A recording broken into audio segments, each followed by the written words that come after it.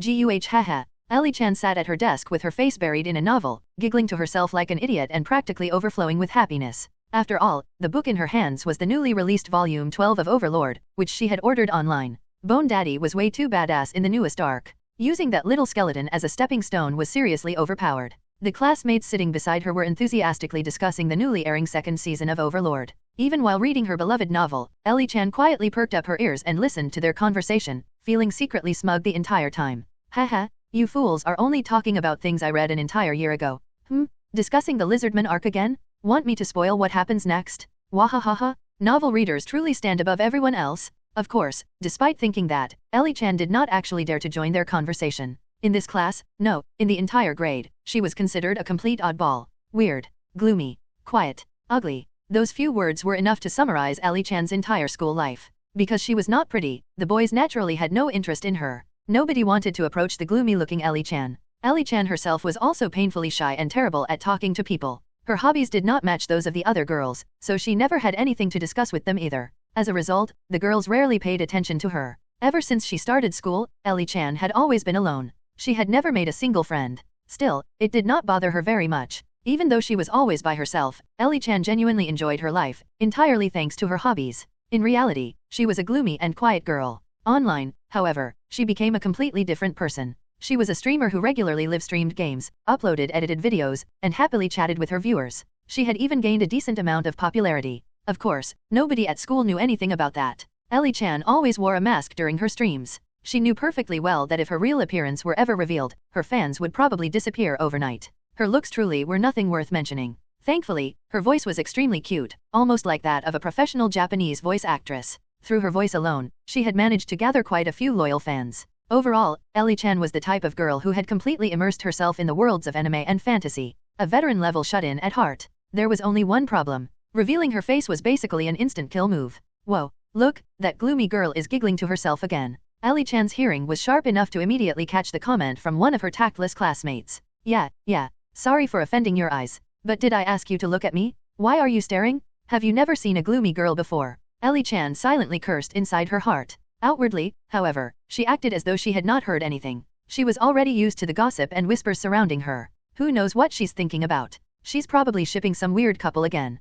Aren't girls like her obsessed with pairing random people together? Another unfamiliar voice joined in. Hey, even I don't randomly ship people, okay. Believe it or not, I'll use heart grasp on you? Pathetic insect? Feeling slightly annoyed, Ellie-chan imagined her beloved Lordins instantly crushing the gossiping classmate with magic. Naturally, her expression remained perfectly blank as she continued pretending not to hear anything. Yes, if there was one thing Ellie-chan loved more than anything else in the world, it was Overlord. She had followed the series religiously ever since the novel was first released. When the first season of the anime aired, she had practically exploded with happiness. She bought every limited edition, Blu-ray set, and collector's release she could get her hands on. And now, with Season 2 currently airing and Volume 12 finally in her possession, she could not have been happier. After school, Ellie-chan continued reading Volume 12 while walking home. Around her, the other students stared down at their phones, playing mobile games or browsing social media. Only Ellie-chan walked with her nose buried inside a novel, standing out completely from everyone else. But she did not care in the slightest. Ugh, this Holy Kingdom Knight Commander is seriously disgusting. Since Demiurge already has his eyes on her, letting her die would honestly be merciful. I'm almost finished with Volume 12 already. Then I'll have to wait another 6 months for Volume 13. Looking at the few remaining pages, Ellie-chan felt miserable. Still, waiting was part of the fun too. Tonight's stream topic is decided. I'll discuss Volume 12 with everyone and predict what will happen in Volume 13. But, Ellie-chan glanced around. She was still quite far from home. Maybe she should reread the entire volume carefully from the beginning? What if she had missed some hidden detail? And just like that, Ellie-chan happily returned to the first page of Volume 12 and started reading again. The Holy Kingdom's princess was literally being used as a weapon by Demiurge's demon army. Judging from the description, she probably won't survive. What a waste, though. Honestly, I feel like this princess had the potential for more character development. Maybe she could be sent to Demiurge's happy farm as some kind of... No, that would turn the story into R18 territory. That kind of plot should stay inside fan-made doujinshi. Watch out, girl. A panicked shout suddenly rang out from somewhere nearby. Watch out? Which girl? Nobody would ever shout a warning at her anyway. Meh, whatever. Without even lifting her head, Ellie-chan continued reading, completely ignoring her surroundings. And thus, Ellie-chan encountered the legendary Truck-con, the express vehicle of iSky transportation. Why is the world spinning? Wait, am I flying? As for why she was flying, The moment Ellie-chan noticed the truck beside her, she instantly understood everything. So that warning earlier had actually been directed at her. What a shame. It seemed she would not be able to repay that kind stranger's good intentions. After all, her life was already flashing before her eyes. Strangely enough, she remained suspended in midair for an absurdly long time, as though time itself had frozen and granted her plenty of room to think. At this rate, she was definitely going to die. Sigh. The supposed protagonist of this story had died less than a chapter after appearing. What an unfair world. She had not even repaid her parents for raising her. Thankfully, she still had a younger brother. At least her parents would not be left completely alone. Honestly, maybe their lives would even become easier without her around. Sorry, Mom. Sorry, Dad.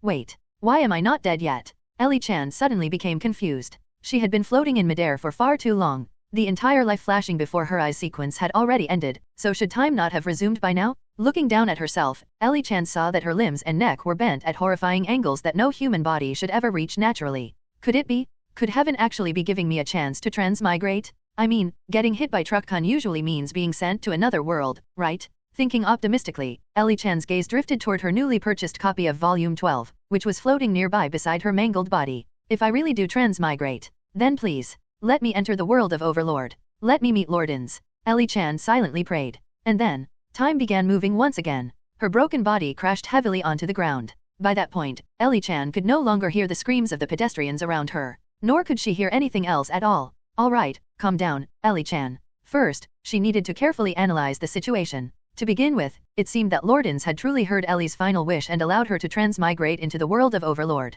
That alone was already an unbelievable miracle. The thought of meeting Lord Ainz, whom she adored more than anyone else, filled Ellie with overwhelming happiness. And as if that weren't enough, Lord Ainz had even thoughtfully placed her right beside him after her transmigration. Ainz was literally standing next to her at this very moment? Wasn't that exciting? Wasn't that enough to make anyone lose their mind with happiness? Well, Ellie probably would have been much happier if she weren't currently being crushed beneath an unknown number of skeletons. That's right. Although Ellie had successfully transmigrated into the world of Overlord and had even appeared right beside Lord Ainz, she had become one of the tiny skeletons he was using to form a staircase. And she wasn't just any skeleton. She was the one trapped at the very bottom. Ellie knew Lord Ainz was about to step directly on top of her, yet she couldn't even see him. Lord Ainz's personality was seriously awful. Since he had already gone through the trouble of transmigrating her, couldn't he have been a little more generous and given her some ridiculously overpowered identity? Something like instantly reaching level 310 after casting Fallen down 10 times in a row. Or perhaps a completely broken cheat ability. Even an all-purpose smartphone would have been fine.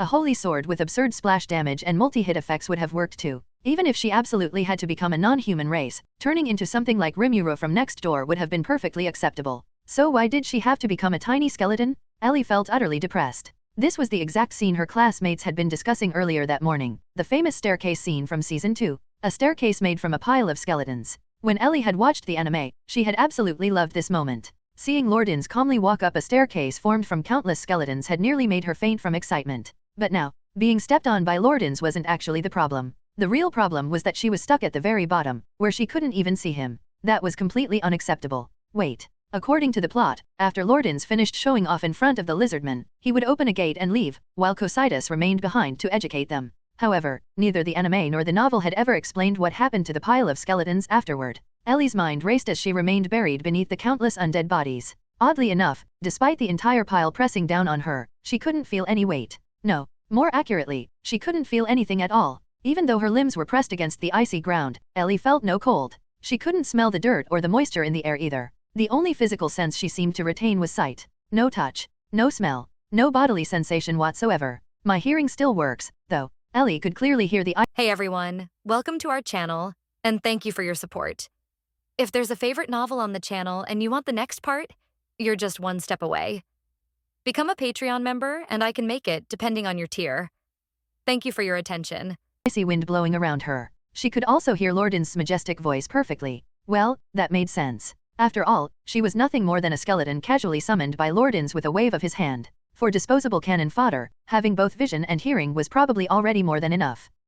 Wait a second. That's right. Ellie was one of the skeletons summoned by Lord Ainz. According to the setting, temporary undead summons like these didn't last very long, which meant she was going to disappear soon. This is bad. Ellie instantly panicked. What frightened her wasn't death itself. It was the possibility that, after finally transmigrating into the world of Overlord, she might vanish before properly meeting Lord Ainz, before speaking to him, before worshipping him in person. That would be far too tragic. No matter what happened, she absolutely had to see Lord Ainz at least once. Just then, Lord Ainz finished speaking, opened a gate, and left. The pile of skeletons pressing down on Ellie scattered one after another before quickly arranging themselves into neat lines. Ellie hurriedly copied them and awkwardly joined the formation. However, she had only just transmigrated and wasn't used to controlling her new body at all. Moving was far more difficult than she had expected. Although she barely managed to keep up with the others, her movements looked painfully unnatural compared to the perfectly synchronized skeletons around her. Thankfully, the Guardians had already left. Otherwise, Ellie would have been discovered immediately. Realizing how suspicious she looked, Ellie tried her best to imitate the movements of the other skeletons more naturally.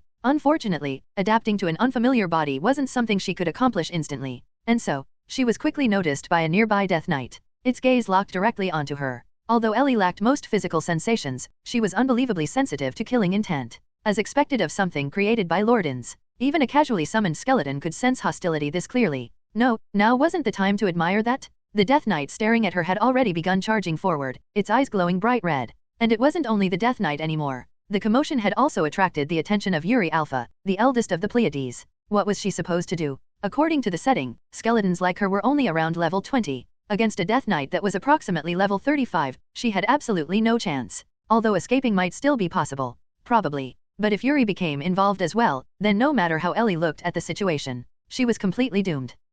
Although she had already died once before, dying itself wasn't the real problem. The problem was dying before she could meet Lord Ainz. That was something Ellie could never accept. So what was she supposed to do now? Yuri was already heading toward her too? Run? Completely overwhelmed by panic, Ellie broke formation and bolted. At this point, there was no reason to continue pretending. Her only option was to gamble everything on escaping. And then, Yuri instantly pinned her to the ground.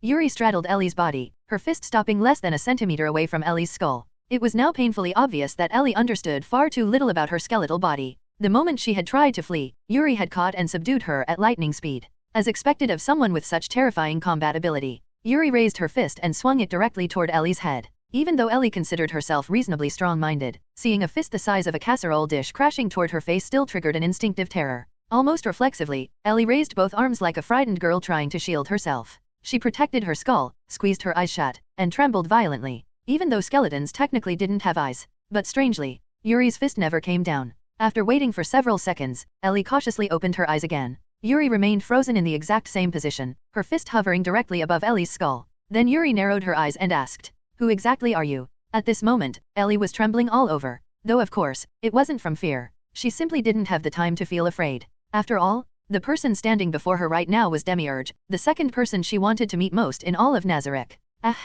By the way, Ellie was currently bound from head to toe by several glowing magic rings and forced onto her knees, while two Death Knights stood guard behind her. As for Ellie herself, she was completely bare bones. Earlier, she'd at least been wearing armor, but after Yuri captured her, all of it had been stripped away. Her weapon? She had already dropped it while trying to escape. Even though armor didn't really make much difference for a tiny skeleton like her, Ellie was still mentally a girl. And even as a skeleton, she still had a tiny bit of shame. Just a tiny bit. Yuri Alpha? Could you explain what exactly is happening here? Demiurge glanced at the scene before him and calmly questioned Yuri. Wait. I just remembered Yuri's Idolahan, right? If she bows her head like that, won't it fall off? Ellie couldn't help thinking that while kneeling nearby, Lord Demiurge, an abnormality was discovered within the undead troops summoned by Lord Ainz, so I brought it here for investigation. Yuri briefly glanced at Ellie before respectfully lowering her head again. She almost smashed my skull in earlier too. Ellie silently grumbled inwardly. Since she couldn't speak, all she could do was complain in her head. This one is the anomaly you mentioned. Demiurge's gaze shifted toward Ellie. Demiurge looked at her, and thinking about that alone made Ellie even more excited. Yes, Lord Demiurge. This skeleton created by Lord Ainz suddenly broke formation and attempted to flee. I subdued it and brought it here. Yuri calmly explained the situation, and almost turned my head into powdered calcium. Ellie continued silently whining in her heart. Attempted to flee. A trace of surprise flashed through Demiurge's eyes. Described the entire situation in detail. Naturally, Ellie understood why he was surprised. Undead summoned by Ainz possessed no independent will. If Ainz ordered them to die, they would kill themselves without hesitation. So a summoned skeleton suddenly running away was absolutely abnormal. Sorry, Demiurge. Yuri thoroughly recounted everything from the moment she noticed Ellie behaving strangely up until the capture. She also explained why she hadn't immediately crushed Ellie's skull. It was because Ellie's reactions resembled those of an intelligent life form, making Yuri suspect she might be some kind of infiltrator. That was why she'd kept Ellie alive for questioning. I see. I understand the situation now. Demiurge nodded lightly. You've done well, Yuri Alpha. You may leave. Ellie froze. If Yuri leaves, Then wouldn't that mean she'd be alone with Demiurge? Ellie instantly became even more excited. Yuri respectfully bowed before turning and leaving the room. Only Demiurge and the 2 Death Knights behind Ellie remained. TCH. Why are you two still here? Hurry up and leave already. Against a level 100 monster like Demiurge, a tiny skeleton around level 20 like me literally can't do anything? Stop interrupting my private time with Demiurge, Ellie screamed internally. Now then. Demiurge's tone suddenly sharpened. Who exactly are you? My name is Ellie. I'm from this city in this county. I go to high school. My parents are alive and healthy. I have a younger brother, and I even have a poodle named Climb. The instant Demiurge asked the question, Ellie found herself involuntarily thinking through all of that information. It felt as though some invisible force was forcibly dragging every secret from her mind. Unfortunately, her current body couldn't speak at all. Wait, was that just Demiurge's command skill? Only after recovering did Ellie realize Demiurge had actually used a mental domination spell on her. What a waste. If only she could talk right now. Demiurge narrowed his eyes slightly. No reaction. Actually, there was a reaction. A huge reaction? She'd practically started reciting her entire family history just now. Ellie hurriedly shook her head to deny it. Perhaps that movement caught Demiurge's attention. Interesting. He pushed up his glasses slightly. You can understand me. Ellie immediately nodded. Of course she could understand him. She just couldn't speak. At that moment, Demiurge snapped his fingers. The glowing restraints binding Ellie instantly vanished. Since she'd been forced to kneel the entire time, the moment the restraints disappeared, Ellie lost balance and collapsed onto the floor in an extremely standard duck-sitting posture. A very girlish posture. Seeing that, Demiurge's interest deepened slightly, though none of it showed on his face. Normally, the undead summoned by Lord Ainz were mindless beings. Demiurge knew this fact better than anyone. Yet this skeleton clearly differed from the 2 Death Knights standing behind it. Compared to those puppet-like undead, this one felt more like an actual living creature possessing self-awareness. Although Demiurge had initially remained cautious, the magical aura surrounding Ellie was unmistakably Ainz's own magic power. That was the reason he had removed her restraints. Could this be another test from Lord Ainz? Demiurge had never heard of Ainz creating undead with independent consciousness before. But this was the unfathomable Supreme One, Lord Ainz Ooal Gown. Anything was possible for him. Then, Demiurge stared directly at Ellie. Were you created by Lord Ainz? Ellie thought about it for a moment. Technically, this skeletal body really had been created by Ainz. So she nodded honestly. Can you speak? Ellie shook her head. No, she couldn't. Honestly, not being able to talk was incredibly inconvenient. She didn't even have a tongue anymore. Forget talking, she couldn't even lick boots properly now. Interesting. A faint glimmer appeared in Demiurge's eyes. At this point, he was completely certain. This skeleton possessed genuine intelligence and self-awareness. Perhaps, it could even become useful for his experiments. Wait a minute. So that's how it is? As expected of Lord Ainz? In an instant, Demiurge understood everything. All of this had been within Lord Ainz's calculations from the very beginning. Demiurge was deeply shaken. He had secretly been conducting certain experiments in private and originally intended to report the results to Lord Ainz only after achieving success. Yet before he could even say anything, Lord Ainz had already known everything and personally sent such a special undead creature to him. And in such a subtle manner, no less. As expected of Lord Ainz? Truly terrifying? Meanwhile, Ellie stared blankly at Demiurge in confusion. Why'd he suddenly stop talking? Wasn't he supposed to interrogate her? At this moment, Demiurge was internally prostrating himself in worship toward the greatness of Lord Ainz. Naturally, Ellie had absolutely no idea. Since this was Lord Ainz's benevolence, he absolutely had to personally thank Lord Ainz immediately. Thinking that, Demiurge abruptly turned around and left, leaving behind only a completely bewildered Ellie sitting there in a daze. Comment. 0 comment. Vote. Chapter 4, Confused Ainz. Chapter 4, Confused Ainz. Lord Ainz. Demiurge suddenly returned, instantly giving Ainz a headache. After all, Shaltir was still sprawled beneath him in full chair mode. He had only just sent Aura and Mare away to stand guard around the battlefield while Cocytus fought, specifically so he could find an excuse to get off Shaltir. And now Demiurge came back. Demiurge, is there something else? Ainz maintained a calm and dignified tone, pretending nothing was wrong. Yes, Lord Ainz? I, Demiurge, am deeply grateful for your boundless wisdom and benevolence. Demiurge immediately dropped to one knee and spoke words that made absolutely no sense to Ainz. I accept your gratitude, Demiurge. Continue serving Nazarick faithfully in the future. Ainz answered with majestic composure while internally panicking. What did I even do this time? Why is Demiurge suddenly thanking me again? Your servant shall devote himself fully to Nazarick. Demiurge lowered his head respectfully. No, seriously, this is getting weird. Can somebody please explain what's happening here? Ainz screamed internally. Of course, he absolutely couldn't say that out loud. So, should he try probing for information? Ahem. Demiurge, how is the progress going? Ainz attempted to casually fish for clues. At first, there was little progress. The monsters produced through cultivation were not significantly different from monsters directly summoned by Lord Ainz. In some aspects, they were even inferior. I see. Although Ainz responded calmly on the surface, internally he was even more confused. Cultivating monsters? Since when was Demiurge doing that? And more importantly, what did that have to do with him? As expected of Lord Ainz, the moment you perceived your subordinate's intentions, you immediately guided me in this manner. Your subordinate's admiration for Lord Ainz only deepens further. Demiurge once again said something incomprehensible. Guided him? How? The more Ainz listened, the more confused he became. At least now he understood this had something to do with Demiurge's monster experiments. But he still had absolutely no idea what he'd supposedly done to deserve gratitude. Ainz grew increasingly bewildered. Naturally, none of that showed on his face. As expected of Lord Ainz, Shaltir, still underneath him, let out an intoxicated gasp. You pervert, be quiet? Ainz inwardly complained. Ainz forced himself to remain composed. Although the guardians were not personally created by me, all of you are still my children. Naturally, as your parent, I should pay attention to your affairs. Ainz basically improvised nonsense on the spot because he genuinely had no idea how else to get information out of Demiurge.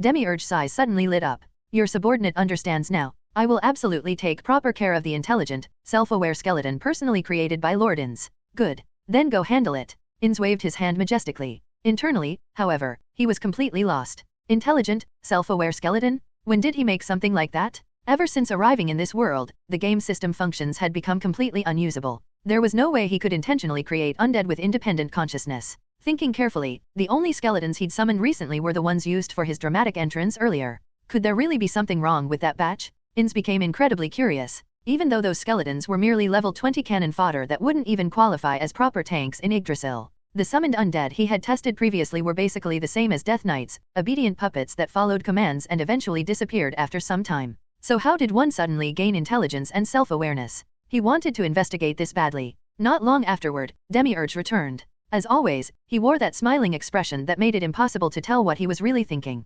Meanwhile, Ellie was completely confused. Why had she suddenly been brought here again? I want to see Lord Ainz? I want to see Lord Ainz? Ellie screamed internally. But she didn't dare move recklessly. The two Death Knights behind her were staring directly at her the entire time. She had a strong feeling she'd immediately be dismantled if she did anything suspicious. After Demiurge returned, he merely smiled at her silently for a while without saying anything. Then, he summoned several of his personal subordinates, the Wrath Demons. And before Ellie could react, they wrapped her up and carried her away. No, I still want to see Ainz. Don't take me away. Although Ellie desperately screamed in her heart, her speechless skeleton body couldn't convey any of that longing. Soon afterward, the Wrath Demons transported her through a gate to some unknown location. The moment she arrived, Ellie mentally rejected the place on instinct alone. The floor, the walls, the ceiling. Everything looked like it was made from living flesh, constantly writhing and twitching. Was this place seriously necessary? What is this, Saya no Yuta? More importantly, why bring her here? Wait, were they planning to execute her? That shouldn't be it, right? If they really wanted to kill her, either of the Death Knights earlier could have smashed her apart with a single slap.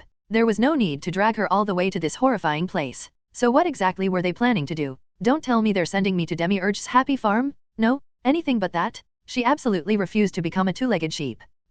Wait, that's not right either. She was a skeleton now. Could skeletons even count as two-legged sheep? This somehow felt even weirder. While Ellie was still lost in confusion, one of the Wrath Demons suddenly grabbed her and stuffed her directly into some dark, lumpy container resembling a giant jar before sealing it shut. Ooh, that's disgusting. What even is this thing? It feels like I got stuffed inside a monster's stomach. Although she lacked a sense of touch and couldn't see anything in the darkness, Ellie could still clearly feel the interior constantly wriggling around her. Seriously, what the hell is this? After remaining trapped inside for a while, Ellie suddenly noticed something horrifying. Her feet were gone. More accurately, they had dissolved. So that's what this is. What an awful way to die. Damn you, God. This is way too unfair. Fine, I accepted not getting any overpowered cheat abilities. I didn't even complain when you turned me into a tiny skeleton. But now you're going to kill me like this? That's just cruel. And the worst part is, before dying again, she still hadn't gotten to see Lord Ainz. There was no way she could die peacefully like this. And honestly, this death felt even worse than getting hit by the truck. At least that time had been quick. This time, she was literally melting away without even leaving behind a trace. While Ellie silently cursed the mysterious god responsible for transmigrating her, more and more of her body dissolved away. At the very least, she could be grateful she lacked the ability to feel pain. And because it was pitch black inside, she didn't have to witness herself melting apart either. Well then, this really is goodbye, Ellie-chan. You survived 2 extra chapters, but in the end, fate still wins. Looks like there's no escaping the script. See you in the next book. Ellie quietly closed her eyes. Chapter 5, Ainz and the Guardian's Daughter. Ugh, looks like I'm still alive. Even though her consciousness still existed and she could still think normally, everything felt hazy and muddled. Did I transmigrate again? The first time she transmigrated, it had been instant and straightforward. Open eyes, arrive in another world, done. Nothing this weird. But now, she was trapped in some blurry, chaotic space where she couldn't see, hear, or feel anything properly. The only thing she could feel was an overwhelming drowsiness constantly dragging her back to sleep. Where exactly is God planning to throw me this time? Let me say this in advance, anything is fine. Just please let me die with at least a little dignity this time. At the very least, leave me a complete corpse. Thinking that, Ellie slowly drifted back into unconsciousness. When she awoke again, she could finally see a faint trace of light. Very faint. Everything else remained blurry, but at least she could vaguely make out silhouettes now, and it seemed like she could hear sounds again too. What was going on? What exactly is Demiurge trying to do? Why gather us all in a place like this? That voice, combined with the short figure, pink hair, crimson outfit, and unmistakable Valley Girl accent. That had to be Shaltir. Wait, am I seriously still alive? Still in the world of Overlord? Then what exactly am I right now? Ellie felt both excited and confused. Shaltir, Demiurge said Lord Ainz ordered this gathering, so stop complaining. Ah, why yes, sister. That energetic voice and that timid response. Clearly Aura and Mare. Then came the sound of heavy breathing. Together with the massive blue figure, it could only be Cositus. I have been waiting for everyone. Demiurge's voice. Hearing him speak, Ellie finally became certain she truly hadn't died. Her condition was still unknown, but at least she remained in Nazarick. Beside Demiurge stood a tall woman in white. The long black hair and black wings at her waist instantly identified her as Albedo, and floating nearby was a small pink figure. Victim. So aside from the Supreme One himself, every Guardian was gathered here. This is huge. Even Victim showing up means this has to be a major event. Ellie desperately searched her memories. Was there a scene like this in the anime or novels? No matter how hard she thought, she couldn't remember anything like it. It pains me to summon all of you away from your duties. Demiurge spoke with unusual solemnity. But for the sake of Lord Ainz, and for Nazarick's future, I require the strength of every Guardian here. Demiurge, stop speaking in circles and explain yourself already. Albedo's voice carried obvious irritation. Honestly, Ellie also wanted to know what Demiurge was trying to do. Gathering every available Guardian like this wasn't normal. To be specific, Demiurge smiled. I require samples of your body tissue and a portion of your MP. That statement stunned everyone present, including Ellie. Could you explain that properly? Even Albedo sounded confused now. What did he mean by needing their tissue and MP? She had already been annoyed about getting dragged into Demiurge's disgusting laboratory. Now he was saying even stranger things. Albedo. Demiurge adjusted his glasses. I thought you would have understood Lord Ainz's intentions immediately. To think even you failed to notice, perhaps the position of Guardian Overseer should be reconsidered. The instant he said that, bang, something heavy slammed into the ground. Then Cositus's deep voice rang out. Demiurge, relax, relax. It was merely a joke. Demiurge spread his hands casually before turning toward Ellie. What I need from everyone is for the sake of this being before you, the future of Nazarick. What the hell is that thing? Shaltir pointed directly at Ellie. Hey, even you, Shaltir. You can't just call me that thing. Ellie protested internally. Demiurge. Albedo's voice had grown colder. Explain clearly. What all of you see before you. Demiurge smiled faintly. Is Lord Ainz's child. The entire room froze, including Ellie herself. Lord Ainz's child. Shaltir practically screamed. It's actually Lord Ainz's child? Whose child is it with? Albedo's voice sounded dangerously unstable. As expected, the strongest reactions came from those two. Well, considering how deeply they loved Ainz, that made perfect sense. Though honestly, Ellie completely understood how they felt. Please calm yourselves. Demiurge raised a hand. This child was personally created by Lord Ainz. My own experiment merely forms one small part of Lord Ainz's greater design. You're saying this was made by Lord Ainz himself? Albedo's tone finally steadied slightly. At present, yes. Demiurge nodded. What you see before you has already successfully fused with a portion of Lord Ainz's tissue, along with a considerable amount of his MP. Demiurge. Albedo suddenly inhaled sharply, as though she'd realized something horrifying. Meanwhile, Shaltir still looked completely lost. Of course she didn't get it. She was Shaltir. Honestly, even Ellie understood what Demiurge was implying. When Lord Ainz spoke with me, Demiurge continued solemnly, there was unmistakable regret in his voice. He said that although the Guardians were not personally created by him, he still regarded us like his own children. And the moment he said that, Demiurge's eyes gleamed fanatically. I finally understood why Lord Ainz created a being possessing intelligence and self-awareness at this exact moment. Demiurge. Albedo instantly exploded. How much MP do you need? Take all of mine if necessary, and tissue samples too. You can have this entire arm if needed. It seems you finally understand, Albedo. But please calm yourself first. How am I supposed to stay calm? Albedo nearly shouted. This is Lord Ainz's child? Mine and Lord Ainz's child. Those words finally caused Shaltir's brain to catch up. What? Shaltir's eyes widened. How is it yours and Lord Ainz's child? It's obviously mine and Lord Ainz's child. The two instantly began glaring at each other. Both of you, enough. Demiurge interrupted calmly. This child does not belong solely to either of you. He slowly spread his arms. This is the child of Lord Ainz and all the Guardians. The child of Nazarick itself. At that moment, Ellie finally understood why Demiurge needed the Guardian's tissue and MP. He was cultivating her.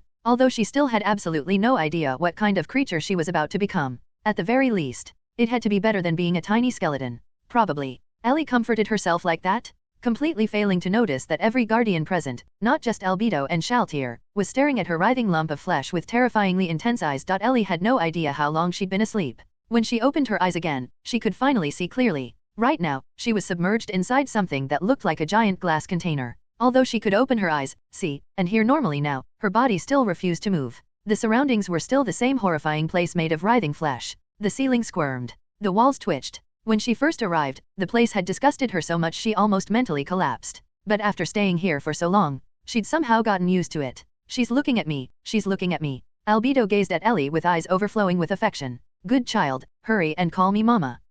Ellie really wanted to complain that she literally couldn't move her head at all. If her eyes were pointed in Albedo's direction, then naturally she could only keep looking at Albedo. I'm the mama? Albedo, get lost. Standing beside her, Shaltir also stared at Ellie with a terrifyingly possessive expression. The reason Ellie found these two annoying was very simple. Ever since she regained the ability to open her eyes, Albedo and Shaltir came here practically every single day just to argue. Sometimes they even started fighting. Once, they nearly shattered the glass container she was inside. Thankfully Demiurge arrived in time to stop them. Otherwise Ellie probably would have died for real. According to Demiurge, she couldn't leave the container until her body had fully stabilized. Exposing her to the outside world too early would kill her instantly. Only after hearing that did Albedo and Shaltir restrain themselves somewhat. Well, at least they stopped physically fighting. The non-stop arguing still continued. You squid-faced creature, this child clearly resembles me more. Black mist began leaking from Albedo's body as she glared at Shaltir. Shut up, you gorilla-breasted succubus. She obviously looks more like me. Shaltir immediately snapped back.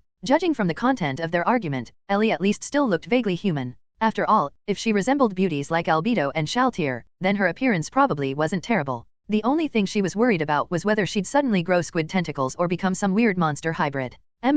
She kinda looks like Big Sister too. At some point, Mare had quietly appeared beside the container while staring curiously at Ellie. Her eyes are especially similar to ours. She even has heterochromia. Aura had arrived too. Wait, so I have Chuyunibio protagonist eyes now? That's amazing. Does this mean I can finally say things like, the seal on my right eye is awakening? Without shame, Ellie instantly became excited. But, Mare tilted his head. I still don't really understand. Didn't Demiurge say her appearance could be adjusted however he wanted? Then why make her look like this?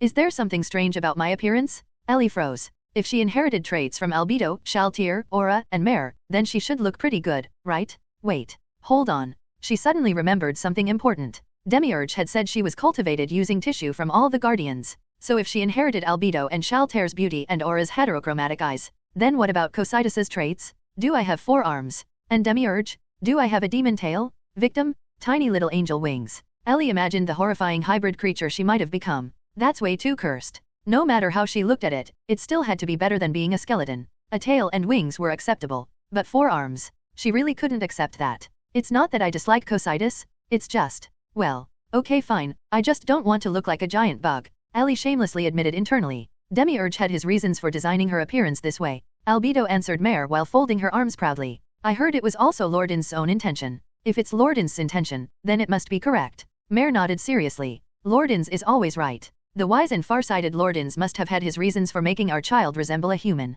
Albedo added confidently. Ellie instantly caught the important part. Resemble a human? So no extra arms, no demon tail, no insect body, a normal human appearance. Yes, long live Lord Ainz. Long live God. Ellie became so excited she nearly exploded emotionally on the spot. Time continued passing. Ellie had no idea how long she remained inside the container. During that time, she watched Albedo and Shaltir argue countless times. Aura and Mare visited frequently too. Even Cocytus and the adorable little angel victim secretly came to see her whenever nobody else was around. Demiurge also appeared often, always smiling mysteriously at her. But there was one person who never came. The one she wanted to see most. The one who had supposedly created her. Lord Ainz himself. I want to see Lord Ainz. I want to see Lord Ainz. Now that she had nothing to do all day, Ellie spent most of her time silently repeating that wish in her head. And perhaps her obsession finally worked. Suddenly, a black vortex opened before her eyes. A gate. Someone was coming.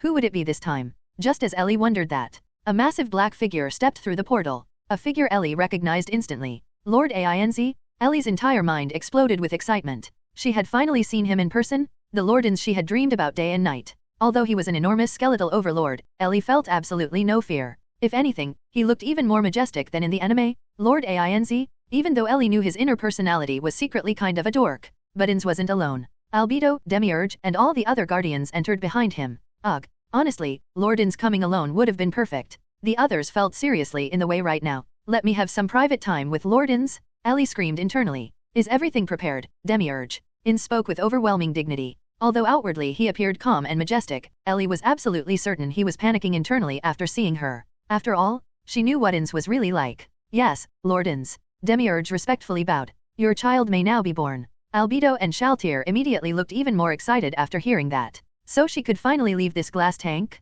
That was great news. But how should she act afterward? Lord Ainz was definitely completely confused right now. He was probably wondering when he somehow ended up with a child. In that case, Ellie decided she would simply cooperate with Demiurge's misunderstanding and properly play the role of Ainz's daughter. As the liquid inside the container gradually drained away, Ellie slowly regained control of her body. She could move. Her hands moved. Her legs moved too. Though after remaining motionless for so long, everything felt awkward and clumsy. Then, with a soft sound, the glass container surrounding her disappeared completely. Perhaps because she still wasn't used to controlling her body, the moment her support vanished, Ellie immediately lost balance and fell forward. But before she hit the ground, a massive skeletal hand caught her gently. Ellie struggled to lift her head. Then she saw it. Right in front of her. Lord Ainz's enormous skeletal face looking down at her. He had caught her before she fell. Seeing Lord Ainz's face this close, it was incredible. No, wait. Stop admiring him already. She needed to stay in character. Thinking that, Ellie awkwardly opened her mouth and spoke her very first words since arriving in the world of Overlord. Father, excellent, Demiurge. You've done well. Ainz gently supported Elle in his hand before turning toward Demiurge with a dignified nod. I am unworthy of such praise. Everything was only possible because of Lord Ainz's guidance. I merely walked the path Lord Ainz had already prepared for me. Demiurge respectfully lowered his head. Albedo and Shaltir watched the scene with flushed, infatuated expressions. As expected, she inherited appearances from both Albedo and Shaltir. It seems she turned out to be quite an exceptional child. Ainz looked down at her while speaking with absolute majesty. Ainz's papa must be panicking internally right now, Elle thought smugly. He got suddenly dragged here by Demiurge, suddenly gained a daughter out of nowhere, and suddenly everything became part of Lord Ainz's grand plan. He's definitely freaking out inside. Honestly, nobody here understands Ainz's papa better than me, his daughter. No. From now on, I can officially call him Ainz's papa. Lord Ainz. Albedo looked at him lovingly. What is it, Albedo? Shouldn't it be time to give our child a name? Albedo's face flushed slightly as she spoke. Ainz-sama? This is our child. The hidden implication in Albedo's words instantly triggered Shaltir. Indeed. Ainz lowered his head toward her. It is time to give my and your child a proper name. A name? Elle immediately became nervous. If possible, she still wanted to continue using the name Elizabeth. After all, even though she'd transmigrated into another world, that name was one of the few remaining connections she still had to her old life. Even if most of her memories there weren't particularly happy, that name had still been given to her by her parents. But then, a horrifying memory suddenly surfaced in her mind. Honyopanayoko. No, the nonsense name Ainz once randomly came up with for Shaltir flashed through Elizabeth's brain like a nightmare. Absolutely not. There was no way she'd allow herself to receive some bizarre name like Honyopanayoko 2 or something equally horrifying. Ainz's papa has absolutely zero naming sense. The more she thought about it, the more panicked she became. Ainz's glowing red eyes silently stared at Elizabeth for a while. He must be thinking right now. No, please don't give me some weird name. Elizabeth screamed internally. This child is not merely the child of Ainz Ooal Gown. She is also the child of all you guardians. Ainz slowly spoke. Therefore, you all possess the right to participate in naming her as well. Feel free to offer your opinions. Elizabeth nearly sighed in relief. Thank God. At least she'd escaped the danger of being named Honyopanayoko too. The guardians immediately began seriously considering names. Ainz-sana, what about Ainz Ooal Gown? Albedo suggested proudly. That sounds awful. Antia would obviously sound better. Shaltir immediately shot her down. What's awful about it? Your suggestion sounds even worse. Naturally, the two began arguing again, sparks practically flying between them. Hey, could you two stop fighting for 5 minutes? You're literally arguing while naming your child. Elizabeth silently complained. Still, thinking about it carefully, although she had indeed transmigrated, and even her body no longer belonged to the world she originally came from, that world was still where she had lived her entire life. And now, aside from the name Elizabeth, there was nothing left connecting her to it. Thinking that, Elizabeth finally made up her mind. N.A. She tried to speak. What she actually wanted to say was that she wished to choose her own name. Unfortunately, her unfamiliar body still couldn't speak properly. Ainz leaned slightly closer. What are you trying to say, my child? Albedo and Shaltir immediately stopped arguing. The other guardians also turned toward Elizabeth. N.A. Eli. Elizabeth. Elizabeth struggled desperately just to pronounce her own name properly. Oh, Ainz's eye sockets lit slightly brighter. So you wish to name yourself? Yeah, yes. Elizabeth hurriedly tried to answer, though the sounds coming from her mouth were still clumsy and unclear. Excellent. Ainz suddenly lifted Elizabeth up with one hand. Then proclaim your name proudly, my child. Ugh, that smell again. Ever since leaving the container, Elizabeth had already noticed the horrible odor lingering throughout this flesh-covered room. It smelled like rotten eggs mixed with rotting meat. Now that Ainz had lifted her even closer toward the fleshy ceiling, the disgusting smell became even stronger. But this wasn't the time to care about that. Since Ainz's papa had given her a proper stage, she absolutely had to make this moment count. Elizabeth. Elizabeth struggled to say her name loudly in front of all the guardians. But her nose suddenly twitched. The smell was way too strong. Elizabeth. Achoo. At the most important moment possible, Elizabeth let out an incredibly cute sneeze. Ainz immediately froze. What kind of name was that supposed to be? He had originally intended to use this opportunity to show off majestically in front of the guardians. Instead, this child somehow managed to give herself an incredibly awkward-sounding name. Is she really my child? Why is her naming sense this bad too? Ainz internally panicked. Elizabeth. Demiurge immediately stepped forward before the silence could grow awkward. A name carrying the elegance of nobility and royalty. As expected of Lord Ainz's child. Even the name she chose for herself is extraordinary. Demiurge respectfully lowered his head toward Elizabeth. Demiurge? What an incredible save. Elizabeth nearly cried from gratitude. Yes. Ainz immediately regained composure and followed along. My child shall be known as Elizabeth Ooal Gown. Ainz's papa. I'm really not trying to insult you here. But if your adaptability were even half as good as Demiurge's, life would be much easier for you. Elizabeth silently complained. The moment Ainz finished speaking, all the guardians knelt simultaneously. We, the guardians of Nazarick, pay our respects to Her Highness Elizabeth Ooal Gown. Albedo took the lead as everyone lowered their heads. Your Highness? Wait. Something about that feels off. Although logically speaking, she had acknowledged Ainz as her father, and Ainz had publicly recognized her as his child. Had the story already reached the Sorcerous Kingdom arc? How did she suddenly become a princess? If the nation-building arc had already started, then how much amazing content had she missed? Excellent. Ainz swept his gaze across the guardians majestically. I trust all of you will properly care for Nazarick's child. Ainz's papa really does know how to put on a show. Elizabeth thought. Should I cooperate with him here? Unfortunately, she still couldn't even speak properly. Right now she basically felt like a newborn baby trapped inside the body of a 12-year-old girl. Wait. How did Ainz's papa handle his own first appearance after transmigrating here again? Oh, I know exactly what to do now. The idea sounded great, but realistically speaking, she probably still couldn't do it. Back when Ainz's papa first appeared before the Guardians after arriving in this world, he had immediately activated Despair Aura and completely dominated the atmosphere. If she could do the same thing too, wouldn't that be insanely cool? Unfortunately, reality was cruel. Right now, she was basically like a newborn baby. She still couldn't even speak properly, so how was she supposed to activate something like Despair Aura? Thinking that, Ellie silently sighed. Forget it. She just let Ainz's papa handle the showing off alone. There was no way she could suddenly activate something like Despair Aura V. What is this? At that moment, Ainz suddenly let out a surprised sound before slowly lowering Ellie back down. Only after being put down did Ellie notice that something seemed off about the kneeling guardians. Mare was trembling. Albedo and Shaltir somehow looked even more love-struck than usual. What was going on? Did Ainz's papa activate Despair Aura again? That shouldn't be it, right? HOH. Ainz stared at Ellie. As expected of my child. That only made Ellie even more confused. Wait. What happened? I didn't do anything, did I?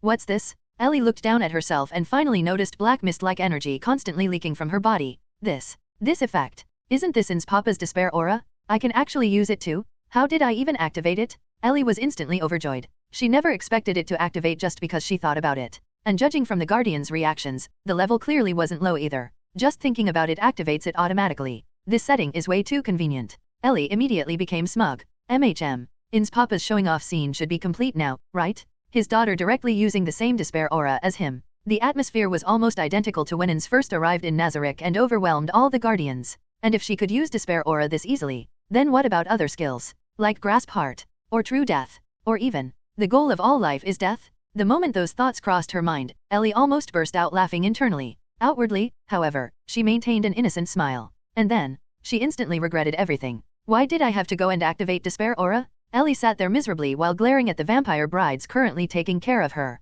Several days had passed since her birth, and throughout all that time, her Despair Aura had remained permanently active. Yes, she literally couldn't turn it off. Originally, the gentle Pestonia Onisan had been scheduled to take care of her. Unfortunately, because of the stupid Despair Aura problem, those plans completely fell apart. Although Pestonia herself could tolerate it just fine, the ordinary maids under her couldn't withstand the pressure at all. In the end, only Shaltair's high-level vampire brides were capable of enduring it, and because of that, Ellie ended up staying under Shaltair's care. Albedo had strongly objected, of course. But as guardian overseer, Albedo simply didn't have enough free time to personally look after Ellie all day. Only after Ainz persuaded her did she reluctantly give up. Still, Ellie's life over the past few days had been absolutely miserable. Because her body still hadn't fully adjusted, her movements remained clumsy and awkward. The vampire brides simply treated her like a dress-up doll. Every single day they changed her into different elaborate Western-style dresses without repeating a single outfit. Ellie already hated frilly lace clothes back in her old world. And that wasn't even counting how much those vampire brides kept touching her whenever they changed her clothes.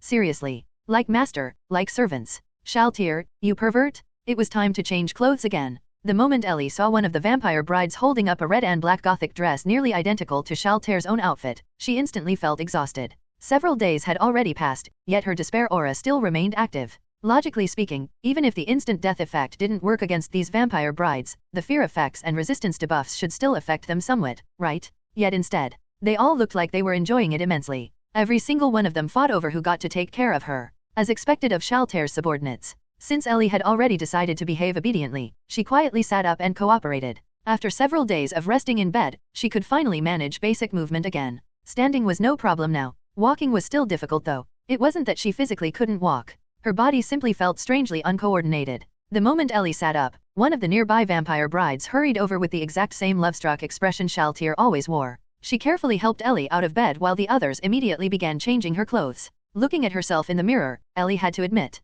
she really had inherited both Albedo and Shaltair's appearance. Her facial features resembled a mix of the two. Then there were the heterochromatic eyes inherited from Aura and Mare. One gold, one crimson red. Her hair was primarily Albedo's black, but the front bangs and hair tips carried noticeable streaks of pink. Maybe Demiurge used more materials from those two perverts when making her? Physically speaking, thankfully she hadn't inherited Cocytus's forearms. That alone was a blessing. Unfortunately, she had inherited Shaltair's short stature. Her height looked roughly the same as an elementary schooler's, which depressed Ellie quite a bit. Still, as compensation, unlike Shaltair, she definitely didn't need any padding. To put it simply, she had the appearance of a tiny gothic doll with a childish face and an unexpectedly mature figure. Other than the height issue and slightly young-looking face, Ellie was honestly very satisfied with her appearance. For that, she genuinely had to thank Demiurge. After all, he was the one who adjusted her body. Soon, the clothes were fully changed. Ellie glanced at herself in the mirror again. After putting on a gothic lace dress nearly identical to Shaltair's, she looked like a miniature version of Shaltair herself.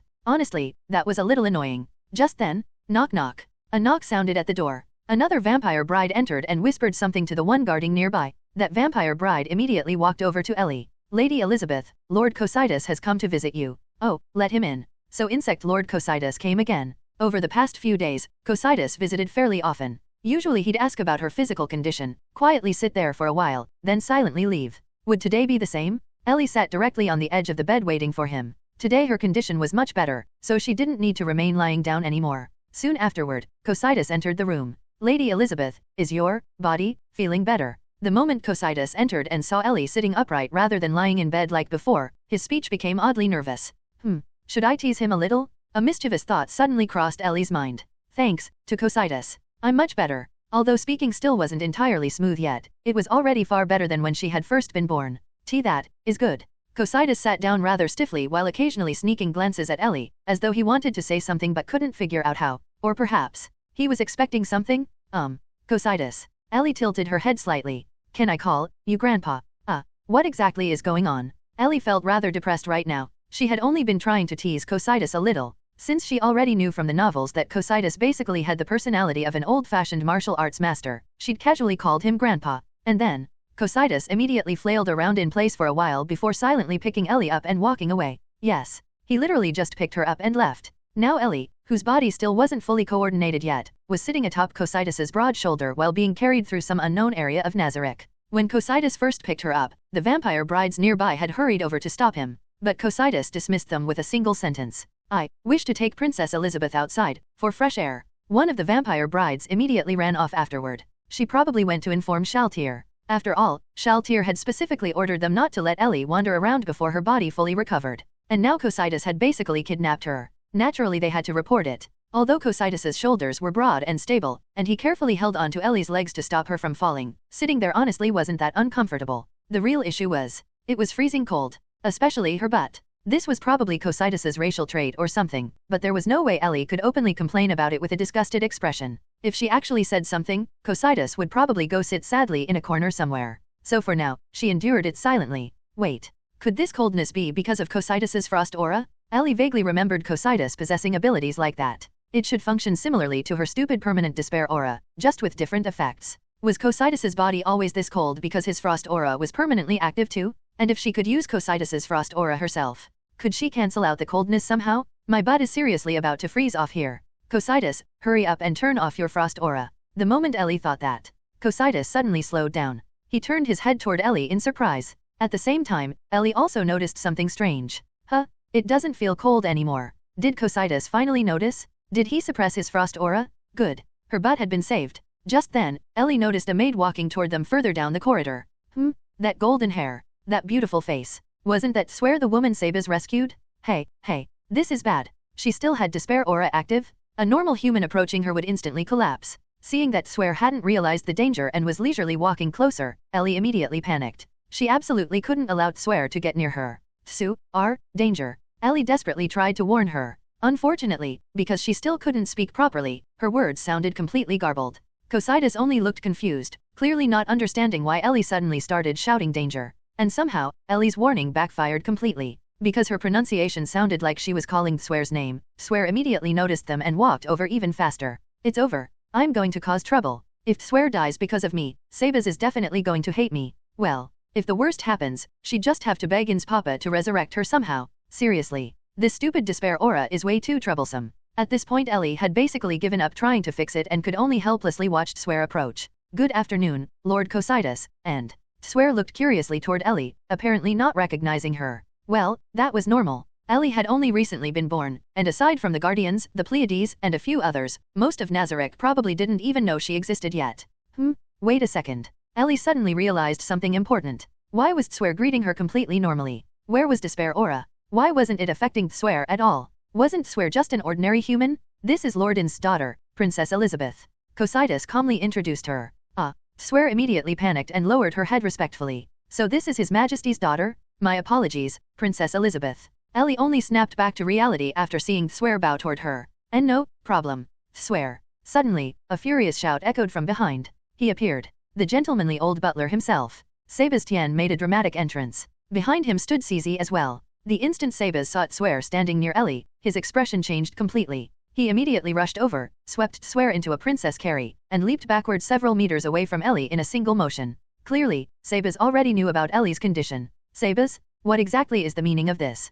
Cocytus immediately sounded displeased. After all, Sabas's exaggerated reaction in front of Ellie looked incredibly rude no matter how you viewed it. My apologies, Lord Cocytus. However, given Princess Elizabeth's current condition, Sabas began explaining, then suddenly paused. He had also realized something was wrong. The distanced Swear had just been standing from Ellie should have been more than enough for despair aura to take effect. Yet Swear remained completely unharmed. In fact, she was merely blushing shyly in Sabas's arms. Cocytus, old man. Ellie quickly spoke up. It's okay, my despair aura can't turn off. Ellie wasn't stupid. She could clearly tell Cocytus was unhappy with Sabas's actions just now. If those two started arguing, things would become troublesome fast.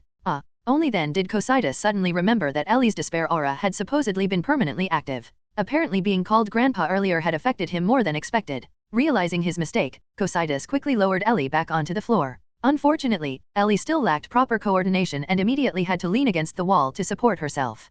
Princess Elizabeth, this happened because I took your highness out carelessly. I nearly caused a terrible accident. Cocytus immediately knelt down and apologized. Well, apologizing was correct. But shouldn't he apologize to Swear, who almost became collateral damage? And no problem. Swear is okay. I also made mistake. Ellie awkwardly tried to smile apologetically. After all, while Cocytus had carried her outside, the root cause was still her own despair aura. So she was also partly responsible. No, this was entirely my failure. Cocytus's stubborn warrior personality really became awkward in situations like this. Princess Elizabeth. Cici, who had quietly been observing from the side, suddenly spoke. I can no longer detect despair aura. Indeed. Cocytus immediately realized it too. Indeed. I can no longer feel despair aura either. This is my frost aura. The moment he finished speaking, a burst of icy breath escaped from his mouth again. Clearly, Cocytus was extremely happy. Ellie Cheaon. Shalter's scream echoed from far away through the corridor. Ellie immediately thought, here it comes. After all, Cocytus had practically carried her away without permission, so of course Shaltir would panic. Still, Ellie was rather dissatisfied with the way Shaltir addressed her. Little Ellie sounded cute, sure, but it always reminded her of that hopelessly tone-deaf idiot idol from another series who also called herself Ellie-chan. It made things feel weirdly confusing. Cocytus? Where are you trying to abduct my Ellie-chan to? The moment Shaltir arrived, Ellie instantly went speechless. Because Shaltir had shown up fully armed. She wore her Valkyrie armor, held her Spewit lance tightly, and looked completely prepared to fight Cocytus to the death. Sure enough, the instant they met, Shaltir thrust her lance directly toward him. Cocytus reacted immediately, summoning the god-slaying Emperor blade into his hands and blocking the attack head-on. What are you doing, Shaltir? Cocytus asked sternly. You know exactly what I want? Give me back my Ellie-chan. Without listening at all, Shaltir attacked again with her lance. Cocytus blocked every strike but never counterattacked. Ugh. It was painfully obvious that Shaltir had completely misunderstood the situation. She genuinely thought Cocytus had kidnapped Ellie. And with Shaltir's intelligence, once she got emotional, she stopped listening entirely. Meanwhile, Cocytus wasn't exactly good at explaining things either. Ellie helplessly glanced toward Sabaz and CZ. Sabaz merely stood protectively in front of Tswer, shielding her from the shockwaves of the battle. As for CZ, she simply watched the fight calmly like it had nothing to do with her. At this rate, the only person who could stop Shaltir would be Ainz Papa. Ainz Papa? Wait. Ellie suddenly thought of something. A very effective method. Although, using it felt like a huge loss somehow. Cocytus? Purifying Javelin. Shaltir roared furiously. You idiot! Using a special attack in a place like this? Are you trying to demolish Nazarick? Ellie immediately gave up thinking further. Shaltir. Mama, stop. The moment Ellie called her mama, Shaltir instantly froze. Javelin. Javelin. The special skill that had already begun forming in Shaltir's hand immediately dispersed. Shaltir mama. Cocytus was only taking me for walk. Ellie's emotions felt incredibly complicated while calling Shaltir mama. Just a walk. Shaltir blinked blankly. You weren't kidnapped. She immediately bypassed Cocytus entirely and rushed straight toward Ellie. Cocytus silently dismissed his weapon and let out a cold breath without saying anything. Still, Ellie could tell he was probably very unhappy right now. And no, just walk. Ellie replied weakly. Honestly, was there really any need to get this worked up over a walk? Ever since her birth, she'd been trapped every day with Shaltir's vampire brides constantly dressing her up like a doll. She'd already accumulated quite a bit of resentment over that. So although Cocytus suddenly carrying her away had startled her, it also gave her a rare opportunity to finally see what the inside of the Great Tomb of Nazarick actually looked like. But Ellie-chan, your despair aura huh? Shaltir suddenly froze. It's gone? Ainz Sama's aura disappeared. Then her expression changed again. This feeling, isn't this Cocytus's frost aura? Shaltir instantly raised her Spewit lance again. Cocytus, what did you do to my Ellie-chan? Ellie hurriedly reached out to stop her. Unfortunately, Shaltir's strength was absurdly overwhelming. The moment Ellie tried grabbing her, she immediately lost her balance and nearly fell over. Elizabeth Ooal, are you alright? Sabaz instantly caught Ellie before she hit the floor. Wow, as expected of the reliable gentleman Sabaz. Truly dependable during critical moments. Ellie's heart immediately skipped a beat. Ahem. No, Sabaz already has a girlfriend. She shouldn't think weird things. Ellie-chan, are you alright? Only then did Shaltir realize Ellie had nearly fallen because of her recklessness. She immediately dropped the Spewit lance and rushed forward instinctively, then paused awkwardly after seeing Sabaz's stern expression. Apparently she'd finally realized her impulsiveness almost hurt Ellie. I'm fine. Ellie struggled slightly. Sabaz tactfully released her afterward. Ellie leaned weakly against the wall again before reaching one hand toward Shaltir. Shaltir, mama, I'm okay. The despair aura somehow changed into Cocytus's frost aura before hurting Tswer. Speaking still felt incredibly difficult. Ellie honestly had no idea why her aura suddenly changed like that. At the time, she hadn't really thought about anything else. She'd only been desperately thinking, my butt is freezing to death. Wait, she didn't think about anything else? Back when despair aura activated for the first time, she'd also simply been thinking, wouldn't it be cool if I could use it too? Could it be worth testing later? Thank you very much, Elizabeth Ooal, for worrying about Tswer. Sabaz bowed politely toward Ellie like a true gentleman. Behind him, Tswer hurriedly copied his actions and bowed as well. It's okay, this was also my fault. Ellie replied awkwardly. Wait a minute. Did Sabaz not realize how strange it was that she already knew Tswer's name? Hold on. Tswer being here means the Men in the Kingdom arc already happened? No, I missed one of the best story arcs. What am I supposed to do now? That was such an important part of the plot. Ellie-chan, what's wrong? Shaltir immediately noticed her strange expression. Are you feeling unwell somewhere? And no, I'm fine. That's what Ellie said outwardly. Internally, however, she was absolutely devastated. How could she possibly be fine after missing such an amazing arc? Exactly how long had she been trapped inside that horrible fleshy incubation chamber? When she first arrived, the story was only at the Lizardman arc. Now the kingdom arc was already over. Had the Sorcerous Kingdom already been established too? Ugh. She lacked way too much information right now, and she couldn't exactly ask directly either. This was torture. Worried about how much plot she had missed, Ellie completely forgot about testing her abilities. Meanwhile, Shaltir continued looking anxiously at Ellie. Only then did Sabaz notice that CZ had been silently standing there the entire time. CZ. Sabaz looked toward her. You seem to have noticed something.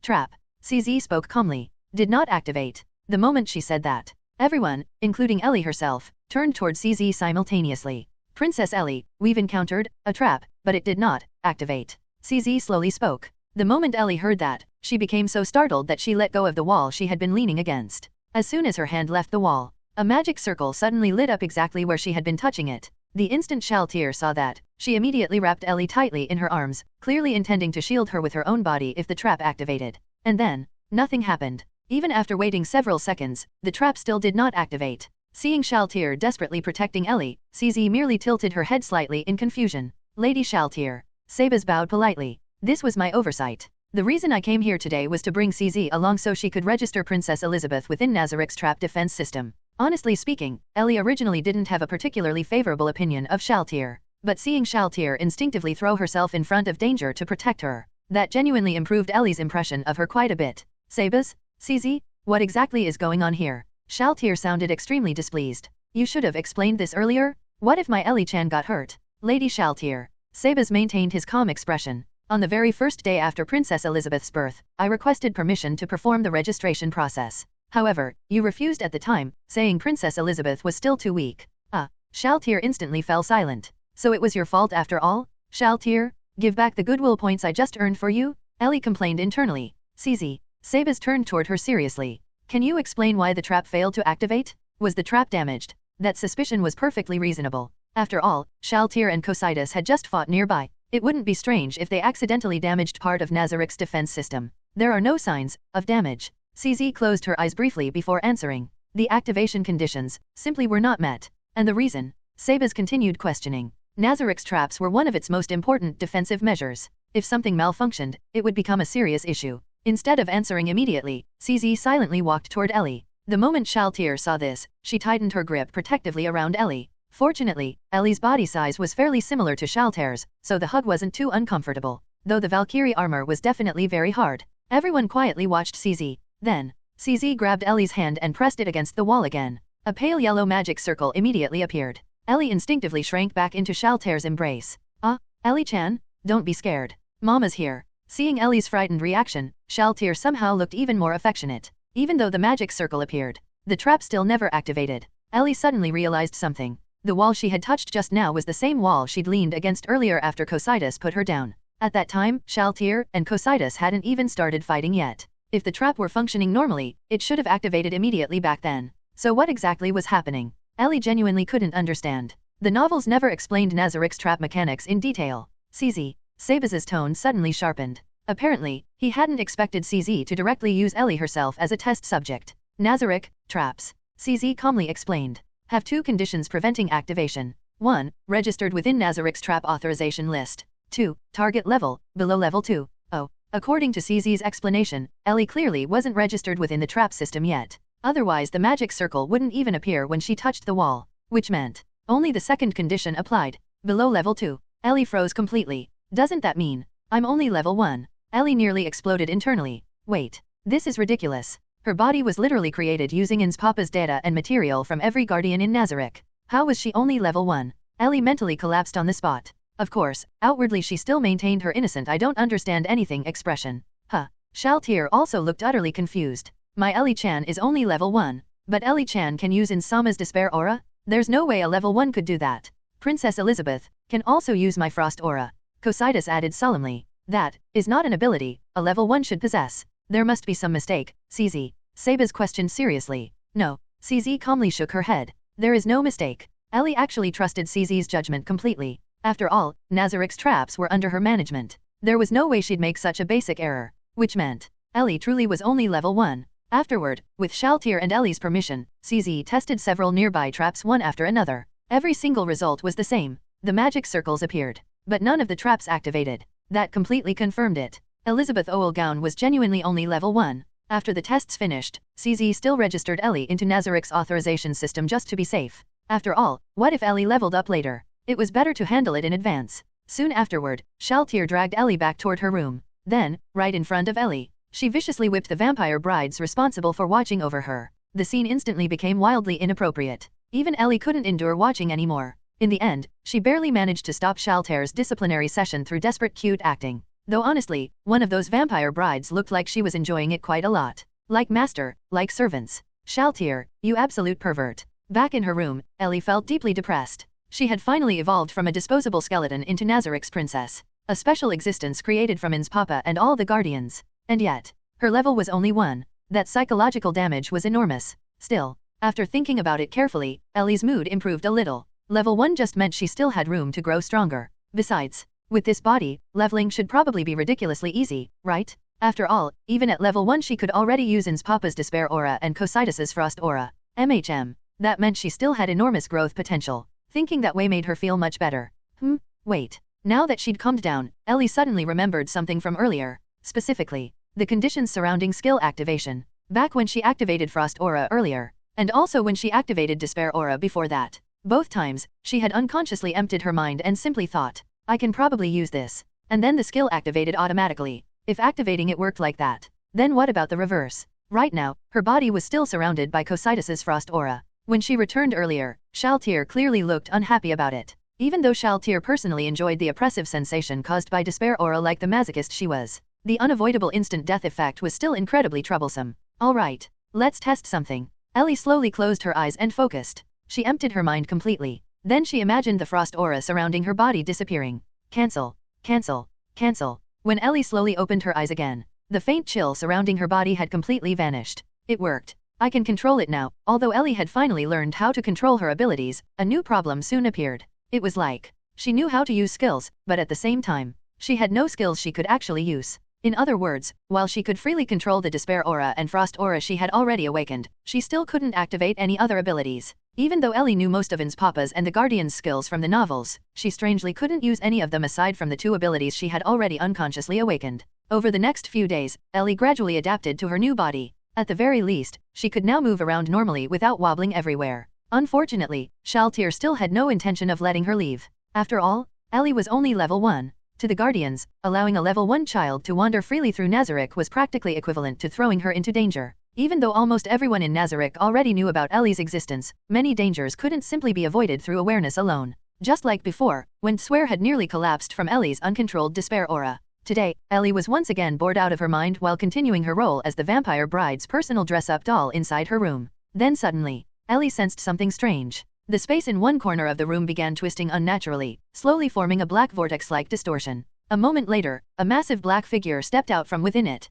Ainz Papa? The moment Ellie saw him, she instantly lit up with excitement. After all, she'd stayed under Shaltir's care for quite a while now, yet Ainz had never once come to visit her personally. This was the first time. Of course, Demiurge also stepped out from the gate right afterward. Ainz Papa. Ellie immediately called out the moment she saw him. Unlike when she called Shaltir Mama, she didn't feel even the slightest embarrassment saying it to Ainz. After all, this was Ainz. Even though Ellie knew Ainz's real personality honestly wasn't much more reliable than Shaltir's. Both of them were secretly huge dorks. Oh, Ellie, my daughter. How have you been lately? Ainz asked majestically from the very start. I've been great. What about Ainz Papa? Ellie didn't hesitate at all and immediately threw herself toward him. Ainz naturally caught her easily with one hand. Still, no matter what, Ainz was ultimately a giant skeleton. Ellie's forehead slammed directly into his rib bones upon impact. It hurt quite a bit. But Ellie endured it bravely. She should probably be more careful next time. I have also been well. Forgive me for not visiting sooner. Your father has been quite busy recently and couldn't spare the time.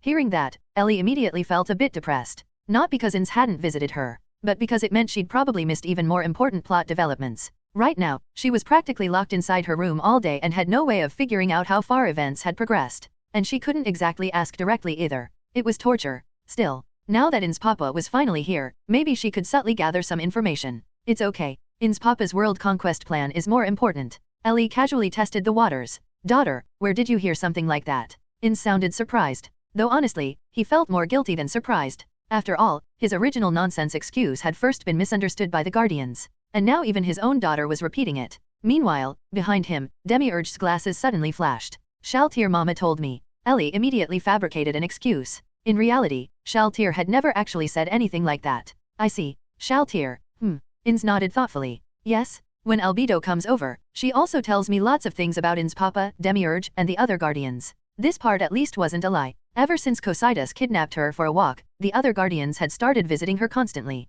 Especially Albedo. That woman practically appeared several times a day. HOH, it seems Ellie is very popular. Ainz sounded pleased. You flatter us, Lord Ainz. Demiurge respectfully lowered his head. Princess Elizabeth is the hope of Nazarick and Lord Ainz's daughter. Naturally, we guardians must care for her wholeheartedly. Demiurge. Ainz spoke in a magnanimous tone. Ellie is not merely my daughter. She is also the daughter of all you guardians. It is only natural for parents to care for their child. Not only will I not mock such feelings, I should instead praise them. Lord Ainz. Demiurge immediately looked deeply moved. Seeing that reaction, Ellie naturally understood what was happening. As expected of Nazarick's #1 Ainz fanatic. So, Ainz shifted topics. There are 2 reasons I came today. First, to visit my daughter. Second, Ainz reached into the void and took out 2 rings. To give these to you? The moment Ellie saw one of the rings, she immediately recognized it. The ring of Ainz Ooal Gown. As for the second ring, she didn't recognize it. Thank you, Ainz papa. Ellie happily accepted both rings. The ring of Ainz Ooal Gown made sense considering her current position in Nazarick. But the second ring, since Ainz personally gave it to her, it was probably extremely valuable too. This ring is the ring of Ainz Ooal Gown. Ainz began explaining. With it, Ellie, you may freely teleport throughout Nazarick. Ellie naturally already knew its functions. Though internally, she couldn't help correcting him slightly. You actually can't teleport everywhere with it. Trying to enter the treasury with the ring of Ainz Ooal Gown still triggers the anti-intruder golems. Ainz papa probably forgot that detail himself. Still, outwardly, Ellie simply nodded happily while pretending not to know anything. And honestly, she truly was happy. How could she not be? Her favorite character personally gifting her equipment was basically a dream come true. As for the other ring, Ainz continued. This is a guardian ring. It can nullify 3 abnormal status effects per day. Once a status effect has been resisted, that same effect will no longer affect the wearer again for the rest of the day. Of course. Ainz paused slightly. That includes instant death. The moment Ellie heard the explanation, she immediately understood. So, Ainz papa already knows too, that I'm only level 1. Ellie became visibly depressed. Honestly, the intention behind the gifts was obvious.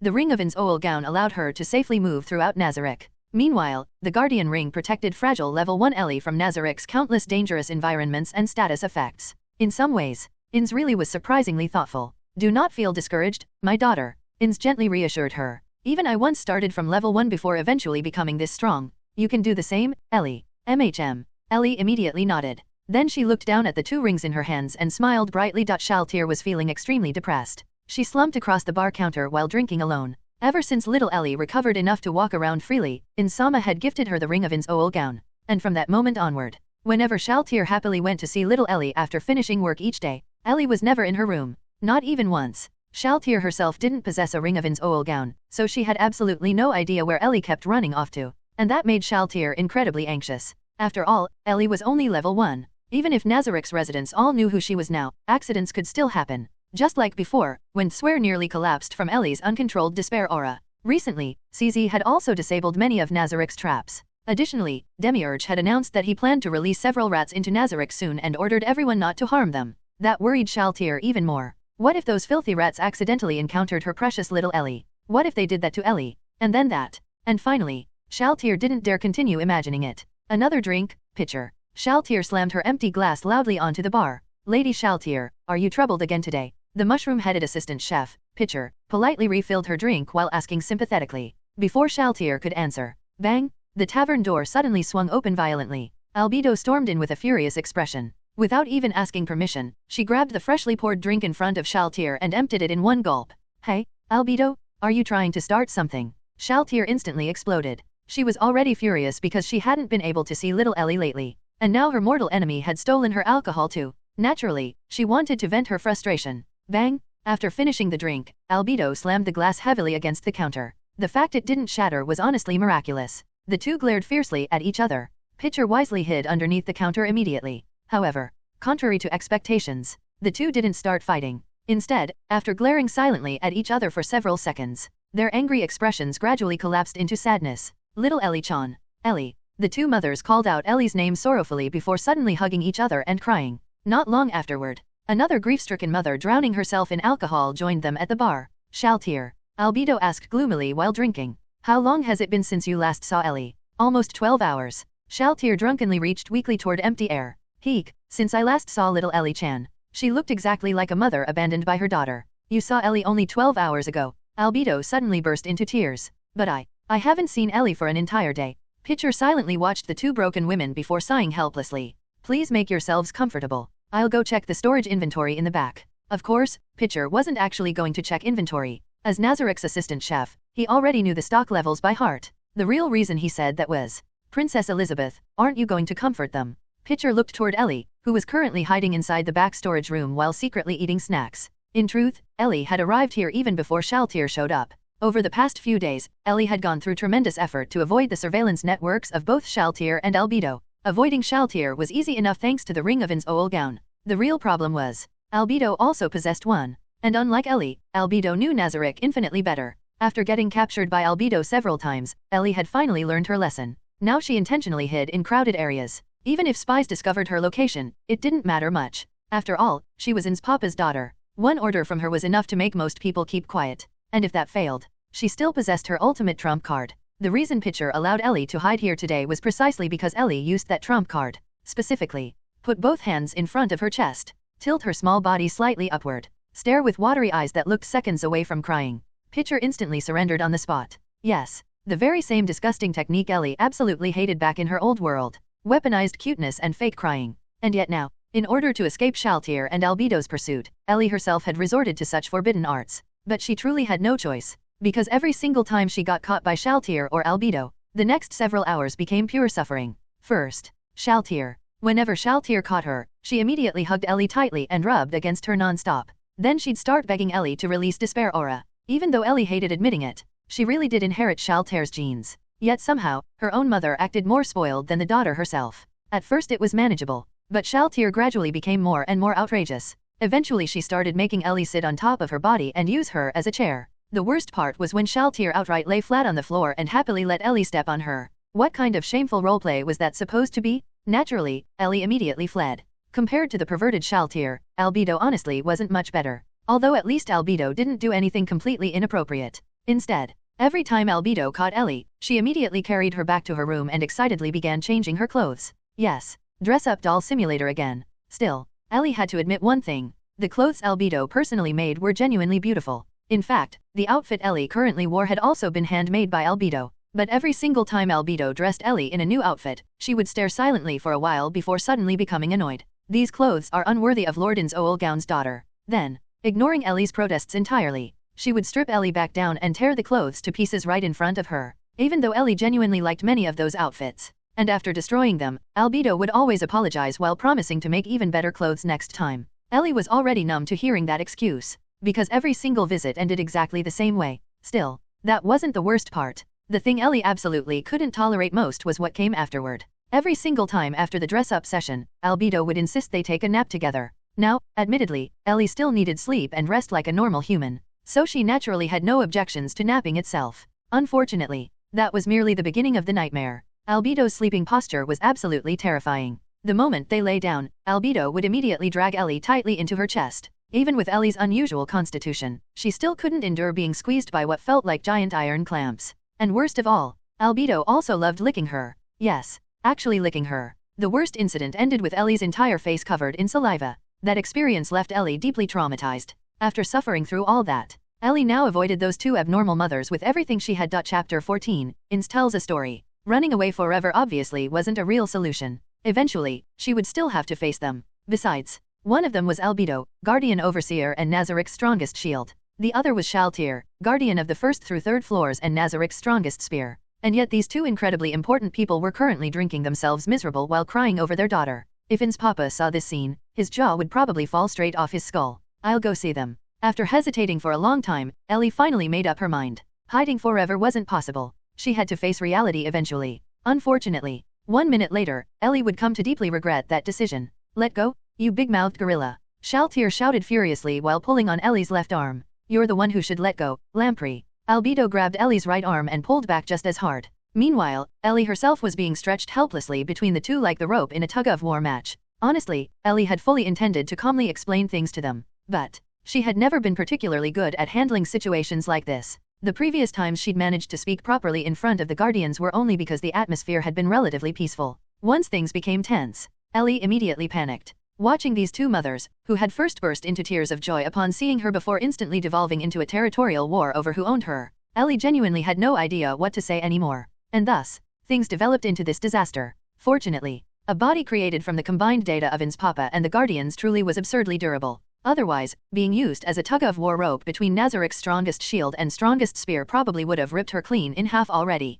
Even so, it still hurt like hell. Not long after the tug-of-war began, Ellie's vision started spinning. At that moment, she suddenly thought, if only these two idiots had heard the story about the two mothers fighting over a child. Lady Albedo? Lady Shaltir? Princess Ellie, her highness has fainted. In the end, it was Pitcher who first noticed Ellie's spiraling eyes and collapsed body. The assistant chef immediately shouted in panic. Little Ellie-chan? What did you do, you stupid gorilla? Shaltir instantly summoned her Spewit lance. Not to be outdone, Albedo immediately drew her battle axe as well. Just as another battle was about to erupt. Enough. A gigantic black figure suddenly roared. An overwhelmingly authoritative voice instantly froze the entire room. Unfortunately, Ellie herself never heard the rest, because she had already fainted completely. When Ellie slowly regained consciousness again, the first thing she saw was an enormous unfamiliar canopy above her. This definitely wasn't her room. Where was she? Still groggy, Ellie slowly opened her eyes wider. Then she saw it. That familiar gigantic black figure sitting quietly beside the bed, watching over her. Ainz Papa. Ellie instantly became excited. Just remembering how Albedo and Shaltir had nearly pulled her apart like a rag doll still terrified her. Thankfully, Ainz Papa was here now. Those two perverts definitely wouldn't dare act recklessly in front of him. My daughter, are you alright? Ainz asked solemnly. I am okay. Ellie tried moving one of her arms slightly. Pain immediately shot through it. Just how much strength had those two lunatics used? Albedo. Shaltir. Ainz's tone suddenly turned cold. Can either of you explain exactly what happened here? Bang. He struck the floor lightly with his staff. The sheer pressure instantly filled the room. So cool. Ainz Papa looked unbelievably imposing right now. Still, Ellie knew him too well. Even if he sounded angry, Ainz probably wasn't truly furious deep down. Only now did Ellie realize the room wasn't occupied by just Albedo and Shaltir. Almost all the Guardians were present. Only Victim and Gargantua were missing. Wait. What happened now? Did something important occur again? Ellie immediately became nervous. Meanwhile, Albedo and Shaltir both shrank quietly into one corner of the room like punished children. Neither dared say a word. This is rather unsightly, Lady Albedo, Lady Shaltir. Demiurge pushed up his glasses while smiling faintly. Although your love for Princess Elizabeth is understandable, your methods were somewhat excessive. Mother qualification, revoked. Cocytus added mercilessly from the side. Exactly? Seriously, look how miserable little Ellie ended up. Aura crossed her arms while complaining. I think Princess Ellie should probably be treated a little more gently. Mare cautiously added. Now then, Ainz spoke again. Explain yourselves. Albedo finally started speaking. However, seeing her pitiful trembling expression somehow made even Ellie feel a little sorry for her. Have either of you heard a certain story before? Ainz's tone softened slightly. The moment he mentioned a story, Ellie immediately realized which one he meant. Sure enough, it is a story about two mothers fighting over a child. As expected, it really was that story. Ainz Papa truly knew everything somehow. Ellie smiled bitterly inwardly. The story itself was simple. Two women fought over a child, each claiming to be the real mother. Unable to determine the truth, they brought the child before a priest for judgment. The priest then proposed a solution. Each woman would grab one side of the child and pull. Whoever successfully pulled the child away would be recognized as the real mother. Just like Albedo and Shaltir had done to Ellie earlier. But the moment the pulling started, one woman heard the child crying in pain, and immediately let go. Thus, the priest determined that the woman who released the child was the true mother. Ainz Papa explained the entire story in remarkable detail, almost like a professional storyteller. Lord Ainz, I understand my mistake now. Albedo lowered her head tearfully. I swear this will never happen again. Me too. Shaltir hurriedly raised her hand. Next time I'll definitely be the first one to let go. Hey, do you two even want there to be a next time? I absolutely do not want to experience being torn apart again. Ellie screamed internally. I understand your affection for Ellie. Ainz gently stroked Ellie's forehead. But everything must have limits. Then, a strange light suddenly flashed within Ainz's crimson eye sockets. Now then, Ainz slowly stood up before turning toward the Guardians. Since Ellie has almost fully recovered, it is time to discuss what comes next for her. Everyone held their breath, waiting for Ainz Papa to speak. Ellie herself was also very curious about how Ainz planned to arrange things for her from now on. First, Ainz spoke solemnly. Ellie's residence will be arranged on the 9th floor. Without my permission or Ellie's own permission, no one is allowed to enter. The moment those words were spoken, both Albedo and Shaltir looked utterly devastated. Ellie immediately understood. This was clearly aimed directly at those two perverts. Honestly, she felt deeply grateful to Ainz Papa for this. At the very least, she finally had a place where she could properly rest in peace. Second, Ainz continued. Ellie will begin learning from all of you Guardians. You may arrange the schedule yourselves. However, Ainz's crimson eyes narrowed slightly. I do not wish to see another farce like today. The moment Ainz looked toward them, Albedo and Shaltir both shrank back guiltily. Obviously, that statement was directed specifically at them too. Meanwhile, Ellie herself was secretly delighted. Now that her body had mostly recovered, if it weren't for constantly being harassed by those two weird mothers, she would have already started following the guardians around to level up. Being stuck at level 1 was honestly too depressing. Does anyone have further questions? Ainz asked majestically. The guardians themselves naturally remained silent. Ainz had already arranged nearly everything. However, at that moment, Ellie suddenly remembered something important. Ainz papa. Ellie carefully raised her hand. Could Sister Tswer come take care of me? The instant Tswer's name was mentioned, Sabas, who had been standing silently near the entrance the entire time, visibly stiffened for a brief moment. Ellie naturally noticed it immediately. Relax. She wasn't planning to do anything strange to his beloved wife.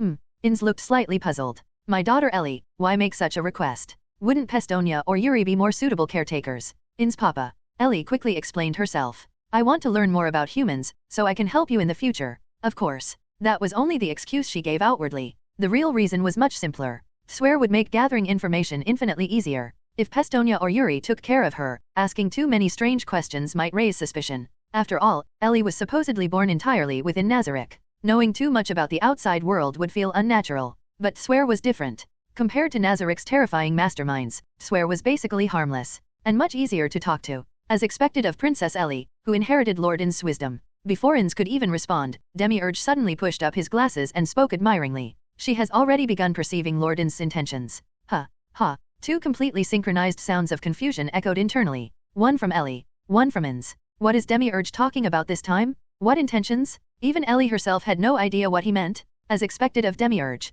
Ainz calmly nodded. You once again saw through my plans. No.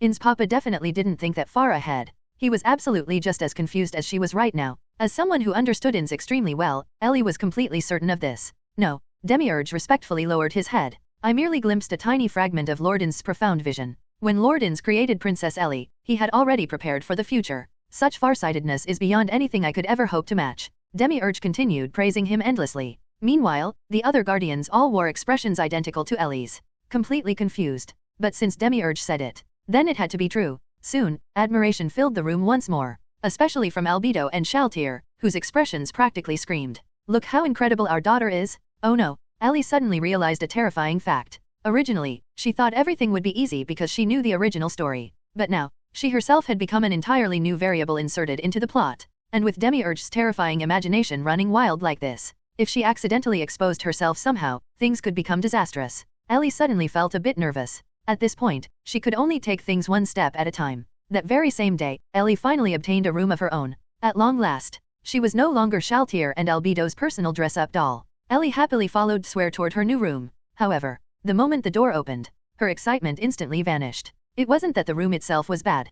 Quite the opposite. The room was absurdly luxurious. Golden furniture glittered everywhere, and a massive elegant bed sat in the center. It looked like something only royalty from fantasy novels could ever own. The problem was, there were 4 additional maids already waiting inside. Wait, didn't she specifically request only Tswer? What were these 4 doing here? Ellie became slightly depressed again. Still, she didn't show it openly. Your Highness Princess Ellie. The 4 maids immediately bowed respectfully upon seeing her enter. Didn't I say I wanted only Sister Tswer to take care of me? Ellie asked carefully. The blonde maid standing in front politely explained. Lord Ainz ordered us to assist in attending to your highness. We were originally responsible for serving Lord Ainz directly. But Ellie wanted to protest further. However, seeing the disappointed expressions immediately appearing on their faces, as though they believed Ellie hated them, she instantly lost all momentum. At that moment, Ellie suddenly understood Ainz papa's feelings a little better. And besides, these maids originally served Ainz personally, which meant Ainz had probably reassigned them here specifically for her sake. Then I'll be relying on all of you. Ellie could only surrender honestly. After all, she realized her own mistake too. She had requested Tswer take care of her, but she never explicitly said only Tswer was allowed. That loophole had completely come back to bite her. No, Princess Ellie. The blonde maid bowed deeply. It is our honor to serve your highness. The other 3 maids also bowed gratefully behind her. Well, there was nothing Ellie could really do about it. After all, Nazarick's NPCs were fundamentally created this way, and in a sense, accepting their service would also reduce Ainz papa's worries somewhat. After running around all day while playing hide-and-seek with Shaltir and Albedo, Ellie honestly felt mentally exhausted. Not physically. Thanks to her strange body, she barely felt physical fatigue at all. But mentally, she was completely drained. Princess Ellie, Tswer asked softly, would you like to rest now?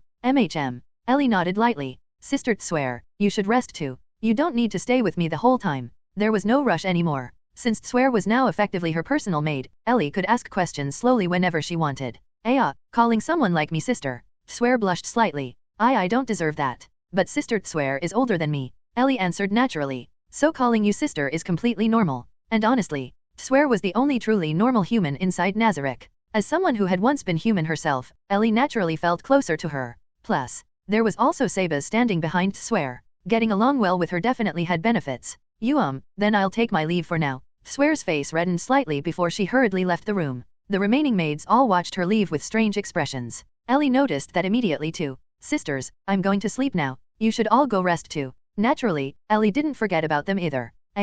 Princess Ellie. The blonde maid hurriedly shook her head. We do not require rest. We possess treasures bestowed upon us by Lord Ainz himself. We may serve your highness at any time. We will not leave. Only then did Ellie notice the rings on all four maids' fingers. Those were vitality rings. Ainz Papa had actually equipped them all beforehand. Then, Ellie slowly noticed something else. Behind the blonde maid, the other three were currently holding several sets of pajamas in completely different styles. Ellie instantly felt weak. Ainz Papa, you tricked me. Ellie was feeling a little nervous right now. Reading about battles in novels was one thing. Actually fighting herself was a completely different matter. Even against vampire brides who had no intention of truly harming her, Ellie, who currently possessed almost zero combat experience, could do nothing but run around helplessly. As for why she was currently fighting several vampire brides inside the 6th floor arena of Nazarick, the answer was simple. Revenge. That's right. The very first guardian Ellie went to seek out after gaining freedom was Shaltir. In Ellie's opinion, Shaltir was the one with the most free time. After all, Shaltir was still managing Nazarick's teleportation gates, which meant the story clearly hadn't progressed to the Dwarf Kingdom arc yet.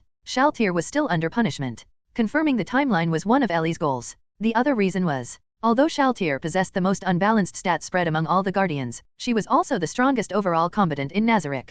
Originally, Ellie wanted to go directly to Ainz Papa and learn magic from him. After all, becoming a magic caster like Ainz was basically her ultimate dream. However, before transmigrating, Ellie had also been a huge RPG gamer, and because of that, she deeply understood one principle: take things step by step. Even though her body itself was absurdly special, this world still possessed terrifying things like world items. For example, the downfall of castle and country. Even level 100 Shaltir got mind-controlled by that thing. So what could a level 1 Ellie possibly do against something like that? Better safe than sorry. Besides, Ellie honestly just wanted to enjoy the romance of leveling up from scratch. That was half the fun. Unfortunately, the moment Ellie actually found Shaltir and explained that she wanted to learn from her, she immediately regretted it. But by then, it was already too late. Yes, Shaltir truly was Nazarick's strongest all-around fighter. But Ellie had overlooked one extremely important fact. Shaltir was also unbelievably stupid. The instant Shaltir heard Ellie wanted to train under her, she became so excited that she directly picked Ellie up and sprinted all the way toward the 6th floor arena. Then she even put on her full Valkyrie armor as though preparing to pass down some peerless martial art. Having enthusiasm was good. The problem was, Shaltir's teaching ability was absolutely horrific. At first, Ellie wanted to learn divine magic chanting from Shaltir. After all, her goal was becoming a magic caster. Unfortunately, Shaltir's explanations were completely incomprehensible. What exactly did Fwip mean? Or Gila? Or you just go bang like this? None of it made any sense at all. Under Shaltir's careful guidance, Ellie failed to learn even a single usable skill. By this point, Ellie was already getting frustrated. Still, seeing Shaltir herself become even more anxious than Ellie somehow made it hard to give up. So Ellie gritted her teeth and continued trying to imitate Shaltir's bizarre explanations involving Fwips and Gillis. Eventually, after running out of ideas entirely, Shaltir suddenly proposed practical combat training. Maybe in real battle, Ellie would instinctively awaken her abilities. Before Ellie could even agree, Shaltir immediately summoned several vampire brides. The very same ones who had once taken care of Ellie personally. At first, Ellie had been genuinely worried Shaltir might personally spar with her and accidentally kill her in one hit. Seeing Shaltir summon the vampire brides instead finally reassured her a bit. After all, Ellie herself had unconsciously awakened Despair Aura and Frost Aura before. So perhaps combat really could trigger new abilities. Besides, her body had been modified using the data of Ainz and the Guardians. Fighting a few vampire brides shouldn't be impossible. And honestly, this was also the perfect chance to repay them for all those times they treated her like a dress-up doll. So Ellie eventually nodded in agreement. Meanwhile, the vampire brides themselves looked utterly stunned. They stared awkwardly at one another, completely unwilling to attack Ellie. After all, they had cared for her personally before.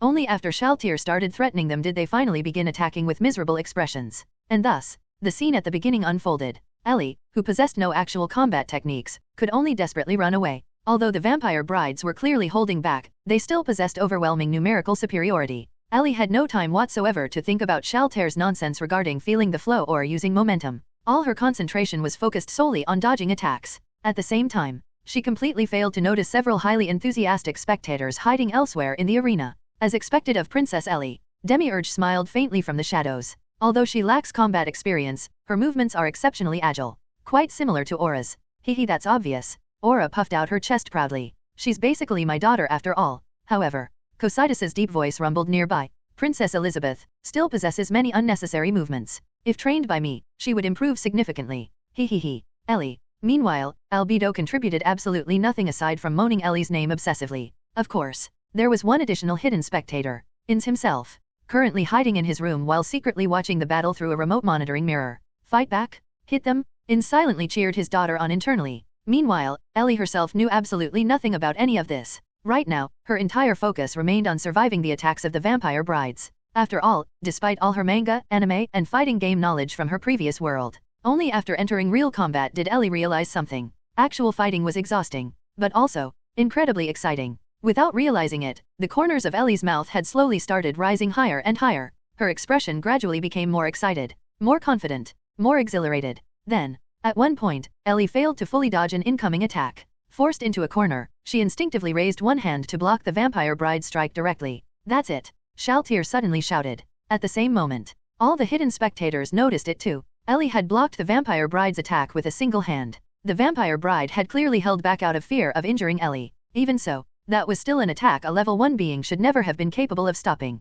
Yet Ellie casually caught it. Easily. Then, Ellie lightly swung her arm. Boom! The vampire bride was instantly launched flying across the arena. The other vampire brides froze in shock. Far away, the unfortunate vampire bride smashed headfirst into the arena wall, creating a massive crater before collapsing unconscious with spiraling eyes. At that moment, Shaltair, the Guardians, and even Ainz himself, all simultaneously noticed the faint crimson aura beginning to spread across Ellie's body, along with the increasingly manic expression appearing on her face. Humph, he. Ha ha ha ha ha ha. The next second, Ellie burst into wild, unrestrained laughter. Ellie's abnormal state startled everyone present. Not only the hidden spectators, even Ainz himself was caught off guard. As someone extremely familiar with Shaltair's abilities, Ainz instantly recognized the faint crimson glow surrounding Ellie and that frenzied expression on her face. It was clearly Shaltair's racial skill. Blood Frenzy. A skill possessed only by a true vampire progenitor. But the problem was, Blood Frenzy normally required blood consumption as a prerequisite. Even if Ellie inherited Shaltair's racial traits, directly bypassing the activation condition itself.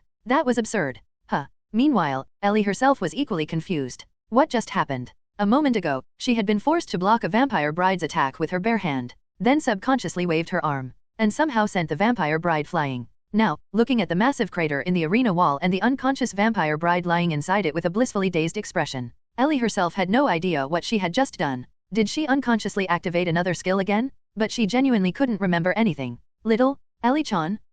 Before Ellie could fully process things, Shaltair suddenly rushed over and tightly hugged her again. As expected of my daughter who inherited my true vampire bloodline, Shaltair excitedly rubbed against Ellie. You already awakened Blood Frenzy. Only then did Ellie fully realize what ability she had used. Blood Frenzy. Wasn't that Shaltair's racial skill? The activation condition should have been blood drinking. But Ellie clearly hadn't consumed blood at all. And honestly, just imagining drinking blood made her deeply uncomfortable. Still, thinking back carefully, right before activating it, Ellie had experienced a sudden surge of excitement and exhilaration. Then everything became strangely instinctive afterward. The feeling was oddly similar to finally getting her hands on a novel she'd desperately waited for and becoming completely immersed in it. However, that excitement only lasted a few seconds before Ellie regained control again. Honestly, Ellie disliked this skill quite a bit. Sure, her physical abilities increased dramatically after activation, enough to casually send a vampire bride flying with one slap. But losing herself in the process felt awful. In the original story, Shaltair caused an enormous disaster while under similar effects.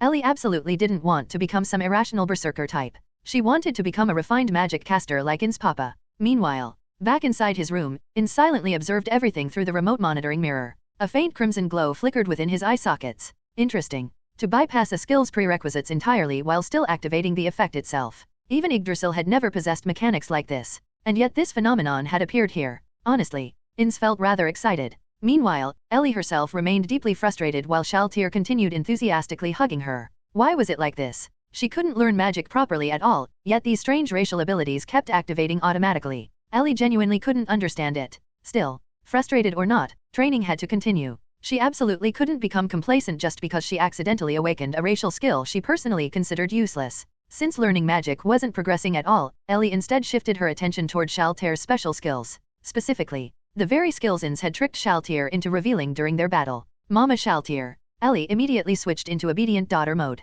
Can you teach me even stronger abilities? Stronger abilities. Shaltier instantly became excited again. Of course, if little Ellie-chan wants to learn, I'll teach you everything. Everything? Including Ainz, Shaltier's ultimate trump card? Still, it probably wasn't smart to ask about that directly. Even someone as airheaded as Shaltier might grow suspicious if Ellie somehow knew about her hidden trump card beforehand. So Ellie could only proceed step by step.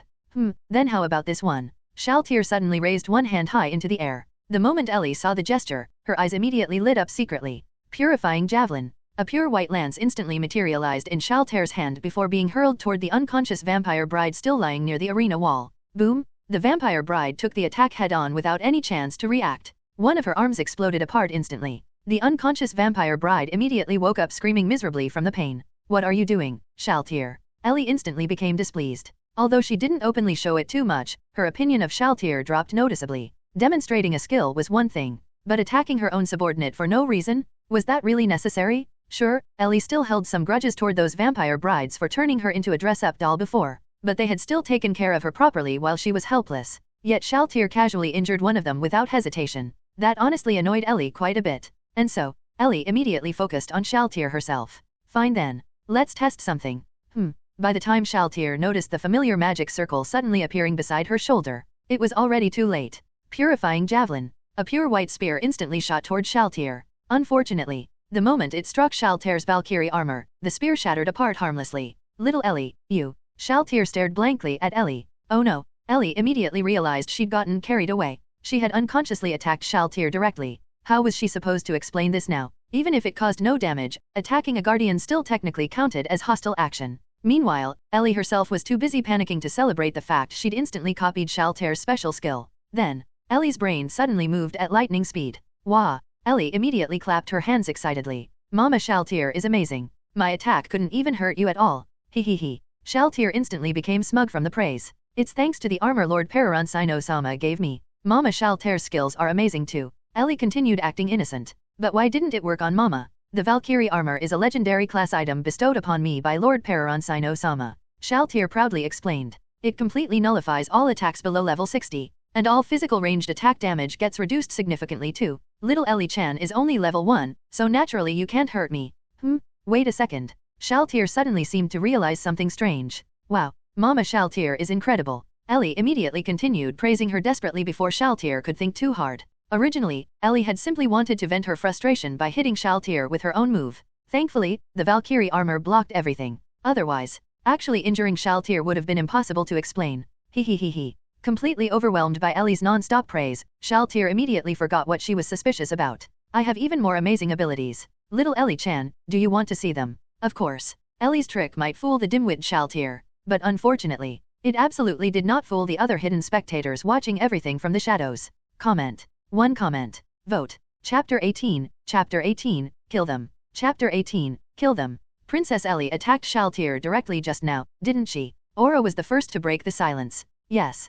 Cocytus replied heavily. After Shaltier attacked her own familia, Princess Elizabeth used Shaltier's own special skill against her. The moment Cocytus finished speaking, the surrounding guardians all fell silent. No one had expected Ellie to suddenly attack Shaltier, especially not by instantly copying the very same skill Shaltier had just used moments earlier. Perhaps Princess Elizabeth disapproves of Shaltier's methods. After a long silence, Demiurge finally spoke. That Lamprey attacking her own subordinates was indeed excessive. Albedo's expression also became serious. But would that alone really make little Ellie attack her directly? The love-struck look from earlier had completely disappeared from Albedo's face. She stared thoughtfully at Ellie, who was currently chatting happily with Shaltier in the distance. Do not forget. Demiurge slowly adjusted his glasses. Princess Elizabeth is a fusion of Lord Ainz's data and all of ours. Everyone present has witnessed that personally. She inherited Lord Ainz's intellect. She inherited Shaltier's racial abilities. So inheriting certain aspects of our personalities as well. Demiurge glanced sideways toward Cocytus. Would hardly be strange, would it? Cocytus remained silent. Only a cold breath escaped from his mouth. How could? Albedo instantly lost composure. Cocytus. Her black wings trembled violently. The idea that Ellie's personality resembled Cocytus more than herself clearly dealt massive emotional damage to her. Right now, Albedo looked seconds away from pouncing on Cocytus and tearing him apart.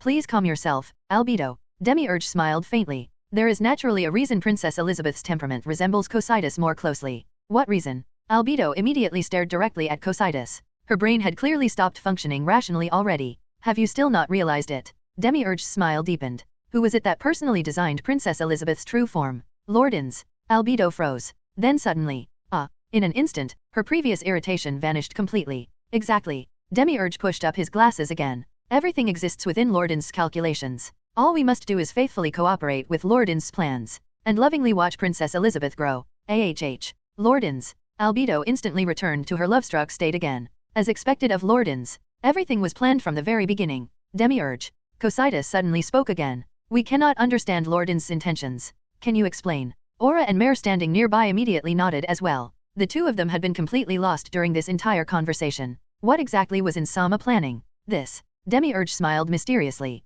is merely the beginning. Even I can only glimpse a tiny portion of Lord Ainz's grand vision. Still, I shall explain the parts I understand. The crimson gleam behind Demiurge's glasses became even brighter. Meanwhile, on the opposite side of the arena, little Ellie-chan, Shaltir spoke thoughtfully. I think your current biggest problem is your level. Even though you possess powerful abilities, you'll still suffer greatly against enemies or equipment that have level restrictions. Then what should I do, Mama Shaltir? Ellie continued acting obediently. For once, Shaltir was actually making sense. Ellie herself had already considered this issue before too. How exactly was she supposed to level up? The novels never clearly explained the mechanics. Still, since this world originated from Yggdrasil, it should theoretically follow RPG logic. Fight monsters. Gain experience. Level up. The problem was, Nazarick itself was filled entirely with monsters. Most of them were absurdly powerful too, but now Ellie herself belonged to Nazarick. Those monsters were technically allies. Putting morality aside, would killing allies even grant experience? That was still uncertain. Simple. Shaltir suddenly grinned. Little Ellie-chan, just kill them. She directly pointed toward the remaining vampire brides in the arena. Ellie instantly became speechless. Kill them? Shaltir, you lunatic. First you injured them, and now you want them dead too. Those are your own subordinates? Mama Shaltir. Ellie tried persuading her gently. There's no need to kill my sisters. Honestly, Ellie found Shaltir's suggestion deeply disturbing. Still, all she could do was carefully try to talk her out of it. After all, everyone in Nazarick possessed negative karma values, and Shaltir herself was practically evil incarnate. Thinking this way was completely natural to her. Princess Ellie. Before Shaltir could even respond, the vampire brides themselves suddenly spoke. It would be our honor to die by your highness's hand and become nourishment for your growth. Hey, that's your lives we're talking about. Can't you value yourselves a little more? Ellie internally screamed. He. Shaltir happily encouraged her from the side. Little Ellie-chan, use the purifying javelin I taught you. You should still be able to use it 2 more times. Ellie felt genuinely miserable now. There was no way she could simply shout become my EXP before murdering the vampire brides who had once cared for her personally. But hesitating openly here also felt difficult. I can't do it, Mama Shaltir. In the end, Ellie lowered her head weakly. If it had merely been a bunch of low-level skeletons, maybe she could have done it. But these vampire brides had taken care of her before, killing them purely for experience points. Ellie genuinely couldn't bring herself to do it. Shaltir tilted her head. Then should I demonstrate first? She immediately raised her hand again, apparently preparing to personally kill one herself. Mama Shaltir, stop. Ellie instantly grabbed Shaltir's arm. Shaltir looked completely confused. Honestly, when Ellie first arrived in this world, she truly had fantasized about becoming overwhelmingly powerful. No longer being mocked. No longer being looked down upon. A world where she could easily crush anyone who disrespected her. But now, faced with actually taking a life, Ellie hesitated. Princess Elizabeth. At that moment, Demiurge's voice suddenly echoed through the arena. I believe you may be somewhat tired today. How about ending training here for now? Ellie instantly felt like crying tears of gratitude. Demiurge arrived at the perfect time. Demiurge. Shaltir frowned unhappily. Don't interrupt while I'm teaching little Ellie. Shaltir.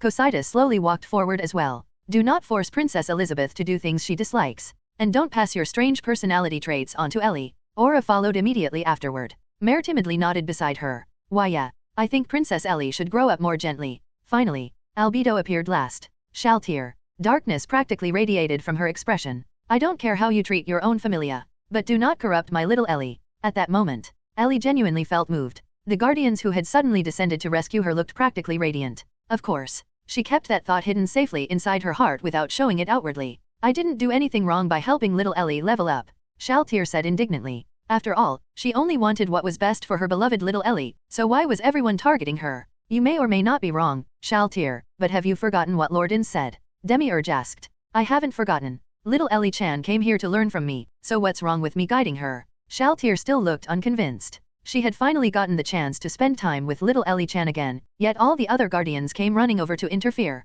They were definitely jealous. They had to be jealous of her? Lord Ainz said that little Ellie must never be forced to do something she doesn't want to do, Aura reminded her with a helpless shake of her head. Huh? Little Ellie-chan doesn't want to level up.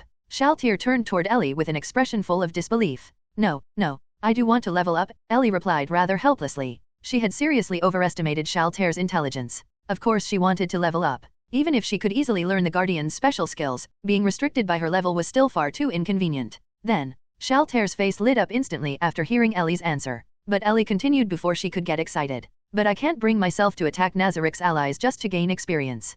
Allies? Them? They're just my familia. I can kill them and simply spend some experience points to summon them again, so little Ellie-chan doesn't need to care at all. Shaltir's words were interrupted once again by Ellie. No, that's not the issue at all. Ellie was genuinely angry now. Just because they could be resummoned with a little experience, did that mean she could casually kill Nazarick's allies without caring? Although Ellie had attacked Shaltir earlier out of anger, it had only been to teach her a lesson. Besides, Ellie herself hadn't known she could use Shaltir's purifying javelin so easily at the time. Otherwise, she never would have attacked her so recklessly. Mama Shaltir, I'm no different from those older sisters, Ellie said quietly. Little Ellie is my daughter? How could those familia possibly compare to you? Shaltir panicked the moment she saw the sad, distant look on Ellie's face. It's the same. Those older sisters were summoned by Mama Shaltir through the consumption of experience points. Even if I was created through Father Ainz and the Guardian's magic and genetic material, there's no real difference in essence. Ellie paused briefly before continuing. But if I stay a useless level 1 forever, would Mama Shaltir and the other Guardians throw me away and create a new one instead? After saying that, Ellie looked toward the other Guardians. Almost everyone immediately shook their heads at the same time. Seeing that made Ellie feel a little happier inside. How could we ever do that? I never once thought about abandoning little Ellie-chan or replacing her. Little Ellie-chan is my precious daughter. Shaltir hurriedly tried to explain. But Ellie interrupted her again. But just now, Mama Shaltir wanted me to kill those older sisters who were also summoned by you. Isn't that discrimination? Even if Ellie didn't finish her sentence. This time, however, Albedo spoke up instead. Shaltir, do you know why, when you lost control, Lord Ainz personally went to subdue you instead of sending the other guardians? The moment Albedo brought up that incident, Shaltir immediately wilted. That matter was clearly still a painful memory for her. I don't know, Shaltir answered hesitantly. Before Lord Ainz departed, he told me although the compassionate Lord Ainz never said it directly that the reason he chose to face you alone was because he didn't want to see the guardians, whom he viewed as his own children, killing one another. Albedo's voice suddenly turned stern. But now, Shaltir, you actually wanted little Ellie to kill another loyal servant of Nazarick? Just what are you trying to do? Lord Ainz. Shaltir panicked even more. Ellie knew Shaltir truly meant well, but her methods really were too extreme. Mother Albedo, Mother Shaltir was only trying to help me. Her methods were just a little excessive, Ellie said softly, feeling somewhat sorry for Shaltir after seeing her like this. Little Ellie, forget about her. Come with me instead. I'll teach you properly. Albedo directly grabbed Ellie's hand, clearly intending to take her away. Little Ellie-chan, don't go. Shaltir reached out desperately, but only grabbed empty air. Her miserable expression looked exactly like someone who had just been dumped by their lover. Although Shaltir could be incredibly clumsy, Ellie knew she genuinely cared about her. Besides, Albedo's skills were all defensive. Ellie's goal was to become an overwhelmingly powerful magic caster, not some frontline warrior. She had no interest in learning tank skills from Albedo, at least not right now. So Ellie gently pulled free from Albedo's hand and ran back over to Shaltir's side. This time, Albedo looked completely devastated. Now it was Albedo's turn to wilt. Mother Albedo, I'd like to continue learning from Mother Shaltir for now. After that, I'll come learn from you too, alright? Ellie asked. My little Ellie-chan. Shaltir immediately revived on the spot, hugging Ellie tightly and spinning her around. Ouch, ouch, ouch. Could you stop hugging me so hard? You lamprey? Don't forget you're still wearing Valkyrie armor? I'm taking collateral damage over here? Ellie instantly regretted her decision a little. Ellie, alright, it's a promise, Albedo said in an unusually dispirited tone. After all, she had just personally stated that Ellie shouldn't be forced into doing things she didn't want to do. Naturally, she couldn't drag Ellie away against her will now. Ha. Looks like little Ellie-chan still likes staying with me more, Albedo, Shaltir immediately bragged smugly. You, what did you just say? Albedo was already upset because Ellie had slipped away from her grasp, and now Shaltir was provoking her on top of that. Dark energy visibly began leaking out around Albedo's body. I've thought about it carefully, and I think I should go learn from Sister Aura and Brother Mare first. Ellie sighed inwardly. Shaltir, why do you always have to court death like this? Then she spoke up aloud. Oh, you're super welcome. Aura immediately replied excitedly. Little Ellie-chan, no. Shaltir instantly behaved herself again. However, in the end, Ellie still didn't go with Aura and Mare. The reason was simple. Aura wasn't a magic caster type at all, and although Mare was technically a caster, he leaned more toward the druid side. Compared to them, Shaltir was still more suitable for Ellie. And so, in the end, Ellie remained with Shaltir. After yesterday's commotion, Shaltir became much more obedient and no longer asked Ellie to attack her familia for experience points. So Ellie continued asking Shaltir for guidance on how to cast magic. Needless to say, the result was exactly the same as before. Nothing worked. Not even the most basic first-tier divine spell from Shaltir's priest class's Holy Ray could be activated. It was honestly frustrating. What exactly was the problem? Just when both Ellie and Shaltir were at a complete loss, Shaltir suddenly suggested that Ellie try learning another one of her special skills. A higher tier skill than Purifying Javelin. The moment Shaltir said that, Ellie immediately understood what skill she meant. Impure Shock Wall. A special skill that combined both offense and defense. Just as Ellie expected, Shaltir immediately proposed that she try learning Impure Shock Wall. Great. If she mastered this, she would become even closer to a heroic spirit warrior. This time, Shaltir still used summoned monsters as practice targets. However, instead of vampire brides, she summoned several shadow-like werewolves. Then, Shaltir demonstrated Impure Shock Wall in front of Ellie, instantly blasting apart the shadow werewolves. That actually looked pretty simple. It should be similar to learning Purifying Javelin, right? Don't think too much about it. Just focus on recreating the skill you just saw. At that moment, Shaltir summoned another shadow werewolf and explained that this summon wasn't created using experience points and would naturally disappear after some time anyway, so Ellie didn't need to feel guilty attacking it. Looks like Shaltir really did learn her lesson. Since fighting it was fine, then, let's do this. Ellie calmed herself and recalled Shaltir's earlier demonstration. Remembering Shaltir's advice about momentum and feeling, Ellie silently encouraged herself. Go. Then she punched the shadow werewolf directly. Nothing happened. Ellie froze. The shadow werewolf stared back at her with a look that practically said, "What exactly are you doing?" Ugh. This was way too embarrassing. It failed completely. Little Ellie-chan, one more time? More spirit? More spirit. Shaltir encouraged her enthusiastically. Okay. Ellie tried again. Not enough momentum? Then she'd try harder. Another punch landed on the shadow werewolf. Still nothing. What exactly was going wrong? After several more failed punches, the shadow werewolf actually yawned impatiently. Ellie's forehead instantly twitched with irritation. Purifying Javelin. A white spear instantly materialized and blasted the shadow werewolf apart. Serves you right? You dare yawn at me? I'm already annoyed enough myself. Although she still couldn't learn proper magic, she could at least use special skills almost immediately. So why wasn't this working? She could already freely use Purifying Javelin? Little Ellie-chan, calm down, let's try again. Seeing Ellie become irritated, Shaltir somehow became even more excited. Her breathing also became noticeably heavier as she summoned another shadow werewolf. Calm down.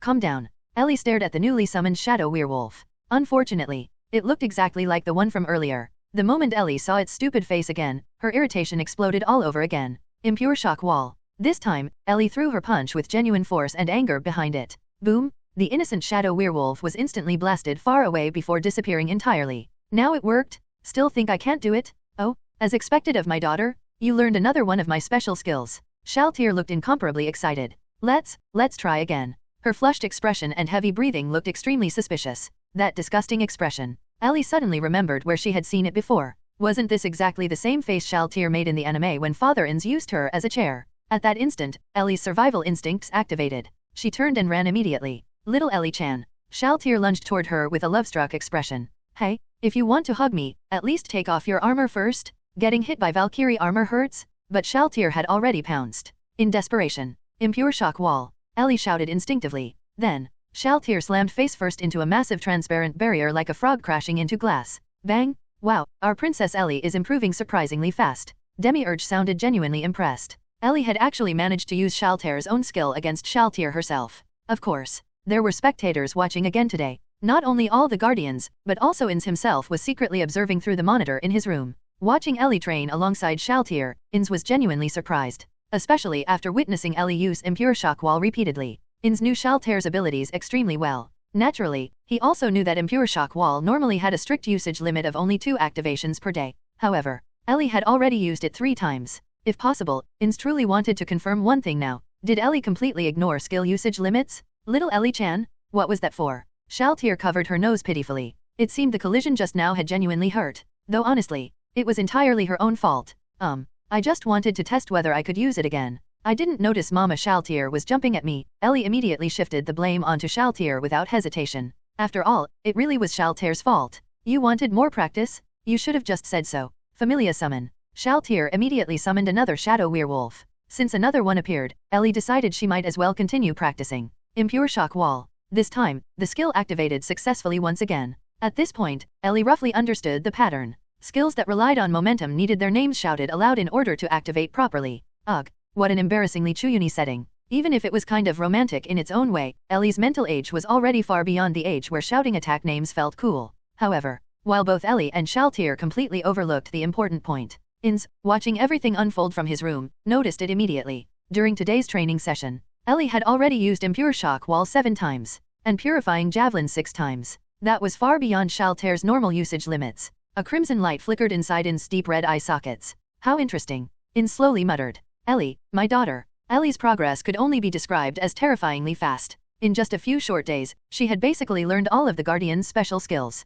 Wasn't that incredible? Logically speaking, Ellie should have been thrilled. However, Ellie was actually extremely depressed, because every single skill she learned belonged to the Guardian's racial traits or innate abilities, special skills that didn't require MP to activate. She still couldn't learn anything related to spell chanting? In other words, after learning an entire arsenal of close combat special abilities, Ellie could no longer be considered a magic caster at all, especially after finishing her training with the perverted Shaltier and the martial arts-obsessed Cocytus. She was practically turning into a warrior. There wasn't even the slightest trace of a proper magic caster left. Even after going to learn from Mare, the result was exactly the same. She still couldn't learn any druid magic. Instead, she somehow ended up learning all of Mare's dark elf racial skills instead. Although this was deeply frustrating, there were still some things that made Ellie happy. For example, after spending the last few days with Swear, she had finally figured out the current timeline of the story. Swear mentioned that she had only recently arrived in Nazarick, which meant the Kingdom Hero arc had only just ended. The Sorcerer Kingdom founding arc would begin soon. Ellie had already missed one major plot arc, so there was absolutely no way she could miss this one too. Today, Ellie specifically brought Narberyl Gamma with her. Although Narberyl wasn't a guardian, for some reason, Ellie especially wanted to learn magic from her. After all, Narberyl was highly specialized in magic casting. Unexpectedly, all of the Pleiades maids showed up together.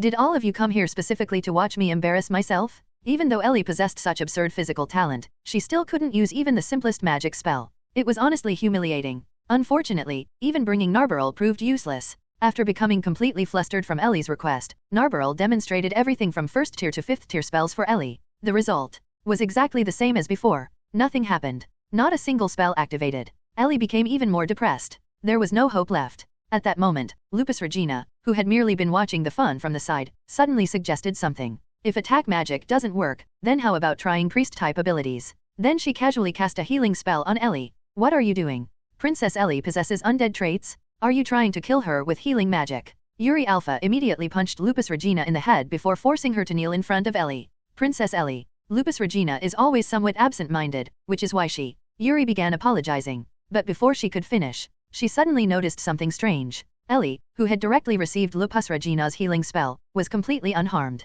Theoretically speaking, Ellie should possess undead attributes. After all, she could freely use the Ruler of Death's Despair aura. Normally, undead beings took damage from healing magic. Yet Ellie suffered absolutely no damage whatsoever. I'm fine. Actually, I feel even more energetic than before, Ellie admitted honestly. Ellie herself also understood her own constitution poorly. Originally, she thought Father Ainz's protective ring had activated. However, after checking carefully, the ring's remaining activations hadn't decreased. Besides, even if it had activated, it only provided resistance, not actual healing effects. It seemed her body was even stranger than she thought. Oh, as expected of Princess Ellie, Lupus Regina immediately became energetic again. Sister Yuri, can you let me go now? Only then did Yuri finally release her. Sasa Princess Ellie, hurry and try it yourself. Lupus Regina immediately jumped back up excitedly. Alright. I'll try. Even though healing magic had absolutely nothing to do with the kind of magic Ellie wanted to learn. At this point, she still had to test it. She needed proof of whether she could actually use magic or not. Ellie had already completely given up hope. Yet, a miracle happened. When Ellie casually tried casting a healing spell on Lupus Regina, a soft green healing effect immediately appeared around Lupus Regina's body. Oh, as expected of Princess Ellie? Amazing. Lupus Regina cheered excitedly. Ellie herself was completely dumbfounded. Why did it suddenly work? And it worked this easily too? Then, Ellie immediately tried again. Another healing spell activated successfully. What the heck was going on? Attack magic completely failed. But priest-type healing magic actually worked? This made absolutely no sense. She couldn't use offensive divine magic from the same system, yet healing spells activated normally. Ellie's mind was in complete chaos. Congratulations, Princess Ellie. Narbarrel reluctantly congratulated her. However, her tone sounded extremely resentful. Ellie naturally understood why Narbarrel looked upset. After all, Ellie originally came specifically to learn magic from Narbarrel. Yet in the end, she failed to learn a single offensive spell and instead learned Lupus Regina's healing magic first. That was definitely a blow to Narbarrel's pride. Alright, then let's try something even stronger. Greater Heal. Lupus Regina enthusiastically cast another, far more powerful healing spell on Ellie. A green beam of light immediately enveloped her body. Okay, Greater Heal. Ellie awkwardly tried copying Lupus Regina. This time, however, nothing happened. The spell failed completely. Honestly, Ellie actually felt relieved. If Greater Heal had worked too, she might genuinely have cried. After all, Ellie's ultimate dream was to become like Father Ainz, wearing a pitch-black robe, holding a gorgeous staff, then casually unleashing a super-tier spell capable of annihilating everything while laughing dramatically like a complete Chuyuni. Not becoming some armored support class carrying a shield and healing teammates while saying, "Come over here, I'll heal you." She wanted to be a mage, not a healer, and definitely not a warrior? Huh? Why didn't it work this time? Maybe your spirit wasn't strong enough.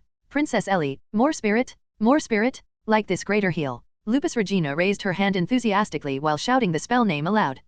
Shouting combat skill names was already embarrassing enough. Now even healing magic required shouting too. Ellie felt intense resistance toward this. Besides, she honestly didn't want to learn Greater Heal at all. Still, with the mindset that having more abilities was always useful, Ellie reluctantly tried again. Unfortunately, it still failed. Nothing happened at all. Speaking of momentum, Narbarrel suddenly seemed to think of something. Princess Ellie, how about trying this pose while casting? Narbarrel clenched both fists before suddenly pumping them dramatically upward and downward. Oh, isn't that the pose Lord Ainz personally taught us for speeding up spell casting? Lupus Regina instantly understood what Narbarrel meant and immediately copied the same pose enthusiastically. Yes, Princess Ellie, please try it too. This is a secret technique personally taught by Lord Ainz. This pose. Hey, Father Ainz tricked all of you, and now you're trying to trick me too. Ellie thought helplessly to herself that seeing how enthusiastic Narbarrel and Lupus Regina were, Ellie felt that refusing now would only disappoint them, so she could only steel herself and go along with it. This pose was personally passed down by Papa Ainz. Then I definitely have to try it. Ellie spoke with an excited expression. Of course, that excitement was entirely fake. Inside, Ellie was screaming in embarrassment. Just as Ellie was about to prepare herself, a black spatial distortion suddenly appeared in the center of the arena. Ellie recognized it immediately. A portal. So, who came this time specifically to watch her embarrass herself? Ellie thought helplessly. However, the one who stepped out of the portal was an enormous black figure. Papa Ainz? Perhaps Papa Ainz had secretly been spying on her training somewhere, realized the misunderstanding he created was about to drag his daughter down with him, and decisively came out to save the situation. Lord Ainz. All of the Pleiades maids immediately bowed respectfully. The moment Ellie saw Ainz appear, she instantly rushed toward him. This time, she was genuinely happy, because she no longer had to perform that absurdly embarrassing pose. Ainz steadily caught Ellie in one hand. Ahem, oh my daughter Ellie, how is your magic practice progressing? Ainz asked calmly, pretending as though he had absolutely no idea what they had been doing moments ago. Ellie knew perfectly well that Papa Ainz had deliberately appeared at this exact timing because he had secretly been watching her practice. Seeing his daughter about to be harmed by that ridiculous pose, he had decisively intervened. It's not going well. Right now, I can only use Sister Lupus Regina's healing spell. I can't even use Greater Heal. Ellie looked genuinely depressed. This time, she wasn't acting. She was truly frustrated. After several entire days of effort, she had only learned a single healing spell. My daughter, do not become discouraged. Although you have only learned one spell, haven't you already mastered many of the Guardian's special abilities within such a short period of time? Ellie, you should take pride in that. Seeing Ellie unhappy, Ainz tried comforting her. But I want to become an amazing magic caster like Papa Ainz. Ellie lowered her head slightly. Although Papa Ainz's comfort did make her happy, at the same time, he had unintentionally exposed something. Ellie had never told Ainz about learning the Guardian's abilities. She specifically instructed the Guardians not to tell him because she wanted to surprise him later. Yet now, Ainz casually revealed it himself. Meaning, Papa Ainz had absolutely been secretly watching their training all along.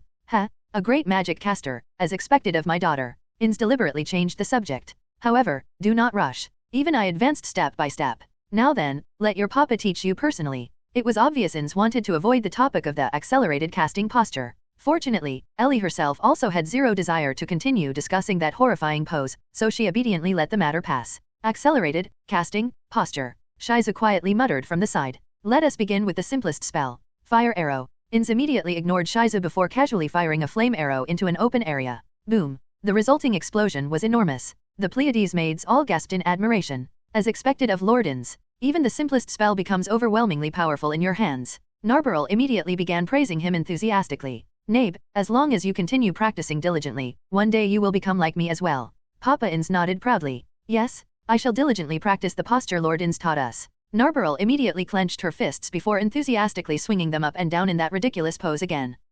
Please stop practicing that already. At that moment, both Ellie and Ainz shared exactly the same thought. Returning to the main topic. Since Papa Ainz himself had personally come to teach her, Ellie felt she had to at least try seriously. Do your best, Princess Ellie. Lord Ainz himself is teaching you. Lupus Regina cheered enthusiastically. Fire arrow. Ellie raised one hand dramatically while grabbing her wrist with the other, shouting with perfect style, momentum, and Chuyuni spirit. As a result, nothing happened. Ellie immediately wilted.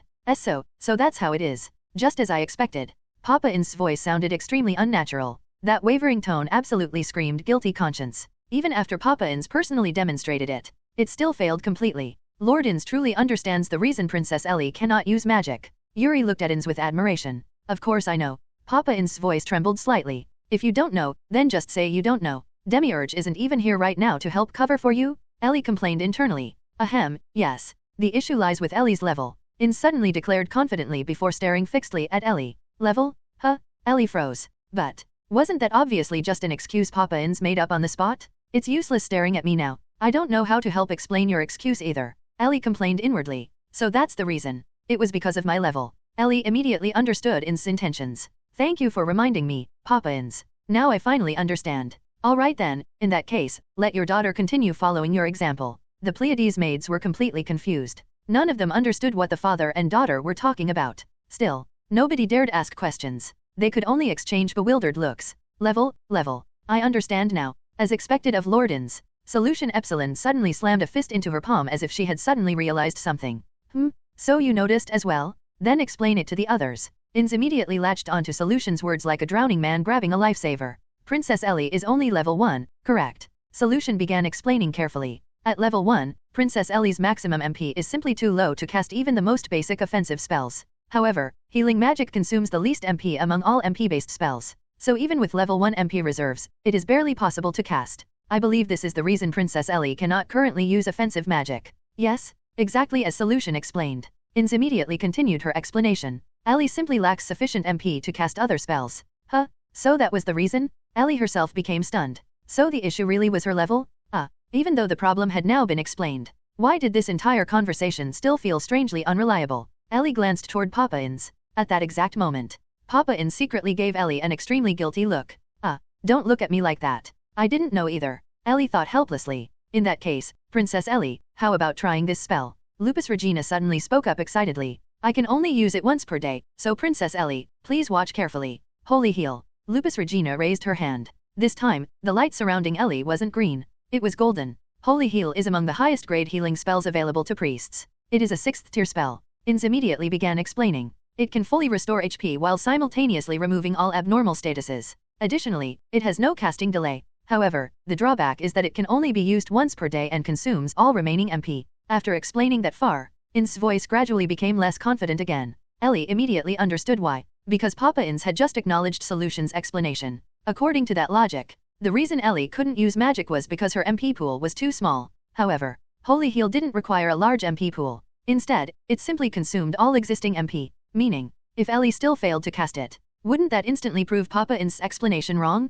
Thinking that far, Ellie suddenly became nervous too. Ellie was extremely nervous. If she failed to cast the 6th tier healing spell, Holy Heal, then Papa Ainz's glorious and omniscient image would completely collapse. Calm down, Ellie. Even if it fails, Papa Ainz should definitely have some way to cover for it, right? Probably, he should have a solution. Maybe. At this moment, Ellie had never missed Demiurge more in her life. Seeing the expectant looks from all the Pleiades maids, Ellie could only grit her teeth and try. This time, Ellie's attitude toward healing magic was completely different from before. Right now, she was more serious than when she first went to Shaltir to learn skills. Holy heal. Ellie gathered all her strength before raising her hand toward Lupus Regina. Just like before, a golden light enveloped Lupus Regina's body. It worked. As expected of Lord Ainz, he immediately saw through Princess Ellie's problem. Yuri spoke with admiration. Yes, if Papa Ainz hadn't reminded me, I would never have realized the problem was my level. Ellie immediately continued Yuri's words while simultaneously looking at Ainz with eyes filled with admiration, perfectly giving Papa Ainz another opportunity to show off.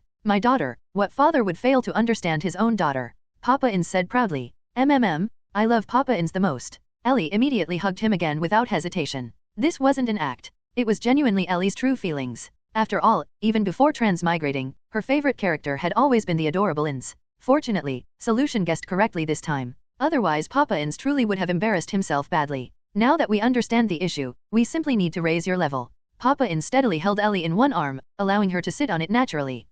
Too bad there aren't cameras or phones here. Otherwise Ellie really wanted to take a commemorative picture of this moment. Then once Princess Ellie levels up, she'll be able to cast all kinds of magic. Lupus Regina said excitedly. Lupus Regina is correct, however. Ellie, my daughter, could you cast Holy Heal on Lupus Regina once more? Papa Ainz suddenly spoke in a deep voice. But Lord Ainz, Holy Heal can only be used once per day, right? Lupus Regina tilted her head curiously. And Princess Ellie already used up all her MP earlier too. Ellie also found Papa Ainz's request strange. Didn't Lupus Regina clearly say this spell could only be used once daily? Then why was she being asked to cast it again? There is no need to worry. This is merely a small experiment. Papa Ainz answered calmly. Since Papa Ainz said so, then there must be some purpose behind it. At least in this aspect, Papa Ainz wasn't careless. Ellie thought so. Okay, then I'll try again. Ellie obediently cast Holy Heal once more toward Lupus Regina. And then, just as expected, Ellie herself became shocked. The spell activated successfully again. Golden light once more enveloped Lupus Regina. Princess Ellie is amazing. Holy Heal is clearly a once-per-day spell, yet you used it twice. Lupus Regina looked astonished. As the one who taught the spell, she naturally understood exactly what this meant. Ellie also stared blankly at Papa Ainz. Ignoring usage limits. This Holy Heal consumed all MP each time, meaning as long as she possessed even 1 MP, she could continue casting it endlessly. If there truly was no usage restriction, wouldn't that be absurdly overpowered? As a healer? No way, I absolutely refuse to become a healer.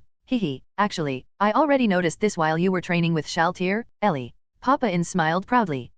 Wait a minute. Now that she thought about it carefully, that really was true. During training, both the spear and the unholy shock shield had limited usage counts. Yet Ellie repeatedly used them over and over again. Not only did Shaltir fail to notice something so important, even Ellie herself completely overlooked it. Ellie almost blurted out that Papa Ainz was amazing for noticing it. But, being reminded by Papa Ainz about something she herself should have realized long ago, wouldn't that make her seem incredibly dumb? She was Papa Ainz's daughter, the Princess of Nazarick. No way, she absolutely couldn't let Papa Ainz show off this easily.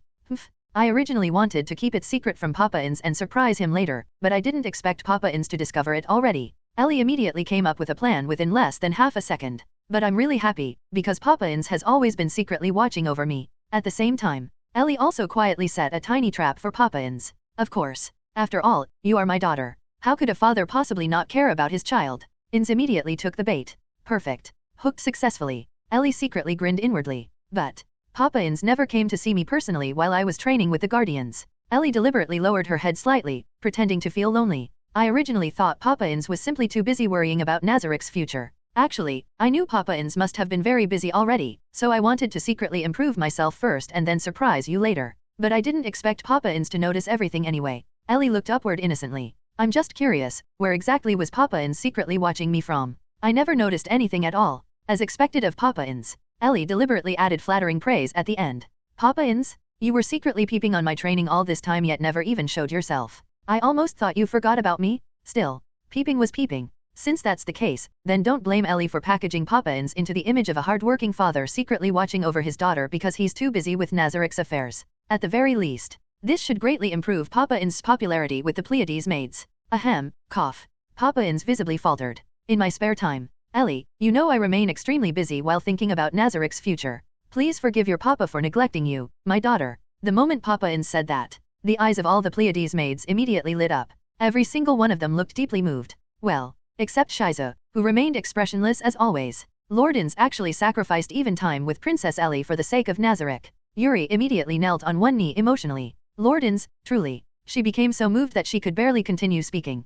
Perfect. This effect is good enough, right, Papa Ainz? Ellie thought proudly. Then, Ellie looked toward Papa Ainz. At that exact same moment, Papa Ainz also silently looked back at Ellie. The key to the problem had finally been found, and Ellie should have been happy, but a new problem immediately appeared. There was simply no way to gain experience points within Nazarick. Ellie was currently recognized as part of Nazarick's faction, and attacking monsters inside Nazarick granted absolutely no experience. This had already been tested with Shaltir and Aura. Summoned creatures and tamed monsters were also useless. Simple sparring could not increase levels. According to Shaltir, only actual killing would grant experience. Kill? How could she possibly kill anyone? Everyone here was her comrades in Nazarick. So Ellie turned her gaze toward the outside world. That's right, the outside world. Ellie's idea was simple, find a chance to leave Nazarick. Staying inside all day clearly wouldn't work. Since Papa Ainz, with his skeletal face, could disguise himself as a dark warrior and wander outside, then why couldn't she, with a perfectly normal appearance, pretend to be a passing silver-haired magic caster and go sightseeing?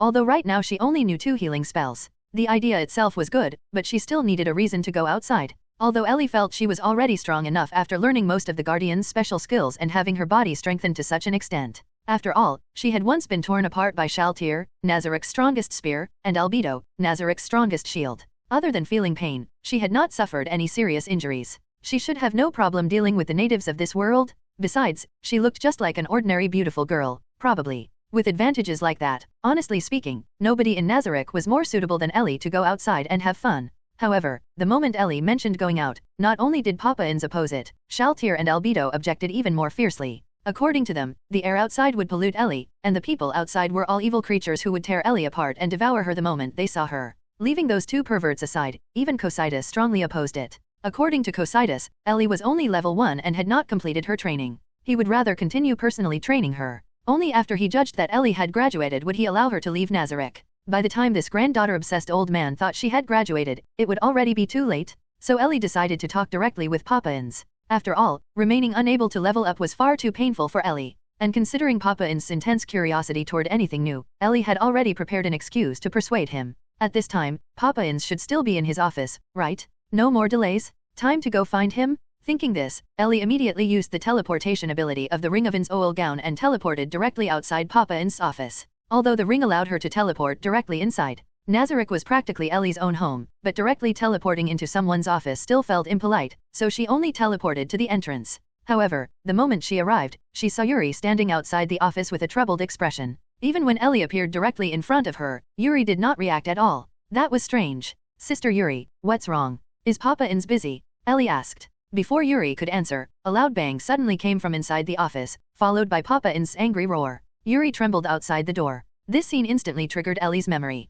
She immediately recalled the plot point. This should be the incident where Lupus Regina failed to report the matter regarding the Giant of the East to Papa Ainz and ended up getting scolded. And after this incident, Papa Ainz and Aura would personally go clean up the mess. Well, Ellie suddenly thought of a good idea. Completely ignoring Yuri's worried expression, Ellie walked forward and knocked on the office door. Then she heard Papa Ainz's authoritative voice from inside. Who is it at this hour? It's me, Papa Ainz, Ellie. Ellie naturally knew Papa Ainz was currently angry, but she also understood the reason behind it. Ellie, come in. Papa Ainz's tone softened considerably the moment he heard Ellie's voice. Ellie pushed the door open and entered. Inside the office, she saw Lupus Regina and Narbarrel standing before Papa Ainz. Lupus Regina had her head lowered, looking exactly like a dejected puppy that had done something wrong.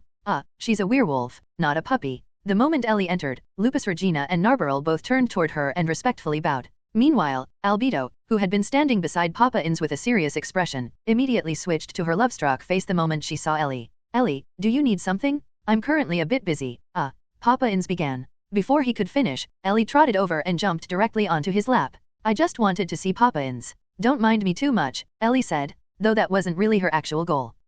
Little Ellie and Lord Ainz together. Albedo's infatuated expression immediately deepened. Anyway, let us continue. Papa Ainz straightened himself before turning back toward Lupus Regina. Lupus Regina, do you understand how valuable that village is to Nazarick? Papa Ainz asked sternly. It's Lord Ainz's experimental grounds, and there are lots of toys there. Lupus Regina answered. I see. Papa Ainz could not help sighing. After all, this hidden sadist Lupus Regina's understanding of Karn Village was clearly very limited. Fine. This matter was also partially my fault. I retract my earlier statement. You are forgiven, Papa Ainz continued. The moment she heard this, Lupus Regina immediately knelt on one knee, preparing to apologize again. But Ellie spoke first. This isn't Papa Ainz's fault, Lupus Regina. That village is more than just an experimental ground for Nazarick. Also, the main reason Papa Ainz got angry was because you failed to report the information, not because of anything else. Lupus Regina, my daughter Ellie is correct. Papa Ainz immediately continued Ellie's words. That is precisely why I was angry. You must understand Nazarick's current position. No matter how insignificant information may seem, it can still be extremely important to Nazarick. And furthermore, I do not want you hiding things from me. This concerns Nazarick's overall judgment and decision-making. So, Lupus Regina, do you understand now? Even Princess Ellie says so. I understand. I promise this won't happen again. Lupus Regina immediately lowered her head and apologized. The reason Ellie had deliberately stolen Papa Ainz's lines was because she was already preparing for her plan to go outside. Comment. 1 comment. Vote. Chapter 25. Chapter 25. Change into Divine Class Gear before leaving home. Chapter 25. Change into Divine Class Gear before leaving home. After meeting with Lupus Regina, Ellie happily sat in Papa Ainz's arms as they walked through Nazarick's treasury. As for why they had come here, it was because Ellie had finally obtained permission to go outside. After Lupus Regina finished receiving her lecture, Papa Ainz originally planned to personally meet that damned giant of the East. Ellie immediately volunteered to go instead. Ainz and Albedo initially opposed the idea, but Ellie explained that she wanted to see the outside world and grow stronger. After all, Papa Ainz didn't create her just to keep her locked inside Nazarick forever, right? And for Papa Ainz's grand plan, she needed to go outside too. Both Ainz and Albedo immediately fell silent. In the end, Ainz merely sighed and said, "As expected of my daughter, you've already seen through my true intentions. Originally, I wanted you to continue studying in Nazarick a little longer. Actually, there was no grand plan at all. That entire statement was pure nonsense." Ellie had learned this trick from Demiurge. As long as you said something like that, Papa Ainz, who was completely confused himself, would definitely nod along to preserve his image of wisdom.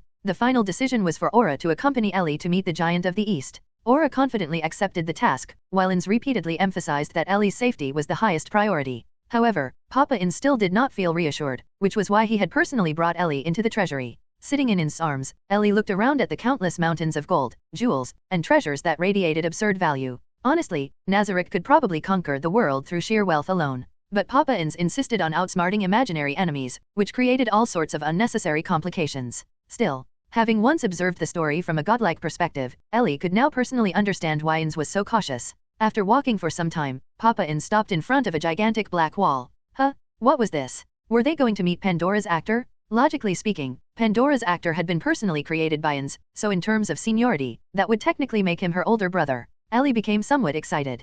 After all, Pandora's actor was incredibly entertaining. Even though Ellie knew he was actually extremely capable, his overwhelmingly Chuyunibyo personality completely buried that fact. "Papa Ainz, what is this golden place?" Ellie asked, pretending to know nothing despite already knowing the answer. "Hehe. This is Nazarick's treasury. Is this your first time here, Ellie?" Ainz replied. "Yes. I've been studying with the Guardians these past few days, so I haven't had time to properly explore Nazarick yet," Ellie answered. She wasn't lying. She really had spent the last few days diligently learning various Guardian skills. Unfortunately, because of her level restrictions, she still could not learn the offensive magic she wanted most. That was why she was so desperate to level up. "You've worked hard, my daughter," Ainz said happily. Ellie naturally understood why he looked so pleased. Papa Ainz loved anything novel, and he was clearly excited to see just how far Ellie could develop. "I'm still far inferior compared to Papa Ainz. Papa Ainz is the one who works the hardest," Ellie replied while skillfully flattering him. Then Ainz raised his head toward the enormous black wall. "May Ainz Ooal Gown's glory be eternal," Ainz declared dramatically.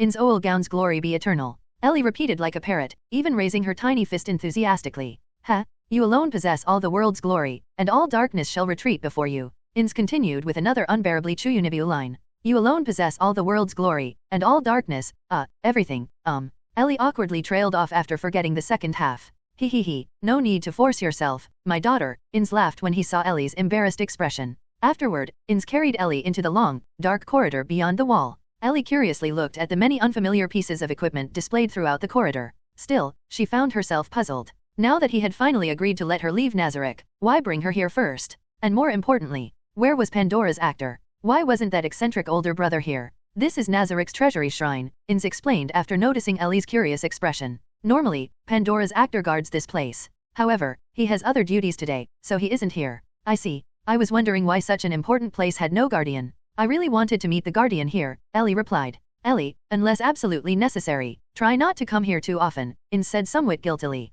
Ellie understood immediately. He was clearly afraid she would discover his dark Chuyunibyo past. "Huh? Why?" Ellie asked despite already knowing the answer. "Because, the guardian here, yes? The guardian here has a rather troublesome personality and dislikes people entering his territory casually. So Ellie should avoid coming here unnecessarily," Ainz answered while desperately trying to remain calm. "Oh, I understand. Then I won't come here unless necessary," Ellie replied obediently, though she still absolutely intended to meet Pandora's actor someday. After all, that was technically her older brother. "Then, Ellie, could you remove the ring of Ainz Ooal Gown for now?" Ainz suddenly asked. "Okay." Ellie immediately removed the ring and handed it over without hesitation. Ellie, aren't you curious why I'm taking your ring?" Ainz asked in surprise. After all, when Albedo had previously been asked to remove hers, she had hesitated for a very long time and looked reluctant even after handing it over. Meanwhile Ellie removed hers instantly while smiling. No, Papa Ainz told me to remove it, so I removed it, Ellie answered.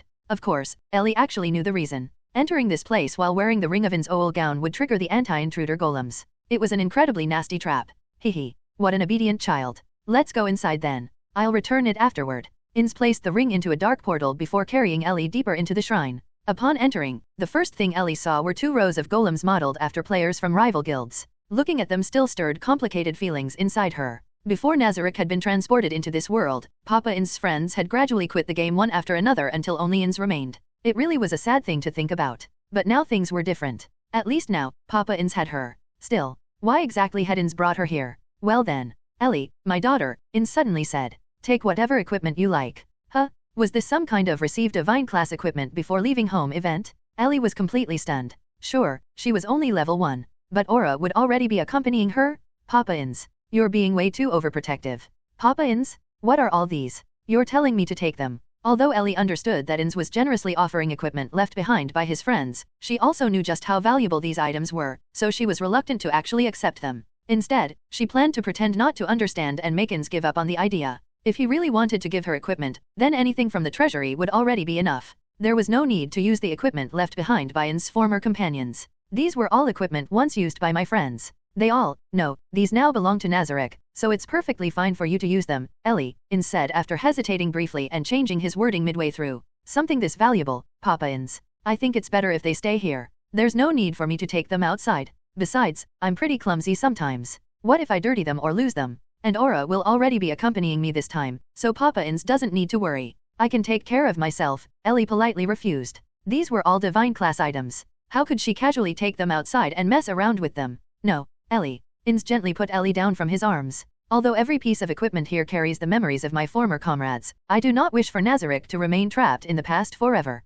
Perhaps, that was one of the reasons why you were born, Ainz said meaningfully. Ellie fell silent, completely unsure how to refuse after hearing something like that. Hehe, relax a little. Actually, there's another reason why I wanted you to try these, Ellie, Ainz continued after seeing Ellie's troubled expression. What other reason could there possibly be? Ellie couldn't understand at all. Here, try this first. Ainz casually removed a weapon from the nearest golem and tossed it toward Ellie. What's this? The moment Ellie caught it, she immediately recognized it. It was Pararon Sino's weapon, Haoyi's bow. This is Haoyi's bow. Although it's technically a bow, it fires elemental arrows created from magic. Ellie, you can't use offensive magic normally, right? Try using this and see what happens, Ainz explained. Okay, I'll try. Ellie immediately agreed. Then, imitating the archers she had seen on television, she raised the bow and pretended to draw a bowstring. Even though the bow itself didn't actually have one. However, the moment Ellie got into position, Haoyi's bow suddenly emitted a white glow. A white magic arrow formed in the center of the bow, while a matching white bowstring automatically materialized. Whoa, a light element arrow? Then try firing it at me, Ainz said excitedly. No, I can't. The moment Ellie heard Ainz telling her to attack him, she immediately shook her head like a rattle drum. Hehe, it's fine, Ellie. That attack can't hurt me, Ainz continued. No, Ellie kept shaking her head stubbornly.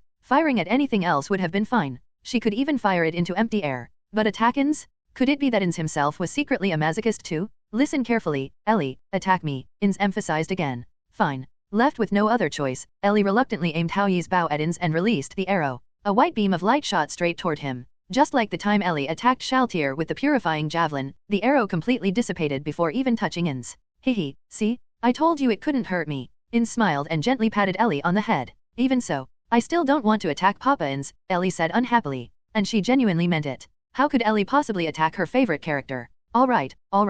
Forgive me. I won't ask Ellie to attack me again. Now let's try this instead. Ainz then handed Ellie a ridiculously long katana that was nearly as tall as she was. What's this? Ellie naturally recognized it immediately, but still pretended not to know. This is Takemikazuchi Mk8. Ellie, try using it and see whether you can, Ainz said. Okay. Ellie casually leaned Haoyi's bow against the wall before grabbing Takemikazuchi Mk8 with both hands. How does it feel? Ainz asked curiously.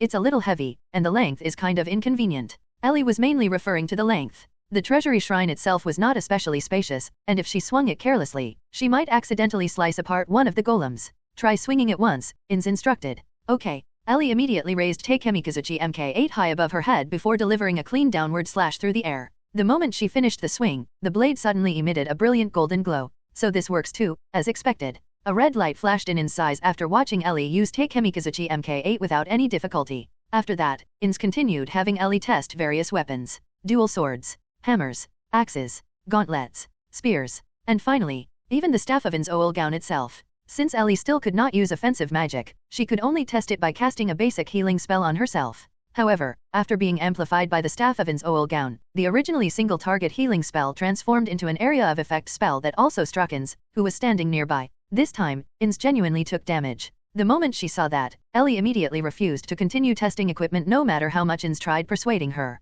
Well then, just one last thing. The very last one. And this time it isn't a weapon, alright? My daughter. Ainz's tone sounded exactly like an adult coaxing a child. Okay, but this is really the last one. Ellie still sounded unhappy. Seeing Ainz take damage from her experiments genuinely made her feel terrible. And the final one. Ainz pointed toward the very last golem in the shrine. Ellie immediately jogged over to look, and nearly burst into tears. This really wasn't a weapon. It was something even worse. She had already said countless times that she wanted to become a magic caster. She did not want to become a warrior. Displayed before her was a pure white suit of armor adorned with a crimson cape. The world champion armor once belonging to Touch Me. Putting aside the problem of wanting to be a warrior or not, Ellie didn't even possess the world champion class itself, so logically there was no way she should be able to equip this thing. That was what Ellie thought. Before she could even respond, Ainz waved his hand. A beam of white light instantly enveloped Ellie, and then, Ellie became a world champion. What the hell? Why could she equip this thing? The originally oversized armor automatically adjusted itself to perfectly fit Ellie's small body and feminine proportions.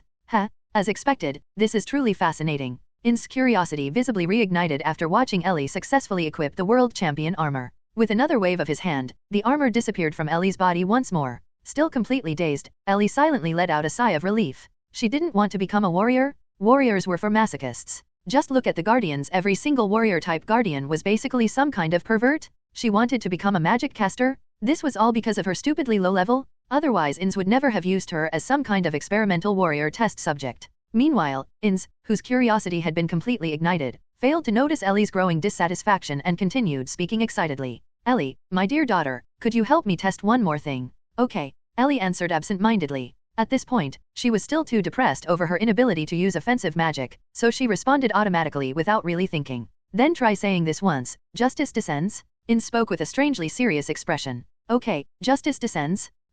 Only after speaking did Ellie realize she had just repeated another unbearably Chuyunibyo phrase after Ainz. Before she could react, a familiar white light enveloped her once again, and the world champion armor instantly equipped itself onto Ellie's body for a second time. This is... No, Ellie screamed internally. Ellie, you don't seem very happy? Did Shaltir bully you again? Tell me, and I'll help you get revenge. Or, is it because Ellie doesn't want to go out with me? Aura turned around and glanced at Ellie, who was riding together with her on the nightmare beast and very obviously looked depressed.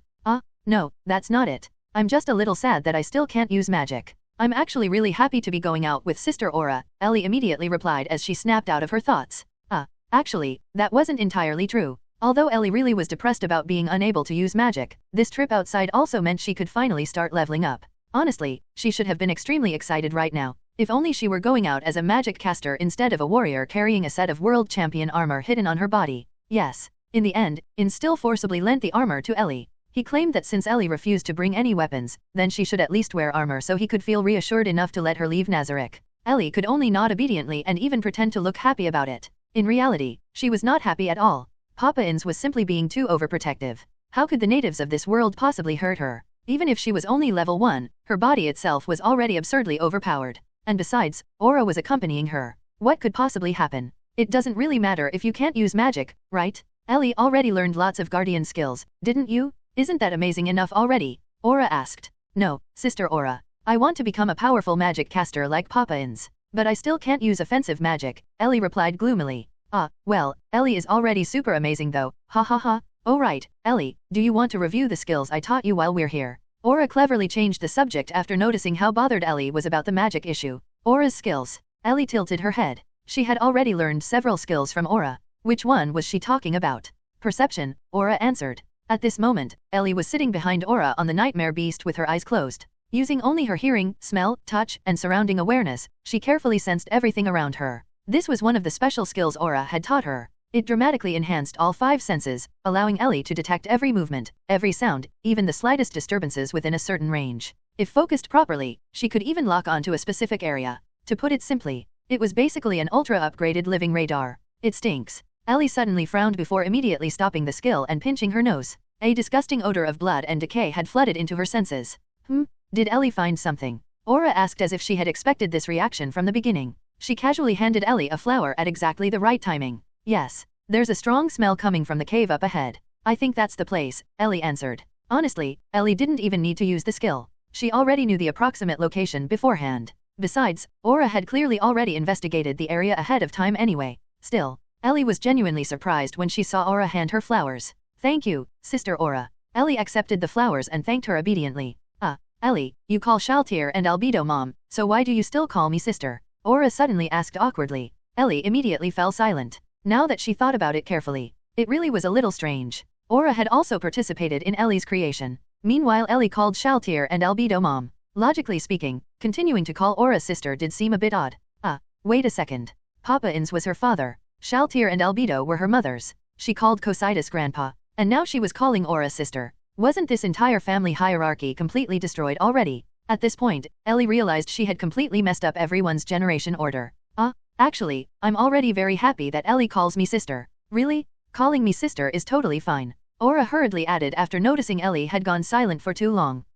How should she put this? Back in her previous world, there were plenty of middle-aged women who absolutely loved being called older sister. Besides, Aura herself looked incredibly young. She was practically around Ellie's size anyway. Calling her older sister genuinely felt more natural. Which meant, Aura actually wanted to become like Shaltir and Albedo too? The moment Ellie realized that, she immediately looked at Aura with complete disbelief and disgust. I treated you like an older sister. And you want to become my mother too? Fortunately, Ellie was sitting behind Aura, so Aura naturally couldn't see her expression. Haha, after all, I'm only 76 years old. I really don't look old enough to be someone's mother. Being called big sister sounds much nicer. Aura muttered awkwardly to herself as if trying to comfort herself. Even Ellie couldn't stand it anymore after hearing that. Alright. Since you want it that badly, I'll just grant your wish. Then, Mother Aura, Ellie called out helplessly. Sigh. Actually, calling me older sister was already fine. Aura turned around with a bright red face, though the joy on her face was impossible to hide. No, it's my fault for not understanding Mother Aura's feelings sooner.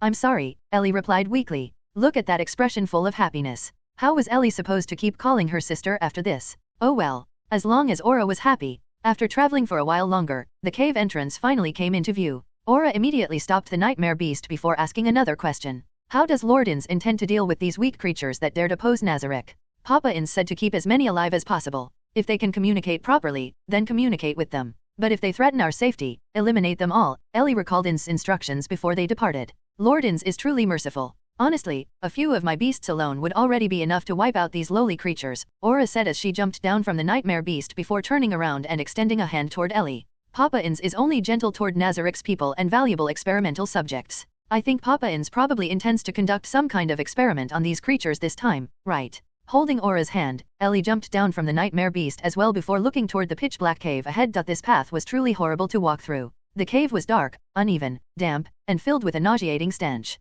Ellie was already in a terrible mood. She was currently wearing the high heels Albedo had prepared for her, and honestly speaking, Ellie absolutely hated them. Back in her previous life, she had practically never worn something like this. Yet after arriving here, whether it was Shaltir or Albedo, every single pair of shoes they prepared for her ended up being high heels. Ellie simply could not get used to them. And by the way, the pure white dress Ellie wore today had also been personally sewn by Albedo. As they continued deeper into the cave, Aura cautiously walked ahead, behaving as though some terrifying monster might suddenly jump out and injure Ellie at any moment. Ellie honestly didn't know what to say anymore. They were just a few ogres. Before long, they spotted 3 ogres sitting near the center of the cave while gnawing on chunks of unidentified meat. This disgusting scene was precisely the source of the bloody rotten smell Ellie had sensed earlier. Hey, call your leader out here to meet me. Because Ellie found the smell unbearable, she immediately got straight to the point without any intention of wasting time. They were just cannon fodder anyway. If they dared resist, she would simply kill them. Honestly, Ellie was actually hoping they would resist so she could earn experience points and finally level up. Humans? Elves? Food. The 3 ogres immediately became excited the moment they saw the 2 small girls standing before them. One after another, they grabbed crude wooden clubs from the ground and charged forward. Ellie, get behind me. Aura instantly stepped in front of Ellie protectively. That won't do. How can I let you steal my experience points? Mother Aura, can I handle this myself? Ellie asked. But ogres are dangerous for Ellie right now. You're still only level 1. Aura clearly had no intention of moving aside. Mother Aura, actually, there was another reason Papa Ainz agreed to let me come outside this time. So, could you let me handle this? Please. Ellie looked up at Aura with sparkling eyes full of expectation. That's right. In order to gain experience points, Ellie shamelessly used the ultimate forbidden technique once again. Acting cute. Oh okay, but if anything dangerous happens, immediately hide behind me. Aura finally surrendered after hesitating briefly. At that exact moment, one of the ogres had already rushed up to Ellie and swung its massive club downward. Negative impact shield. Ellie immediately activated the defensive skill rather than standing there and getting smashed. The instant the ogre's club collided with the transparent barrier, the club exploded into splinters. The ogre itself was blasted backward several meters before crashing violently into the cave wall with a sickening crack. Its entire body became embedded into the stone wall in a spray of blood. That corpse probably can't even be peeled off anymore. Even Ellie herself hadn't expected the skill to be this lethal against native creatures. It looked like she needed to be more careful from now on. Although she honestly wanted to turn all of them into experience points, Ainz had specifically instructed her to leave as many alive as possible for the upcoming Karn village situation. I already told you. Call your leader out here to meet me. Ellie shouted again with impressive authority. The remaining two ogres immediately turned around and fled in terror. Although Ellie personally felt she looked extremely cool just now, the reactions of the people secretly watching the live broadcast inside Nazarick were completely different. Little Ellie is so adorable. Albedo immediately revealed her love-struck expression again. That was my skill. A skill personally taught by me. Shaltier proudly puffed out her chest. Excellent judgment and response speed. As expected of Princess Ellie, who was personally trained by me.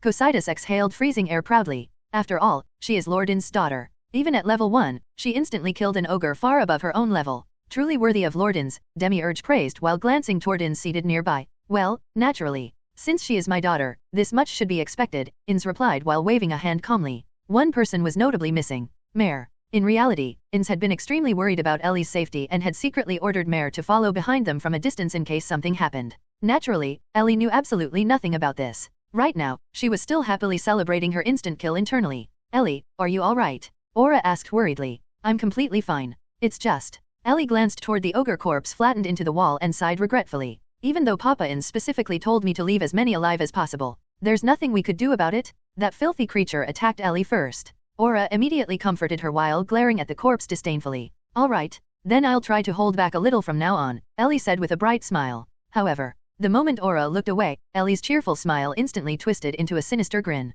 Hold back? How could she possibly hold back? Aside from the giant of the east and the serpent of the west, everything else here was turning into experience points. Just as Ellie was secretly plotting her evil leveling strategy, the cave floor suddenly began to tremble violently. Here they come. Ellie immediately recognized what was happening. A huge pile of experience points was approaching. Sure enough, a gigantic green giant soon appeared together with numerous ogres and several smaller blue giants. According to the original story, the giant of the east shouldn't have arrived alone. The serpent of the west should already be hiding nearby while invisible. So, Ellie immediately activated her perception skill and searched the surrounding area. Got you. Before the giant even approached, Ellie had already pinpointed the hidden Naga's exact location. Stop hiding already. I noticed you a long time ago. If you refuse to come out, I won't be polite. Ellie pointed directly toward the invisible Naga's hiding place. How is this possible? A mere human actually saw through my invisibility. Who are you? The serpent of the west shouted in panic as it revealed itself. Listen carefully. I am. Just as Ellie was about to deliver an extremely cool self-introduction, the giant of the east interrupted her loudly. How dare insignificant prey act so arrogantly before the ancient ruler of the eastern region? Ellie became irritated instantly. Hey, interrupting someone's self-introduction is incredibly rude. If this weren't part of the original storyline, Ellie would already have impaled this giant with a lance. You insolent creature! How dare you speak to my Ellie like that? Aura immediately exploded with anger and drew her weapon. Mother Aura, we already agreed I would handle this. Ellie once again looked at Aura with innocent sparkling eyes. Oh okay, alright. Aura surrendered once again and obediently lowered her weapon. After seeing Aura step aside, Ellie turned back toward the giant. Then, with elegant grace, she lightly lifted the sides of her skirt, bowed slightly, and smiled beautifully. Please remember my name well. The one who will soon become your ruler. Elizabeth Ooal Gown. Ellie's declaration immediately caused the ogres and giants to burst into laughter. In their eyes, humans were nothing more than food. And yet this tiny human girl dared to claim that she would become their ruler while introducing herself with such a ridiculously long name. Ellie naturally understood the naming habits of giants and ogres, so she wasn't surprised that they laughed at her name. Still, she was determined to make sure they wouldn't be laughing much longer. Kneel. Ellie spoke calmly yet authoritatively. Of course, this wasn't just an ordinary command. She was using one of Demiurge's abilities. Command Mantra. A skill that turned words themselves into absolute authority. Ellie specifically wanted to test something. When Demiurge taught her this skill before, he had clearly stated that it normally shouldn't work against targets vastly higher level than the caster. so Ellie wanted to personally verify whether her own abnormal body could ignore such restrictions against native inhabitants of this world. The instant Ellie's words fell, every single ogre, giant, and monster in the cave collapsed onto their knees with loud thuds. Even the Serpent of the West dropped flat onto the ground despite having no legs. It works. Ellie became quite pleased. Human? What did you do to us? The Giant of the East roared in shock. At this point, he no longer dared call Ellie food. Clearly, he had finally realized that the tiny human before him was anything but ordinary. You didn't do anything wrong, did you? Isn't kneeling before your ruler simply common sense? Ellie tilted her head slightly and smiled innocently. Then she noticed a small problem. Even though the giant had knelt down, he was still taller than her. Insignificant human. You're too noisy. Lie down. Annoyed, Ellie activated command mantra again. The next moment, all the monsters slammed face first against the ground in complete prostration. Human? Damn human. The Giant of the East desperately struggled while trying to force himself back up. Unfortunately, it was completely futile.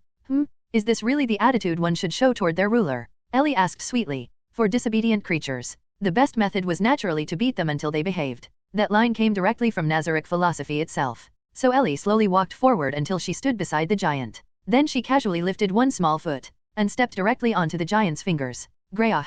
The giant howled in pain while struggling violently. As for why Ellie's single step caused such agony, there were several reasons. First, Ellie's body had been created using Ainz and all the Guardian's genetic data. Even at level 1, her raw physical strength was already absurd. During training, she had even directly clashed physically with Cocytus himself. Unfortunately, Ellie herself still hadn't fully realized how ridiculous her body actually was. Second, she was currently wearing high heels, and the exact place she stepped on just now happened to be the area right beside the fingernail. Naturally, Ellie aimed there on purpose. Back in her previous life, she had once experienced someone stepping on her hand like that before. The pain was unforgettable. Wow, you're still pretty energetic. Looks like I haven't disciplined you enough yet. Ellie slowly lifted her foot again, preparing to stomp down several more times. However, she suddenly noticed the crushed flesh on the giant's hand beginning to regenerate. Alright, giants had regeneration abilities. Even in the original story, the Giant of the East regenerated repeatedly after being injured by Ainz. So simply stomping on his fingers clearly wasn't enough. Ellie glanced around the cave thoughtfully. What should she use instead? She hadn't brought any weapons, and there was no way she was going to punch this filthy creature with her bare hands. That was way too crude. Then, Ellie's eyes suddenly lit up. She had an idea. Turning around, Ellie walked directly toward the Serpent of the West. The old Naga immediately trembled in fear. After all, from his perspective, the tiny girl before him had effortlessly forced every creature in the cave into submission with only a few words. She was terrifying. Old Myaon. TT, this humble one is here. It's not your turn yet, so please wait quietly over there for a bit, okay? Ellie smiled brightly before casually picking up a large rock beside the Naga. Perfect. Now she had a weapon. This would also be a good opportunity to properly test her physical strength. Until now, Ellie still didn't have a clear understanding of just how powerful her body actually was. Aura also became curious about what Ellie intended to do with the rock, so she simply crossed her arms behind her head and watched with interest. After picking up the stone, Ellie slowly walked back toward the Giant of the East. Despite still being suppressed by command mantra, the giant continued struggling stubbornly. I heard giants possess powerful regeneration abilities, right? Ellie asked pleasantly. Then I wonder, can you regenerate from this too? The next moment, Ellie raised the massive rock high overhead before smashing it directly into the giant's skull. Crack. Blood exploded everywhere. Judging by the horrifying sound alone, his skull had definitely shattered completely. However, Ellie paid absolutely no attention to that. Instead, what have you done? You bastard. This dress was handmade for me by Albedo. Ellie stared in horror at the blood splattered all over her white dress. Because the dress itself was pure white, the crimson stains looked unbelievably obvious. Ellie immediately became furious. Although Albedo was absolutely a pervert, her craftsmanship was genuinely incredible. Ellie truly liked the clothes Albedo made for her. But now this beautiful white dress had been stained by filthy giant blood. In her rage, Ellie completely stopped caring about anything else. She raised the rock again. The giant's shattered head had already begun regenerating, so Ellie smashed it again. Then again, and again, and again, over and over. Soon, her originally beautiful white dress had become completely dyed red. As Ellie repeatedly crushed the giant's skull, the familiar crimson aura from before gradually began emerging around her body once again. Aura immediately noticed something was wrong. Ellie, are you okay now? Aura hurriedly called out. Ellie finally snapped back to reality. Oh, that should probably be enough, right? Then she looked down at herself. My dress. It's fine, isn't it? We'll just ask Albedo to make you another one later. She'll definitely be thrilled, Aura replied helplessly. What a waste. I really liked this outfit. Ellie muttered sadly before glaring viciously at the Giant of the East, whose flattened skull was still slowly regenerating. It's all your fault. Alright, that was enough fun. It was time to finish things up. More importantly, Ellie had successfully tested her own physical strength properly this time, and honestly speaking, the results felt absurdly good. Back in her previous life, lifting a rock that large would have been completely impossible. Yet now she could casually pick one up and repeatedly smash a giant's skull flat with it. Still, wasn't she supposed to become a magic caster? Why did her physical strength feel even more ridiculous than a warrior's? Anyway, enough messing around. Now the question was, how should she clean up the remaining enemies? Should she recreate the original storyline and instantly kill everything with a single use of Despair Aura? Or should she think of a more interesting method? Just as Ellie was considering how to harvest this massive pile of experience points, she suddenly noticed that the Giant of the East had already regenerated again. Despicable humans. The giant was still roaring non-stop. Fine. You seem pretty unconvinced, huh? Alright then. I'll give you one more chance. Stand up. Ellie released the effects of command mantra. The instant his body regained freedom, the Giant of the East immediately roared furiously and swung his massive sword directly toward Ellie. Die, human. Although Ellie really didn't want to use this, she still decided to perform one more experiment while she had the chance. After all, opportunities to safely test her body were rare. Justice descends. Ellie muttered softly. A brilliant white light immediately enveloped her body. The next moment, the giant's sword crashed down heavily, and then stopped. Because Ellie had casually caught the blade using only one hand while wearing the world champion armor. Perfect. Experiment successful. Native weapons truly couldn't damage this armor at all, and she had blocked that giant's sword barehanded without even flinching. At this point, Ellie increasingly felt less like a magic caster and more like some kind of armored warrior. Honestly speaking, Ellie actually liked transformation scenes similar to magical girls equipping magical armor. The problem was, instead of transforming into a magical girl who defeated enemies using beautiful spells and shining magic, she had become a violent heavy armor magical girl who smashed people's heads in with rocks. This was difficult for Ellie to accept emotionally. Meanwhile, while Ellie herself was still mentally depressed about her career path, her hand remained firmly gripping the giant blade. The Giant of the East desperately tried pulling the sword back using both hands. Unfortunately, the sword didn't move even slightly. Let go, human, the giant roared. Oh, Ellie obediently released her grip immediately. The giant, who had been pulling with all his strength, instantly lost balance and fell backward. His sword flew directly out of his hands. Everyone, attack together. After getting back up, the Giant of the East immediately shouted at the surrounding ogres and giants. Unfortunately, not a single one moved. After witnessing Ellie repeatedly smash a giant's skull apart earlier, all of them had already been scared out of their minds. All together? Sure. I'm in a hurry anyway, so you can all come at once. Ellie sighed deeply. She really was getting further and further away from becoming a graceful magic caster. The monsters immediately turned around and tried escaping in panic. Only then did Ellie suddenly realize she couldn't let them run away. Their corpses were necessary for the following storyline. Without hesitation, Ellie immediately grabbed the blood-stained rock beside her and hurled it directly toward the fastest fleeing ogre. Boom! The sound resembled a cannonball piercing through the air. The next moment, the unfortunate ogre exploded into pieces after being struck by the flying rock. Who said you're allowed to run? Ellie shouted angrily. Immediately, every remaining ogre and giant froze in terror. Even the Giant of the East himself no longer dared move. Forget it. I'm done playing around. If they really escape, I'll get blamed for it. Ellie slowly raised one hand.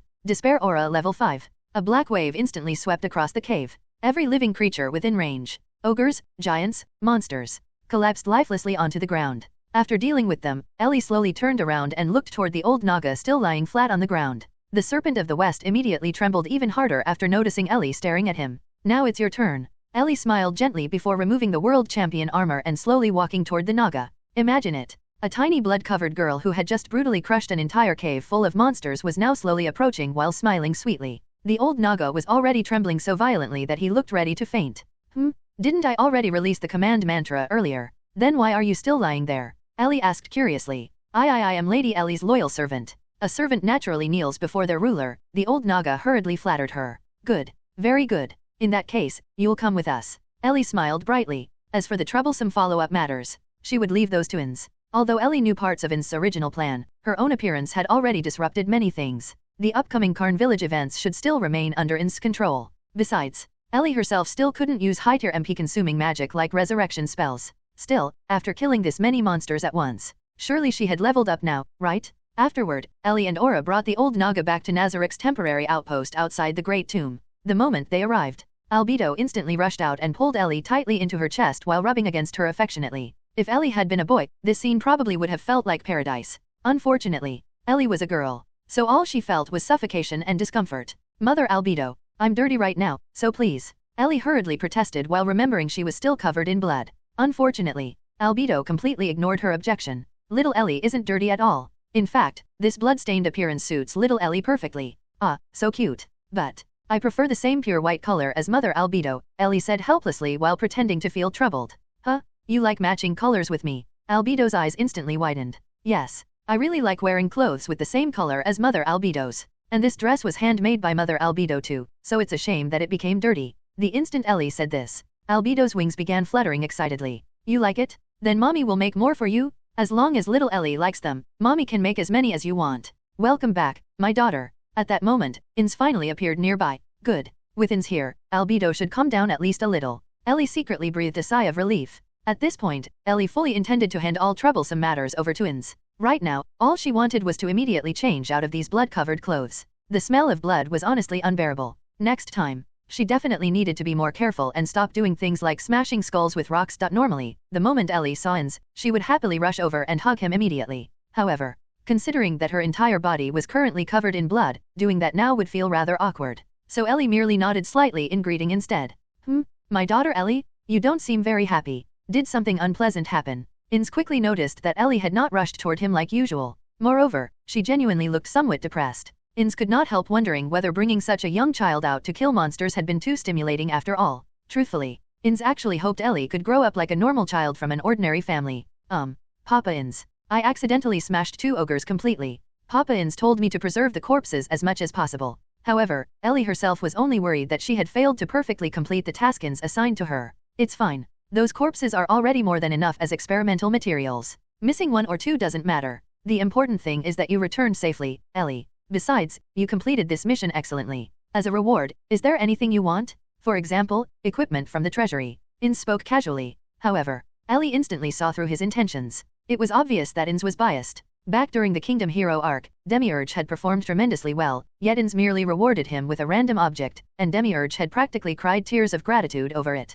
Meanwhile Ellie merely went out for what was basically a picnic, and Ainz was already preparing rewards for her. Moreover, considering the way Ainz deliberately mentioned equipment, his intentions were painfully obvious. Ainz still wanted to use Ellie as an experiment subject. This time, Ellie completely understood Ainz's thought process. Ainz clearly wanted Ellie to choose one of the divine class weapons from Nazarick. After all, Ainz himself understood perfectly that without using Perfect Warrior, a special skill intentionally designed by the game developers to allow magic casters temporary access to warrior equipment, he normally could not equip weapons outside his class restrictions. Yet Ellie could. More importantly, Ellie was only level 1. Despite that, she could freely equip all sorts of weapons and equipment with strict class restrictions and level requirements. She could even use the staff of Ainz Ooal Gown and touch Mii's World Champion armor despite lacking the corresponding titles. This was something unprecedented both within Yggdrasil and after Nazarick arrived in the New World. Naturally, Ainz wanted to know where Ellie's limits truly were. If Ellie continued training using equipment once belonging to his former guildmates, would she eventually even learn their signature techniques?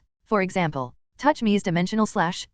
Maybe not. Honestly, having Papa Ainz personally come welcome me back is already the greatest reward possible. Ellie immediately found an excuse to reject the offer. Equipment? Absolutely not. She already disliked the World Champion armor enough. She definitely did not want more warrior equipment. Hehe. My dear daughter, then remember this for later. If there's ever something you want in the future, be sure to tell me. Although Ainz sounded relaxed, he clearly still had not completely abandoned the idea. At the same time, Ainz himself was conflicted. On one hand, seeing Ellie's innocent and adorable appearance made him unwilling to drag her deeply into Nazarick's schemes and future wars. She was still only level 1. He genuinely did not want her becoming involved in the world conquest plan. On the other hand, his natural curiosity simply could not stop him from wanting to witness Ellie's growth. Inevitably, that meant Ellie would become increasingly involved in Nazarick's affairs. Furthermore, Ellie clearly disliked blood and violence. Thinking back to when he himself first arrived in this world, even after killing people personally, his undead body prevented him from feeling much emotional fluctuation. But Ellie, despite possessing Nazarick's bloodline, still retained very human emotions. Seeing such an innocent child gradually becoming covered in blood made Ainz instinctively unwilling to turn her into a ruthless killer. Thinking this, Ainz gently reached out and stroked Ellie's head. Then can I ask for something now? Ellie looked up while blinking innocently. Just moments ago she refused the reward, yet now she suddenly changed her mind. Actually, Ellie simply realized what she truly wanted was not equipment capable of crushing enemies effortlessly. Hehe. Go ahead, tell me what you want. Ainz sounded rather pleased. At the same time, however, he also had a bad feeling. Could you allow me to visit human cities occasionally in the future? I want to learn more about this world so I can better help Papa Ainz accomplish his plans. The first half was Ellie's genuine thought. The latter half, however, was complete nonsense. Ellie still had absolutely no idea what Ainz's so-called grand world conquest plan actually was. That misunderstanding was entirely Demiurge's fault. Still, using this excuse would make Ainz feel guilty enough to agree more easily. Hehe. Ellie, since you're thinking for Nazarick's sake, I naturally have no reason to refuse. Ainz paused halfway through speaking. Here it comes. Ellie immediately became alert. She already knew Ainz well enough. If he agreed this easily, then additional conditions would definitely follow afterward. Ellie had already mentally prepared herself.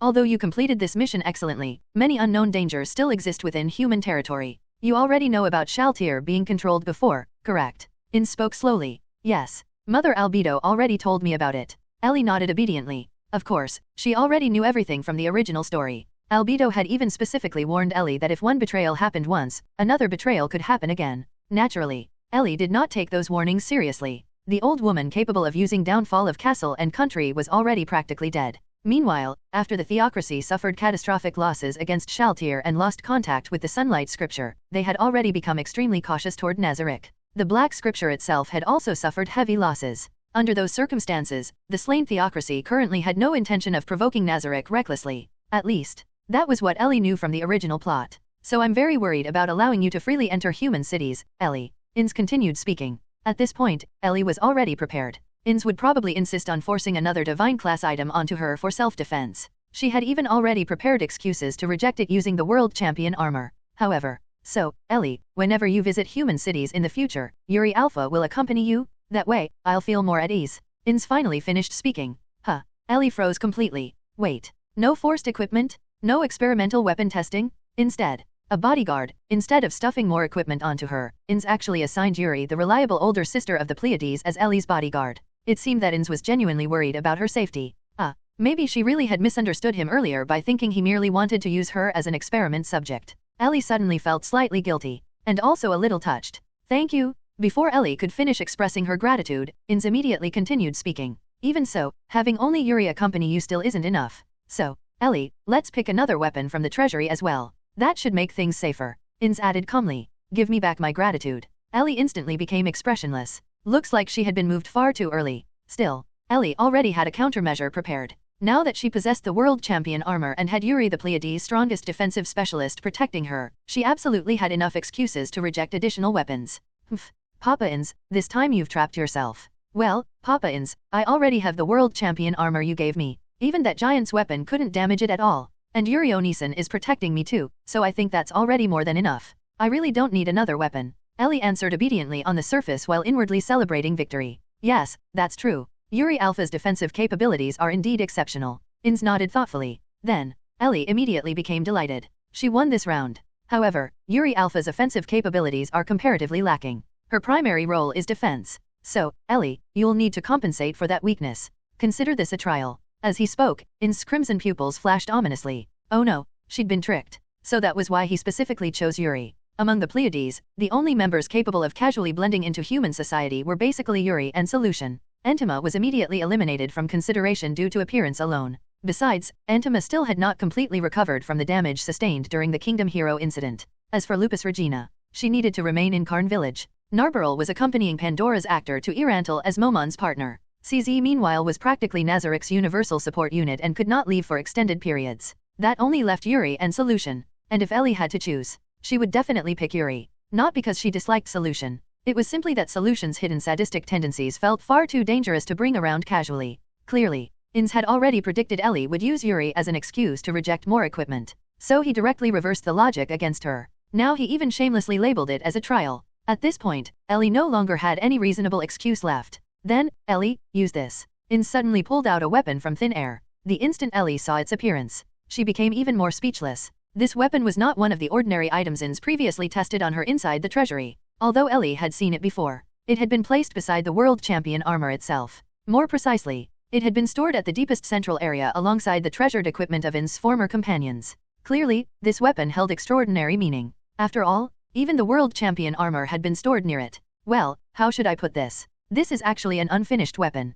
It was the final weapon my old friend Takemikazuchi attempted to create. Unfortunately, he left before completing it. Ainz sounded somewhat melancholic. Ellie naturally knew about Takemikazuchi from the original novel materials. He was Cocytus's creator, one of the strongest offensive players within Ainz Ooal Gown, and also a famous craftsman who forged many powerful weapons. According to supplementary information, Takemikazuchi originally intended to create the ultimate weapon capable of surpassing Touch Me. However, before he could finish it, Touch Me quit the game. Having lost his goal, Takemikazuchi himself eventually quit soon afterward. Honestly, it was rather tragic. But tragic or not, based on Takemikazuchi's personality and aesthetic preferences, Ellie originally imagined him as a stereotypical Japanese samurai-type player. After all, weapons like Takemikazuchi MK8, the God-slaying Emperor Blade, and Susanoo were all clearly katana-themed weapons. So then, what exactly was this thing in front of her? What Ellie desperately wanted to complain about was this so-called unfinished masterpiece, which was actually a gigantic long-handled warhammer resembling something used by Western paladins. Yes, a hammer. A massive silver warhammer almost taller than Ellie herself. What the hell was going on here? Was this really Takemikazuchi's final masterpiece? Wasn't he supposed to be a samurai? How did the style suddenly jump from Japanese swordsman to medieval European holy knight? When Ellie first saw this weapon in the treasury earlier, she even assumed it belonged to one of Ainz's other guildmates. But apparently not. A hammer? Ellie asked blankly.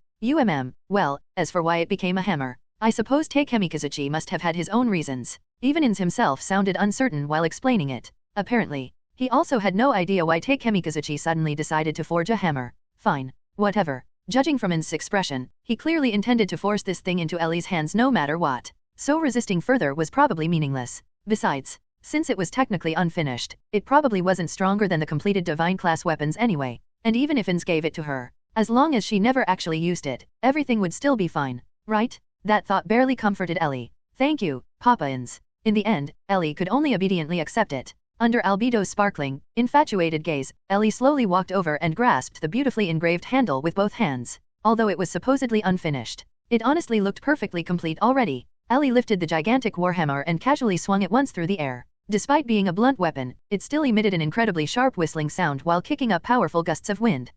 Something about this visual performance felt completely wrong. A tiny silver-haired loli wielding a gigantic warhammer nearly her own height. This image was becoming increasingly dangerous. Ellie unconsciously imagined herself wearing pure white world champion armor while carrying this enormous silver warhammer. No, absolutely not. She could not continue imagining it. Did this still resemble a magic caster at all? Right now she only knew 2 healing spells. Wasn't this basically the legendary Holy Light Warrior? Do you see that enemy over there? If Ainz and Albedo ever learned what Ellie was currently imagining, she would probably die from embarrassment on the spot. At this rate, she was getting further and further away from becoming the cool magic caster she dreamed of being. Although Ellie successfully obtained permission to go outside, she also ended up receiving a full set of equipment that practically qualified as divine class gear. Still, Ellie clearly understood the strength level of this world's natives. With her current equipment, aside from a few extremely special individuals or world items, she could basically walk sideways throughout the new world without fear. There was absolutely no need to use such outrageous equipment against ordinary natives.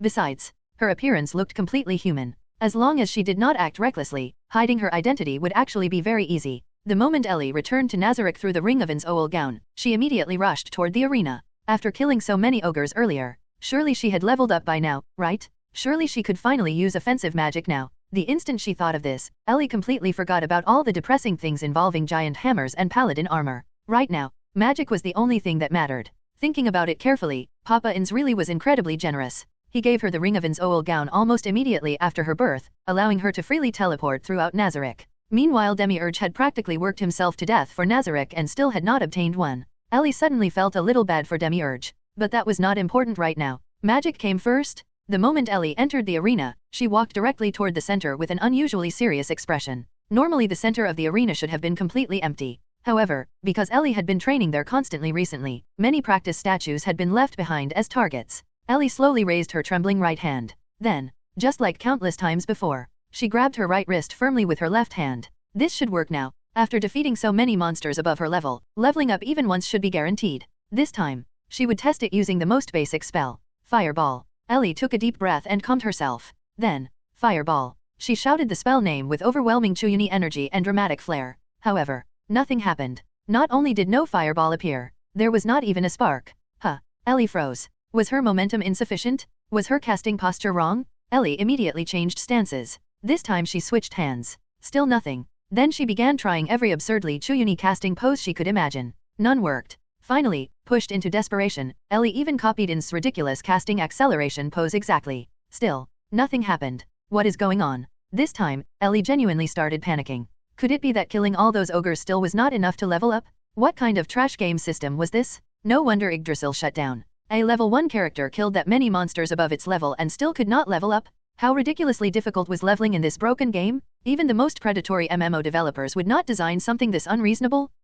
Wait. Ellie suddenly paused. After calming down slightly, she completely stopped caring about her image and simply sat directly on the ground to analyze the situation. Earlier, Aura had accompanied her, which meant they formed a party, and Aura was max level. In other words, this was basically equivalent to a max level player carrying a level 1 beginner. Even though Ellie personally fought the monsters, after experience distribution, perhaps she only received a tiny fraction. That explanation actually made sense. Otherwise there was no reason she still could not even cast the most basic offensive spell. Little Ellie looks so cute when she's depressed. I really want to go comfort her. Shaltir muttered while biting her handkerchief emotionally, looking ready to rush out at any moment. Shaltir, do not forget Lord Ainz's orders.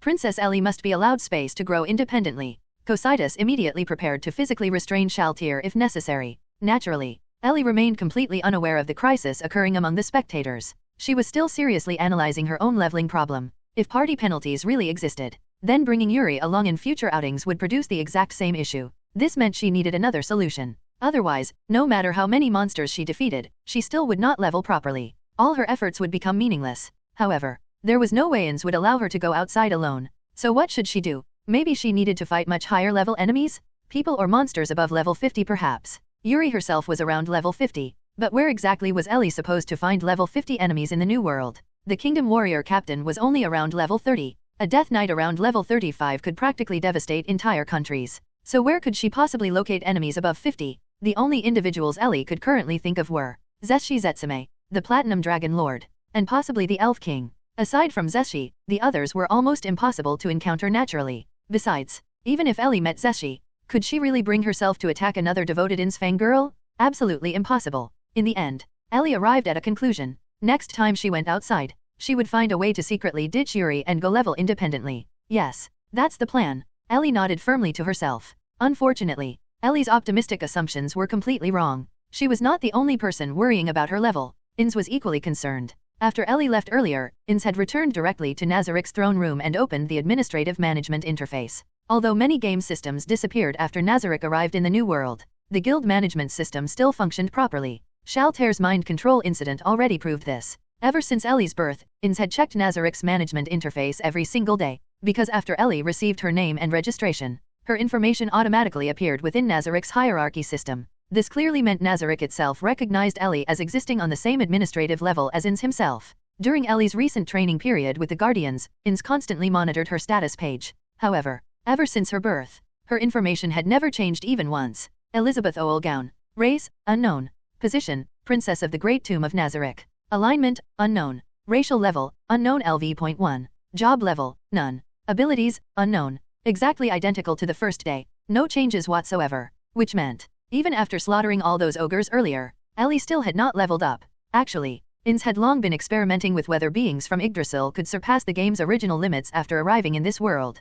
Could level 100 caps be broken? Could they learn abilities never originally available within Yggdrasil? For example, martial arts. Even though martial arts technically did not exist within the game itself, native creatures could use them. Ainz had already begun related experiments. Even Hamsuk was currently training alongside Death Knights. If Nazarick's NPCs could learn martial arts, their combat strength would increase enormously. And now, Ainz possessed a brand new experimental subject. His daughter. Just as Ainz continued pondering why Ellie failed to level up, suddenly, two names within the Guardian management interface flashed red simultaneously. Shaltir Bloodfallen. Cocytus. Ainz immediately recognized what the red warning meant. Near-death status. What? How could that possibly happen? Message? Shaltir? What happened? Ainz immediately contacted Shaltir through message. Ainz remembered that he had not assigned Shaltir or Cocytus any special tasks today, so why had the two of them suddenly entered a near-death state? Lord Ainz. Little Ellie-chan. She. The message abruptly cut off, causing Ainz to panic. Where are they? The management menu clearly showed that Shaltir, Cocytus, and Ellie were all inside the arena. Whenever Ellie practiced in the arena, the Guardians would often secretly watch her, and Ainz, who was also a habitual voyeur, naturally knew about it. But what exactly had happened that could instantly push Nazarick's two strongest melee fighters into near-death status? Without wasting another second, Ainz immediately teleported to the arena, only to be horrified by the scene before him. A few minutes earlier, after finally sorting out her thoughts, Ellie stood up and dusted herself off. Of course, she had already changed out of that blood-red dress before coming here, though Albedo had immediately taken it away afterward. As for why Albedo insisted on taking away the blood-stained dress that Ellie herself found disgusting, Ellie really did not want to think about it too deeply. Still, since she had nothing else to do and was already in the arena anyway, she decided she might as well continue practicing the abilities she had learned earlier. Let's start with Minor Heal. There really was not much to say about it. It was just ordinary healing magic. However, even something as simple as healing magic became mysterious once it was used by Ellie. Back when Solution had explained it to her, she said that a level 1 character should only have enough MP to cast a single healing spell. Yet Ellie could cast healing magic continuously without any limit. That indirectly proved that her MP recovery speed was absurdly fast, right? But there had to be a limit to how fast it could recover. Originally, the theory was that a level 1 character would consume all their MP in a single cast, but if Ellie could continue casting endlessly, then just how ridiculous was her MP regeneration speed? Only now did Ellie realize this blind spot. If she could level up, then with such insane MP recovery speed, wouldn't she be able to continuously unleash high-tier spells without stopping? How exciting would that be? High-tier magic. Ellie suddenly froze. Then she smacked her forehead. She was an idiot. Why had she not realized this earlier? Normal spells consumed MP, yes. But what about special spells? What about spells that consumed EXP or had limited uses instead of MP? Like super-tier magic? After all, her constitution already allowed her to ignore usage restrictions. Shaltier's special skills could be used repeatedly by Ellie without limitation. Thinking of this, Ellie casually launched several purifying javelins and destroyed a few stone statues in the center of the arena to confirm her theory once more. Logically speaking, super-tier magic should also work, right? So, let's try it? But when it came to super-tier magic, Ellie only remembered 2 spells. The spell Ainz used to defeat Shaltier, and the Dark Young summoning spell from the Katsa Plains massacre. Would it really be okay to test something on the level of a nuclear weapon inside Nazarick? Still, Nazarick should not be destroyed by 1 or 2 super-tier spells, right? Besides, the arena was huge. It should probably be fine. So, in order to test it, Ellie once again struck the familiar pose, gripping her right wrist with her left hand while aiming toward another statue near the spectator stands. Then she recalled the scene from the anime. The scene where Ainz unleashed Fallen Down. Feel it. Feel it? Ellie slowly closed her eyes. Shaltier. Princess Elizabeth Ooal Gown seems a little strange, Cocytus said while secretly observing from the stands. Ellie had remained motionless for a long time, as though she was preparing some sort of spell. At the same time, Cocytus sensed a terrifying white light beginning to gather around her. This is... little Ellie-chan? She can finally use offensive magic. Shaltier instantly became excited after seeing the white radiance and the magic circle forming beside Ellie. Shaltier knew very well how troubled Ellie had always been over her inability to use attack magic. Now that Ellie was preparing to cast super-tier magic, that meant Ellie would eventually be able to learn faith-based spells from her as well? How could Shaltier not be thrilled? However, in her excitement, she completely forgot one very important fact. Ellie was casting the spell right next to them. What spell is that, Shaltier? Cocytus asked. As a warrior specialized in close combat, Cocytus recognized that Ellie was gathering super-tier magic, but he could not identify the specific spell she was preparing. Fallen Down? A super-tier spell with overwhelming destructive power and an enormous area of effect. Its only weakness is the long casting time. Little Ellie-chan's first offensive spell is actually such an amazing super-tier magic. Shaltier said while completely entering fangirl mode. Fallen Down? Shaltier, defend immediately. Cocytus roared. He had personally watched the battle between Ainz and Shaltier through the magical livestream before, so he clearly understood just how terrifying Fallen Down was. Unfortunately, it was already too late. Why would we need to def? Before Shaltier could finish speaking, Ellie's childish yet confident voice echoed throughout the arena. Activate super-tier magic, Fallen Down. A pillar of pure white light descended from the heavens. Then, Shaltier and Cocytus were swallowed whole. The blinding light, the deafening explosion, the terrifying shockwave. Only after all of it ended did Ellie finally regain her senses. Even though she had seen the scene in the anime before, that was still only animation. Actually witnessing Fallen Down in reality was completely different. Ellie had originally been extremely excited. But once the excitement faded, she became utterly horrified, because the arena had practically been blown apart. A gigantic crater almost the size of the arena itself had formed before her eyes. And even worse, Shaltier and Cocytus were both lying at the bottom of the crater. Cocytus even twitched slightly a few times. What the hell? Was super-tier magic really this terrifying? Forget the arena. Why were Mother Shaltier and Grandpa Cocytus lying there? Ellie instantly panicked and rushed forward, only to crash directly into Ainz, who had just emerged from a teleportation gate. Oh, Ellie? What happened here? Ainz exclaimed. Although Ainz himself remained completely unmoved by the impact, Ellie was sent flying backward by the recoil instead. Fortunately, Ainz reacted quickly and caught her before she could fly away. Held in a princess carry inside Ainz's arms, Ellie had absolutely no mood to enjoy it right now. Looking into Ainz's glowing crimson eyes, Ellie immediately realized one thing. She absolutely needed an excuse. Otherwise, she was doomed. Destroying the arena was one thing. Nearly killing Shaltier and Cocytus was another matter entirely. And worst of all, nobody had ever taught her Fallen Down. If that part got exposed, things would become even worse. I don't know. I just wanted to test whether I could use special magic that doesn't rely on normal MP consumption, so I tried using it. I didn't know the spell would be this powerful, and I didn't know Mother Shaltir and Grandpa Cocytus were nearby. Wah. Ellie immediately came up with an excuse in less than a second. That's right. Pretend to be innocent. Then act pitiful. And finally, cry. Fortunately, Shaltir and Cocytus were only injured. Only injured?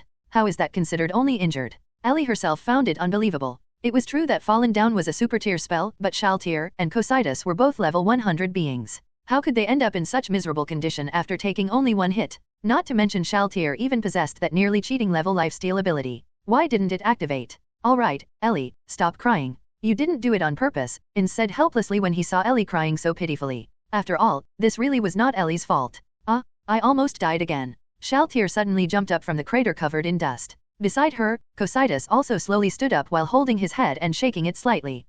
Lord Ainz. Shaltir immediately bowed the moment she saw Ainz carrying Ellie, completely ignoring her own injuries. Shaltir, are you alright? Ainz asked calmly, while Ellie looked at Shaltir with obvious worry. My HP dropped by nearly 80% in a single hit?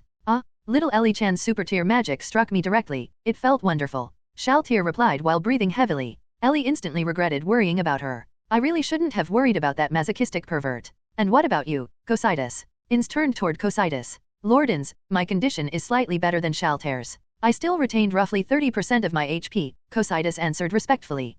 Facing Ellie's super tier magic, do the two of you have any thoughts? Ainz asked thoughtfully. Ellie was completely confused. After blasting Shaltir and Cocytus into near-death states, Ainz was actually asking for their opinions? Was this some kind of public execution? A very beautiful attack, Cocytus answered first. An attack that allowed pain no pleasure to seep into every inch of my body, as expected of little Ellie-chan. Shaltir replied while panting. I am sorry, I really didn't mean to. Ellie hurriedly apologized. Whether intentional or not, she had still nearly killed them. Earlier, Ellie had even said she never wanted to harm Nazarick's allies. Yet now she had nearly annihilated Shaltir and Cocytus with a single spell. It's alright, little Ellie-chan. In fact, you're very welcome to do it again. If little Ellie-chan wants to test any spells or skills in the future, you can always use me as your target. Shaltir said excitedly. If Ainz had not been present, she probably would have already pounced on Ellie. This is not Princess Elizabeth Ooal Gown's fault. We secretly watched her training without permission, so we only have ourselves to blame, Cocytus added calmly. Hehe. Alright, Ellie, there's no need to blame yourself anymore. After saying that, Ainz gently placed Ellie back on the ground. Then, Ellie, my daughter, take this. Ainz extended his hand and summoned the staff of Ainz Ooal Gown from thin air. What's this for? Ellie asked in confusion. Surely they were not planning to let her use this thing. Absolutely not. In some ways, a guild weapon was even more important than world-class items. Use the staff of Ainz Ooal Gown and cast Fallen Down once more, Ainz said as crimson light flashed inside his eyes again. This time, Ainz directly teleported Ellie onto a small hill outside the already half-destroyed arena and instructed her to cast Fallen Down toward it once more. Ellie was completely dumbfounded. Why were they still using this terrifying spell? Were they trying to demolish Nazarick? Still, since Ainz had said so, Ellie could only obey. So she obediently took the staff of Ainz Ooal Gown and once again assumed that dramatic pose. No, not raise non. Fallen Down. The reason Ainz asked Ellie to equip the staff of Ainz Ooal Gown and cast the spell again was naturally because he wanted to continue testing her potential. Although super tier magic had no MP cost, it consumed experience points instead. For a level 1 Ellie, the EXP cost required to cast Fallen Down should have been utterly impossible to afford. Yet Ellie had activated it anyway without any prior instruction. That gave Ainz another hypothesis. Earlier, Ellie had killed several ogres. According to Yggdrasil's mechanics, she should have obtained EXP from them. Although that amount of EXP should not have been enough to cast Fallen Down, it still should have been completely exhausted after one use. Which meant, Ellie should currently have no EXP remaining. So what would happen if she attempted to cast Fallen Down again? Furthermore, the staff of Ainz Ooal Gown greatly amplified spell power, but it also increased spell consumption. In other words, Ainz intended to completely drain every possible resource from Ellie in order to verify whether she could truly ignore super tier magic's requirements. Then, Ellie fell silent. She waved the staff of Ainz Ooal Gown around for quite a while, but nothing happened. I can't cast it anymore. Ellie lowered her head and reported dejectedly. Ellie herself found it strange. Shouldn't she be able to ignore usage limits? Then why couldn't she use super tier magic anymore? Hehe. It's alright, my daughter. Here, eat this first. Ainz handed Ellie something that looked like candy. What's this? Ellie asked curiously. Why was Ainz suddenly giving her candy? Still, despite her confusion, Ellie obediently unwrapped it and ate it. Mint flavor. Cheap mint flavor. Alright, now try casting Fallen Down again, Ainz instructed. Didn't she just say she couldn't cast it anymore? Could it be that the candy restored usage counts? That shouldn't be possible, right? Ellie remembered reading in the settings that skills with limited uses could only recover over time, and no item existed that could restore them directly. Still, since Ainz told her to try, Ellie did so. She turned around and once again raised the staff of Ainz Ooal Gown. This time, the moment Ellie silently chanted "Fallen Down," brilliant white light immediately began radiating from her body. Multiple magic circles appeared around her. It activated? Ellie instantly became delighted. So the candy really had solved the problem. As expected. Crimson light flashed once more inside Ainz's eyes. Lord Ainz, what exactly is happening here? Shaltir asked from behind him, utterly confused. Watch quietly, Ainz answered authoritatively. Shaltir immediately shut up obediently. Super tier magic? Fallen down. Ellie shouted dramatically. Then, another storm of holy white light descended. The shockwave this time was even more violent than before. After the blinding light finally dissipated, there was no trace of the arena left at all. Only a gigantic crater remained. He, just as I thought, Ainz muttered while laughing softly. What exactly did you figure out? Just explain it already, Ellie complained inwardly. Still, being able to cast Fallen Down a second time did make her feel a little excited. After returning to Nazarick, I checked Ellie's status and discovered that her level was still level 1. At this moment, Ainz was seated behind his desk in his office, explaining things to Ellie, who was sitting on his lap, while Shaltir and Cocytus stood before him. Huh? Little Ellie-chan is still level 1? But didn't she defeat so many ogres? Shaltir asked in surprise. Those ogres should have provided enough experience points for leveling up, Cocytus added while exhaling a frosty breath. Ellie already knew this herself. After returning earlier, she had immediately tested it in the arena. At first, I suspected that Ellie might simply be unable to gain experience points, Ainz continued explaining. The moment Ellie heard that, her heart instantly sank. What was the point of playing if she could not gain EXP? Even with top-tier equipment, if she encountered enemies or items that ignored targets below a certain level, wouldn't she be completely helpless? And more importantly, how was she supposed to become a proper magic caster if she could not level up? Being able to use only super-tier magic was nowhere near enough. However, after seeing Ellie use Fallen Down, which consumes EXP to activate, I changed my conclusion, Ainz continued. Huh? Fallen Down consumes experience points? Ellie asked in shock. My daughter, if you don't even know that much, you'll never become a true magic caster, Ainz replied with a smile. If she had known that Fallen Down consumed EXP, she definitely would not have used it so recklessly. Could it be that casting Fallen Down had already consumed all the EXP she earned from the ogres? But that still didn't make complete sense. After returning to Nazarick, Ellie had already tried casting Fireball before using Fallen Down. It was precisely because Fireball failed that she started recklessly experimenting with super-tier magic. So, to summarize things simply, Ainz continued, Ellie can indeed gain experience points. The reason you were able to cast Fallen Down earlier was because it consumed the EXP you earned from defeating those ogres. That is also why you could not cast it a second time immediately afterward. Then why was she able to cast it the third time? Shaltir asked. That was exactly what Ellie herself wanted to know. After all, the third casting clearly had something to do with the candy. Because Ellie gained experience points again. The candy I gave her temporarily provided enough EXP to activate Fallen Down, Ainz explained. Then why didn't you bring out something this amazing earlier, Papa Ainz? Candy that gives EXP. Ellie instantly became excited. Before Ellie could even think of a way to ask Ainz for more, Shaltir already spoke first. Then wouldn't it be enough for little Ellie-chan to just keep eating those candies until she levels up? Unfortunately, it doesn't work that way, Ainz replied while chuckling. Is it because they're extremely valuable? Ellie immediately became disappointed. Of course items that directly granted EXP would be precious? That's not the problem. After speaking, Ainz reached into the air and casually pulled out an entire handful of identical candies. There are so many. Then stop being stingy and give them to me already, Ellie screamed internally. This candy is called Fool's Candy. Each piece only grants temporary EXP equal to 10% of the amount needed to level up once. That amount just barely offsets the EXP cost required to cast Fallen Down, Ainz explained. 10% from a single candy? Isn't that ridiculously overpowered? Couldn't she just eat 10 at once and level up directly? If she had 1,000 of them, wouldn't she instantly reach max level? Well, eating 1,000 candies sounded a little difficult. But for the sake of leveling up, even 10,000 would be manageable.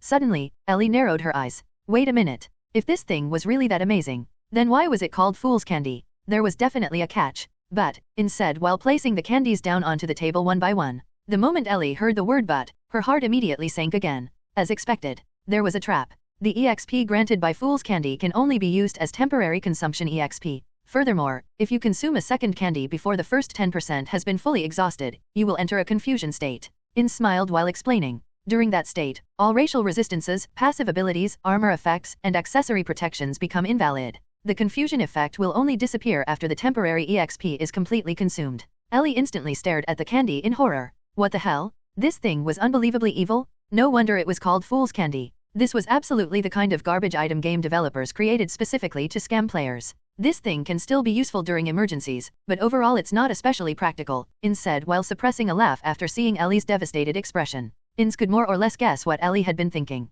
After all, Ellie clearly cared deeply about her level. So when she heard there was candy capable of granting EXP, she had probably become extremely excited. Only for it to turn out to be something nearly useless. Naturally, that would be disappointing. Alright, don't be so depressed. At the very least, we've now confirmed that Ellie can gain experience points, and we also confirmed that Ellie can use super tier magic. You should be happy, Ainz comforted her. Indeed, there were far too many mysteries surrounding Ellie. The fact that she could gain EXP but still remain level 1 was already strange enough. After all, Ellie was not an NPC originally designed within Yggdrasil. Instead, she was a completely new life form created after arriving in this world through the combined powers of Ainz and the Guardians. Naturally, she might not be restricted by Yggdrasil's original rules. Although Ainz still did not fully understand this world, most magic systems here clearly originated from Yggdrasil itself. Yet Ellie, who was born directly within this world, could seemingly ignore many of those rules entirely. Meanwhile, the NPCs originally created by the Supreme Beings including Ainz himself remained bound by those same restrictions.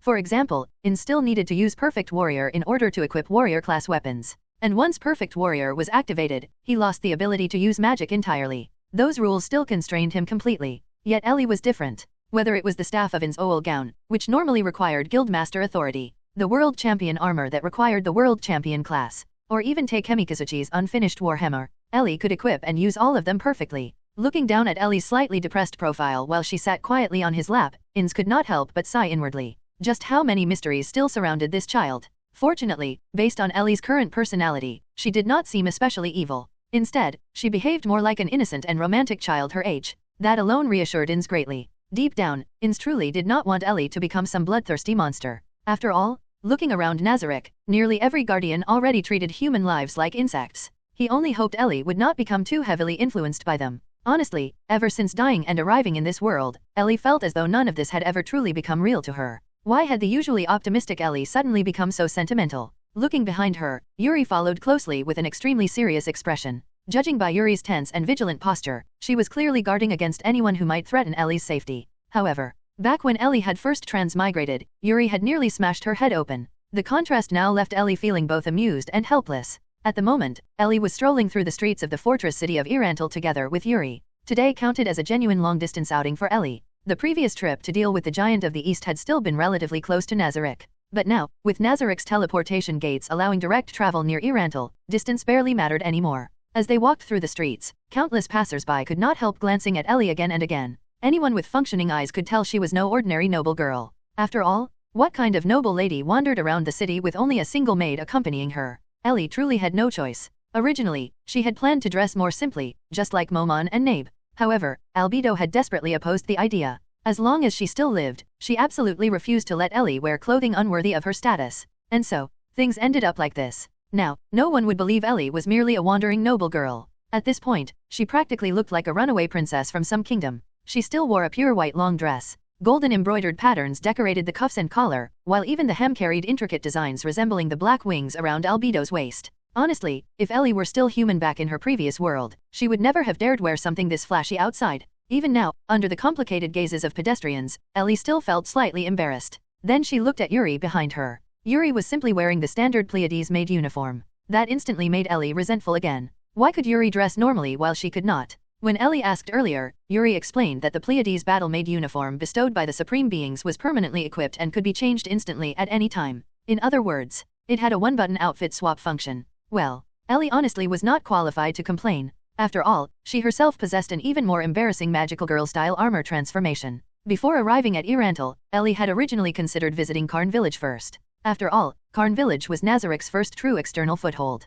And honestly, Ellie really wanted to meet Enri. Even though Enri was not yet the bloody general at this point, Ellie still found herself extremely curious about her. If Ellie herself had never transmigrated here, then Enri probably would have become Ainz's favorite daughter-like figure. I'm sorry for stealing your position. Ellie silently apologized to Enri in her heart. However, after thinking it over carefully, she ultimately decided not to visit Karn Village. After all, the village was about to suffer its staged attack. What if she accidentally interfered? Should she help? Or should she pretend not to know? Besides, even setting that aside, Lupus Regina was already stationed there. And Ellie absolutely did not want to witness Enri and Enfiria openly showing affection in front of her. so instead, she came directly to Irantal. Of course, Ellie had another purpose for coming here. She wanted to see Pandora's actor. Ever since her birth, Ellie had never properly met him. Although she had visited Nazarick's treasury multiple times recently, Pandora's actor was never there. Logically speaking, since Pandora's actor had been personally created by Ainz, that technically made him Ellie's older brother. Ellie was genuinely curious how Pandora's actor would react after meeting her. Unfortunately, she never managed to encounter him inside Nazarick. Apparently, he had become completely addicted to role-playing Momon and constantly ran around outside doing adventurer work. So even now, there was no guarantee she could actually catch him. Of course, with Ellie's current status, she could easily order Narbarol to summon Pandora's actor immediately through message magic. But doing that would feel far too boring. Just as Ellie was wondering how she should find Pandora's actor, a familiar smell suddenly drifted into her nose. Grilled meat skewers? The food inside Nazarick was absolutely delicious. However, Ellie still could not resist the nostalgic smell of street barbecue from her previous world. The moment she located the scent, Ellie immediately activated her enhanced senses to search for its source. Found it? Without hesitation, Ellie completely abandoned her noble lady image, lifted her skirt, and ran toward the stall, startling Yuri enough that she hurried after her. Ellie, where are you going? Yuri asked immediately. Just call me Ellie while we're outside. Skewers? It's barbecue skewers. Ellie replied excitedly. Then she directly stopped in front of the stall. The young vendor instantly froze. A beautifully dressed girl who looked like royalty had suddenly rushed toward his tiny food stall while accompanied by a maid. How could he possibly stay calm? How much are they? Ellie asked immediately. Miss Ellie, what exactly are you doing? Yuri still could not understand why Ellie would suddenly run over to a human food stall just to ask for prices. This. Miss, one skewer costs 4 copper coins, the young man answered nervously. The moment Ellie heard the price, her heart immediately sank. On the surface, she still maintained her innocent smile. Internally, however, she nearly cursed out loud. Because she only had 20 copper coins total. Those coins were secretly given to her by Ainz before leaving Nazarick together with the fool's candy and hourglass item for self-defense. It genuinely felt like a clumsy father secretly handing his daughter pocket money behind everyone else's backs. Which meant, Ellie only had enough money left for 5 skewers. She suddenly wanted to cry. I should never have asked for the price first. Now refusing to buy anything would be way too embarrassing. Miss, the young vendor asked awkwardly again. Then, could I have 2 skewers? Ellie finally asked with a bright business smile. Oh of course. The young man hurriedly grabbed 2 nearly finished skewers, sprinkled seasoning over them, and handed them to her. TCH. I even smiled that brightly for you and you still didn't give me extra meat. So being cute really doesn't earn free food in reality. Wait. Wasn't she already living in reality right now? Ellie suddenly found herself silently criticizing her own thought process. After paying and receiving the skewers, Ellie handed one to Yuri. Yuri accepted it expressionlessly without any intention of actually eating it. Then, just as Ellie prepared to taste the nostalgic barbecue from another world. Miss Ellie, please wait a moment. Yuri suddenly stopped her. What's wrong, Sister Yuri? Ellie asked in confusion. Sister. Yuri seemed startled by something and unconsciously stepped back 2 paces. The skewer Ellie had handed her nearly fell to the ground. Sister Yuri is acting really strange. Ellie looked puzzled as well before taking another bite herself. Yuri wanted to stop her, but it was already too late. The taste was subtle. Not exactly disgusting, but definitely nowhere near delicious either. The aroma smelled wonderful, yet the actual flavor was far inferior to Nazarick's cuisine. Still, after eating Nazarick's extravagant meals every day, trying ordinary street food like this felt strangely refreshing. Thinking that it would be wasteful to throw it away after buying it, Ellie continued eating. Meanwhile, Yuri stared at her with a conflicted expression. It doesn't taste very good. It's nowhere near Nazarick's food, but wasting food would still be bad, Ellie commented after another bite. Yuri finally accepted the skewer Ellie handed her. Originally, Yuri had assumed Ellie wanted her to test it for poison first. After all, Yuri was an undead headless rider, meaning poison had no effect on her whatsoever. But Ellie had eaten it first. That fact seemed to trouble Yuri deeply. As Miss Ellie said, it cannot compare to Nazarick's cuisine. But why would Miss Ellie personally touch human food? Yuri asked in confusion.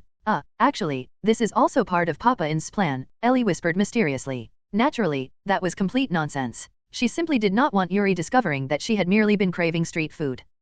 Lord Ainz's plan. Yuri immediately stiffened in shock. She had nearly stopped Ellie earlier. Wouldn't that have interfered with Lord Ainz's intentions? Realizing this, Yuri almost knelt directly in the middle of the street to apologize. Fortunately, Ellie reacted quickly and grabbed her. Didn't we agree that outside we're just an ordinary mistress and servant? Humans don't kneel in the middle of the street every time they make a mistake, right? Ellie's final words became quieter and quieter as guilt gradually filled her heart. Honestly, lying to Yuri made her feel terrible. Yuri's personality was simply far too rigid. No wonder Ainz had chosen Narbarol instead during the original plan. Ellie could already imagine Yuri's internal thoughts. She probably believed she had once again failed to understand Lord Ainz's wisdom and nearly ruined one of his grand schemes. While mentally imagining Yuri's despair-filled inner monologue, Ellie held the half-eaten skewer and prepared to continue walking. Then suddenly, a red figure burst out from a nearby alleyway and nearly slammed directly into her. Ellie had been completely unguarded. Startled, she instinctively stepped backward. And then, her meat skewer fell onto the ground.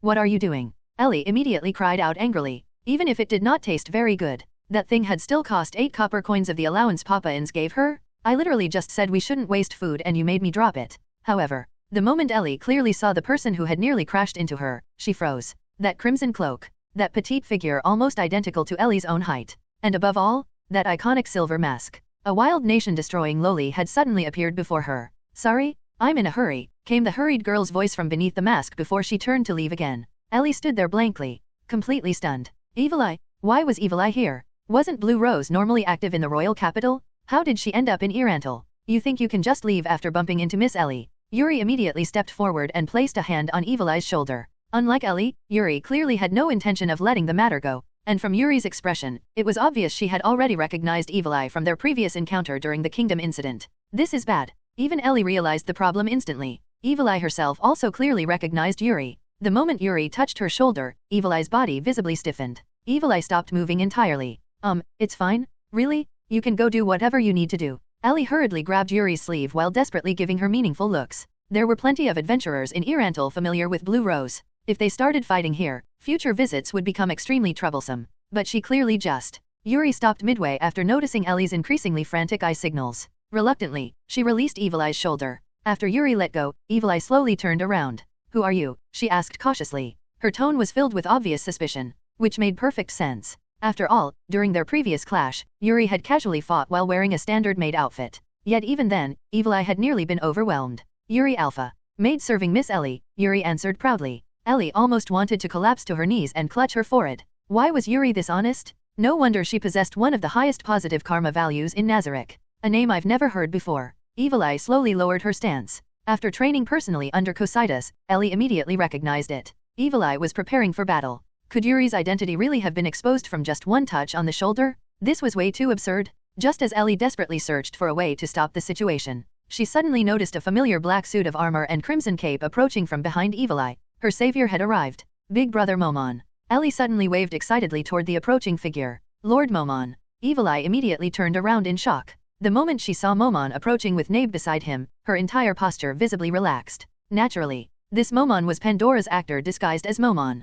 Ellie could instantly tell. Unlike the real Ainz, Pandora's actor lacked that indescribable oppressive aura, which meant Ellie immediately understood who this was. Big Brother Momon. Ellie rushed forward ahead of Evil Eye. At that moment, a sinister little smile briefly appeared on her face before vanishing instantly. Then she buried herself directly into Pandora's actor's arms. Pandora's actor instinctively caught her. Of course, Ellie was deliberately doing this for Evil Eye to see. She wanted Evil Eye to clearly understand that she and Momon had a close relationship. Therefore, Yuri absolutely could not be the same maid from before. Ellie genuinely feared Yuri and Evil Eye would actually start fighting and expose everything. Oh, this is Ellie? Oh no, I mean, isn't this Ellie? Unfortunately, this utterly unreliable older brother nearly exposed himself immediately. Pandora's actor became so excited upon seeing Ellie that his real voice almost slipped out on the spot. If Narbarrel had not discreetly elbowed him from the side, Ellie suspected Pandora's actor might have started speaking German right there in the middle of the street.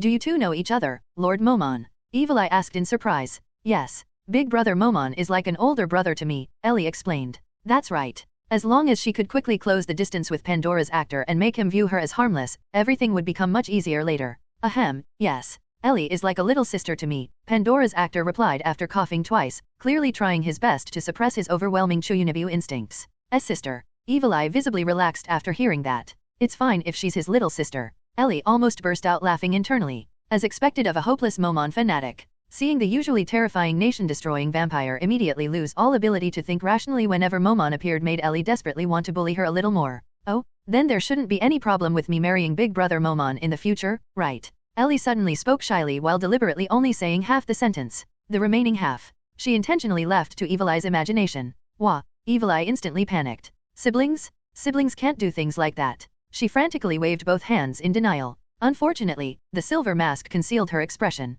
Otherwise, her face would definitely have been incredibly entertaining to watch right now. Why can't siblings be together? Ellie tilted her head innocently and asked. That, because. Evil Eye completely froze. She had absolutely no idea how to answer. Tell me then, why can't siblings be together? Ellie pressed further while deliberately wrapping both arms around Pandora's actor's arm and pressing herself tightly against him. At least this part of her body perfectly inherited Albedo's genes. Unlike Shaltair's artificially created figure. Ugh, just no means no. Let go already. Evil Eye finally exploded from embarrassment. After all, Ellie possessed exactly what Evil Eye herself lacked most. And now this suddenly appearing girl was openly clinging to Lord Momon right in front of her while flaunting those overwhelming assets. Of course Evil Eye would become angry. Why would being close to my little sister be a problem, Miss Evil Eye? Pandora's actor asked curiously. Meanwhile, Yuri and Narberl both looked deeply embarrassed. Neither of them had expected Ellie to suddenly start doing something like this in public. Yes, when I grow up, I'll definitely get married. And when that happens, I'll definitely invite Big Brother Momon to attend the wedding, Ellie declared proudly. Evil Eye froze completely. Pandora's actor suddenly clutched his chest as though suffering critical damage. Ellie nearly lost control of her expression. Seriously? Even Pandora's actor fell for something this obvious? What happened to Nazarick NPCs supposedly possessing intelligence rivaling demiurges? Why was everyone so easy to fool? What's so strange about that? Isn't it normal to invite Big Brother Momon to my wedding? Ellie continued while forcing herself to maintain the act. Ellie, your thoughts are truly too. Pandora's actor nearly exposed himself again. Lord Momon? We still have missions to complete, Narberl immediately interrupted coldly before things could spiral out of control. Ahem, indeed. Although I would very much enjoy spending more time with Ellie, duty must come first. Pandora's actor reluctantly straightened himself. So unfortunately, I must leave for now. Oh, sorry for holding you up, Big Brother Momon, Ellie replied while pretending to look disappointed as she released his arm. No, Ellie, I'll definitely spend time with you next time. Seeing Ellie's disappointed expression, Pandora's actor visibly struggled internally before finally turning around to leave. Lord Momon, already leaving? Evil Eye's tiny voice quietly escaped from beneath her mask. Clearly, Pandora's actor was not the only reluctant one here. Evil Eye looked just as unwilling to see him go. Naturally. Not because of Ellie. Watching this scene, Ellie immediately copied Evil Eye's behavior and pretended to look equally reluctant as she watched Pandora's actor disappear into the distance. It's really unfortunate. Big Brother Momon is always busy, so he rarely has time to play with me, Ellie sighed softly. Honestly, that part was true. Pandora's actor spent nearly all his time outside acting as Momon. Today was actually the first time Ellie had properly met him since her birth. If Evil Eye had not appeared midway through, Ellie would have loved to spend more time talking with him. You and Lord Momon really are close? Evil Eye asked nervously. Yes. Big Brother Momon has always taken very good care of me since I was little, Ellie answered innocently. Technically, that wasn't really a lie. After all, she truly had known him since she was little,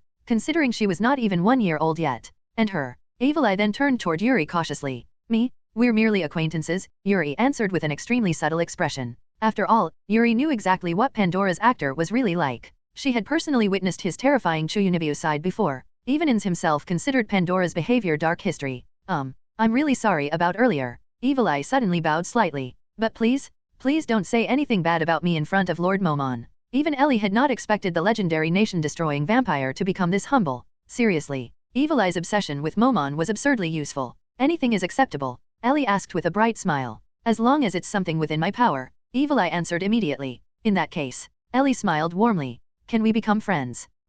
Ellie could practically imagine the stunned expression hidden beneath Evil Eye's silver mask. After parting ways with Evil Eye, Ellie and Yuri continued wandering through Irantal's streets. Unfortunately, following the previous scene, even more people were now staring at Ellie. Originally, her appearance alone had already attracted excessive attention. Now, after publicly acting close with the legendary dark hero Momon, it was only natural people would become even more curious. Although this absolutely was not the result Ellie wanted. She could only endure the consequences of her own actions. Miss Ellie, was everything earlier also part of Lord Ainz's plan? Yuri asked quietly. Yes, that was merely one small part of Papa Ainz's grand design. Ellie lowered her voice mysteriously. Unfortunately, even I cannot fully comprehend the entirety of his wisdom yet. So Yuri, please keep it secret from the others. Naturally, every single word was complete nonsense. Ellie merely wanted Yuri to stop overthinking things. As expected of Miss Ellie, you truly inherited Lord Ainz's wisdom, Yuri said admiringly. Hehe. Ellie could only respond with an awkward laugh. Ellie should have already been satisfied after meeting Pandora's actor. This trip to Irantal had absolutely been worthwhile. Not only did she finally meet Pandora's actor properly, she had even successfully befriended Evil Eye, the legendary nation-destroying vampire. Although, thinking about it carefully, trying to build a relationship with Blue Rose might actually be rather pointless. After all, there probably would not be many opportunities to interact with them in the future anyway. Suddenly, Ellie stopped walking. Yuri immediately stopped as well. Seeing Ellie suddenly freeze in place with a serious expression, Yuri instinctively assumed Ellie had once again discovered some hidden meaning connected to Ainz's grand design. Naturally, Yuri did not dare interrupt her thoughts. However, that was not the reason at all. The reason Ellie stopped was because she suddenly remembered the other members of Blue Rose. Lake Yas, the terminally Chuyunibyu captain who was one of the very few natives capable of using resurrection magic. Tina, the fake ninja. Back in Yggdrasil, ninja classes could only be obtained after reaching at least level 60, which was why Entima had reacted so strongly when they first met. Then there was Gagaran. Red heavy armor. A giant hammer. Ellie slowly lowered her head. She also possessed heavy armor. White heavy armor. And her weapon was also a hammer. If she fully equipped herself and stood beside Gagaran while claiming to be her apprentice, nobody would doubt it for even a second. This was terrible. Just imagining herself becoming the second generation of Gagaran made Ellie want to cover her head and roll across the street in despair. No, absolutely not. Even if Papa Ainz currently believed she could not level up, Ellie absolutely refused to abandon her dream of becoming a magic caster and evolve into some horrifying muscle-lolly paladin. Besides, Papa Ainz probably simply had not considered the party experience penalty. As long as she found a way around Yuri later, there was still hope. She absolutely could not end up becoming Granny Gagaran II. Miss Ellie. Yuri looked slightly concerned after seeing Ellie's expression suddenly turn grim. She genuinely thought Ellie might have discovered some important information again. Ellie almost immediately wanted to complain. She had already told Yuri multiple times to simply call her Ellie in public. Why had Yuri suddenly started using Miss Ellie now? Did she learn this from Narbarrel? It's nothing. I just remembered something suddenly. At that moment, Ellie's gaze landed upon a familiar building among the crowded streets. Chesspiece decorations. A shield and twin swords emblem. If she remembered correctly, this should be Irantal's Adventurers Guild. Immediately, Ellie recalled how Ainz had dramatically shown off here when he first arrived in this world. Should she go inside and take a look too? Maybe she could even become an adventurer like Papa Ainz. The dark hero Momon, wielder of black swords. And beside him, the silver-haired holy magic caster Ellie. No, correction. The silver-haired hammer-wielding muscle-lolly Ellie. Just imagining that scene instantly drained all motivation from her body. At present, the only magic she could properly use consisted mostly of spells taught by Lupus Regina. Aside from terrifying super-tier magic like Skyfall, most of her usable abilities were recovery-type spells that consumed all MP regardless of maximum mana values. It was an incredibly awkward setup. Still, even after giving up on the fantasy of becoming an adventurer herself, Ellie ultimately decided to enter the guild anyway. Papa Ainz had originally become an adventurer to gather information and experience the world firsthand. As for Ellie, she simply felt like she was sightseeing. Besides, dressed like this, she clearly did not resemble an adventurer at all. Let's prepare some insurance first. Ellie muttered internally before suddenly turning around and speaking seriously to Yuri. Sister Yuri, no matter what happens later, please do not get angry or attack anyone. Ellie paused thoughtfully.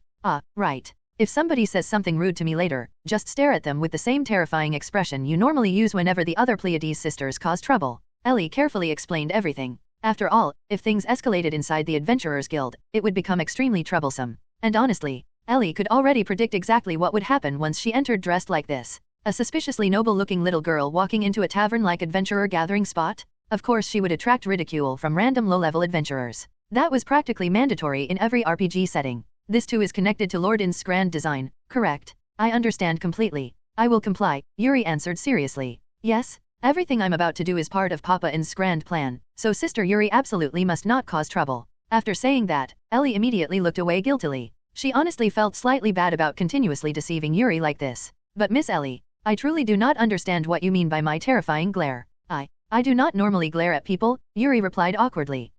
I mean the expression you make whenever the other Pleiades sisters mess something up, Ellie clarified helplessly. Is my expression truly that frightening? Yuri looked genuinely shocked. The moment Ellie and Yuri entered the Adventurers Guild, nearly every adventurer inside turned to stare at them. That reaction was only natural. After all, Ellie looked less like an adventurer and more like some runaway princess from a wealthy kingdom. Good afternoon, everyone. Ellie elegantly lifted her skirt and gave the surrounding adventurers a graceful noble-style bow before calmly walking inside. The receptionist behind the counter visibly panicked after seeing Ellie's appearance. She hurriedly ran around the counter and bowed nervously. After all, while adventurers possessed respectable status within the kingdom, nobles were still nobles. And offending the wrong noble family could become incredibly troublesome. My apologies for the disrespect, my lady. Are you here to submit a commission? Please wait a moment while I notify the guildmaster personally. Before Ellie could even stop her, the receptionist immediately ran upstairs. Ellie blinked in confusion. She understood why people would think she looked wealthy. But why had everyone immediately assumed she was nobility? Couldn't rich merchants dress like this too? While the receptionist disappeared upstairs, nearby adventurers immediately began whispering among themselves. Most discussions centered around Ellie herself. Some guessed she had come to issue a noble commission. Others excitedly discussed how easy the job would probably be. She probably lost a pet cat or something. Easy money. We should grab the commission immediately once it's posted. And then, One disgusting voice hidden in the corner muttered. "Heh, I'd really like to play with her." Ellie's smile immediately twitched slightly. A Lilicon. Inside the Adventurers Guild. Wonderful. Ellie silently memorized his face. One day, she absolutely intended to smash his lower body with her hammer. Then another voice spoke nearby. "Forget the little girl, that maid's eyes are amazing." This time, Ellie heard the entire sentence clearly. Her expression almost cracked instantly. "Talking about Yuri? Excellent." At this point, Ellie seriously considered dragging that adventurer directly into a horror lord's torture chamber. Still, despite internally planning horrific punishments, Ellie maintained her perfect elegant smile externally as though she had heard absolutely nothing at all. Ellie curiously wandered around the Adventurers Guild lobby like an innocent child sightseeing for the first time. Meanwhile, Yuri's terrifying glare was proving astonishingly effective. Anyone who even looked like they wanted to approach Ellie would immediately meet Yuri's cold stare and silently retreat. Honestly, it worked much better than Ellie expected. At that moment, Ellie's attention shifted toward the large request board hanging nearby. The board was covered with all kinds of quest notices and requests. Unfortunately, Ellie could not understand a single word written on them. The written language of this world looked completely incomprehensible to her. All sorts of strange symbols and characters resembling alien text. Back when Papa Ainz first arrived in this world, he had apparently reacted similarly by randomly tearing a request sheet off the board because he could not read anything either. What would happen if she copied Papa Ainz and dramatically tore a request off the wall before slamming it onto the counter? No. Considering she was not even registered as an adventurer yet and dressed like this, everyone would probably just assume she was some spoiled noble brat causing trouble. A few moments later, the receptionist returned downstairs alongside an elderly man with a white beard. The guildmaster. Ellie vaguely remembered him appearing during the Shaltir incident and later accompanying Papa Ainz around the Empire after the Sorcerer Kingdom was founded. Eventually, he had also become another die-hard Ainz supporter. What was his name again? Ellie tried recalling it briefly before giving up. "My apologies for failing to greet you sooner, my lady." The guildmaster immediately bowed politely. "May I ask what kind of commission you wish to submit? Please, we can discuss it upstairs privately." Ellie blinked. Wait a second. Papa Ainz had received nowhere near this level of treatment before. Why was this old man suddenly acting so respectful? Had he also misunderstood her identity? Did he seriously think she was some noble princess from another country? It's all right, uncle. I'm not actually some noble lady, so you don't need to be so polite, Ellie replied with a bright smile. After all, would any real noble lady only carry 20 copper coins while traveling? Even Ellie herself wanted to cry thinking about it. Papa Ainz literally conquered nations. So why was she still this poor? The guildmaster exchanged glances with the receptionist before carefully looking Ellie over again. Clearly, he now looked even more confused. If she was not nobility, then who exactly was this bizarrely wealthy-looking little girl? A merchant's daughter? A hidden aristocrat? Someone disguising her identity? Honestly, if she truly wanted to hide herself, she should have worn normal clothes first. Between her appearance, temperament, and Albedo's absurd fashion sense, nobody would mistake her for ordinary. Please don't worry about me. I only came here because I wanted to look around. Ellie smiled politely. I'm not here to submit a commission. Then she paused dramatically. Actually, I'm more interested in accepting commissions myself. The guildmaster's expression instantly became subtle. Ellie could practically read his thoughts. This little girl is definitely playing around. Being an adventurer is not child's play. Someone nearby suddenly laughed. You should hurry home and play with dolls before you get hurt. Immediately, laughter spread throughout parts of the guild hall. Clearly, once Ellie denied being nobility, some people instantly became bolder. Normally, this would probably be the moment where the protagonist casually displayed overwhelming strength to silence everyone. But Ellie had no interest in following such cliché developments. Meanwhile, Yuri immediately turned toward the source of the laughter and unleashed a terrifying glare. If Ellie had not warned her beforehand, that adventurer probably would have already died. Hehe. Ellie calmly turned around toward the crowd. Thank you very much for the concern, big brother. Then she glanced toward the quest board again. But honestly, these requests all seem incredibly boring. Ellie smiled sweetly. If adventurers only spend their time doing tasks like these, then becoming an adventurer feels rather meaningless. The atmosphere instantly stiffened. Even the guildmaster frowned slightly. Miss, this is not a playground. The guildmaster's tone became noticeably colder. Unless you truly intend to accept commissions, perhaps you should leave. Ellie ignored the warning completely. A commission. Ellie tapped her lips thoughtfully. Then perhaps I should issue one myself. The receptionist looked nervous again. What kind of commission? Ellie smiled brightly. Please register me as an adventurer first, sister. Then, before I leave this building, if anyone here manages to touch me even once, the commission will be considered completed. Ellie paused. As for the reward, she placed a hand against her chest innocently. The reward will be me. The entire guild hall instantly fell silent. Then, several disgusting adventurers immediately revealed excited expressions. After all, Ellie truly was beautiful, and although she looked young, her figure was absolutely not childlike. Combined with that ridiculous reward, some people's thoughts immediately became filthy. The guildmaster's expression darkened heavily. Miss, His voice became serious. Not every adventurer here is a good person. If you post a commission like that, I cannot guarantee what will happen afterward. You should leave now. Surprisingly, the old guild master genuinely seemed concerned for her safety. Unfortunately, Ellie simply smiled calmly. Thank you for the concern, uncle. But I don't believe anyone here including you can even touch me. The guildmaster fell silent.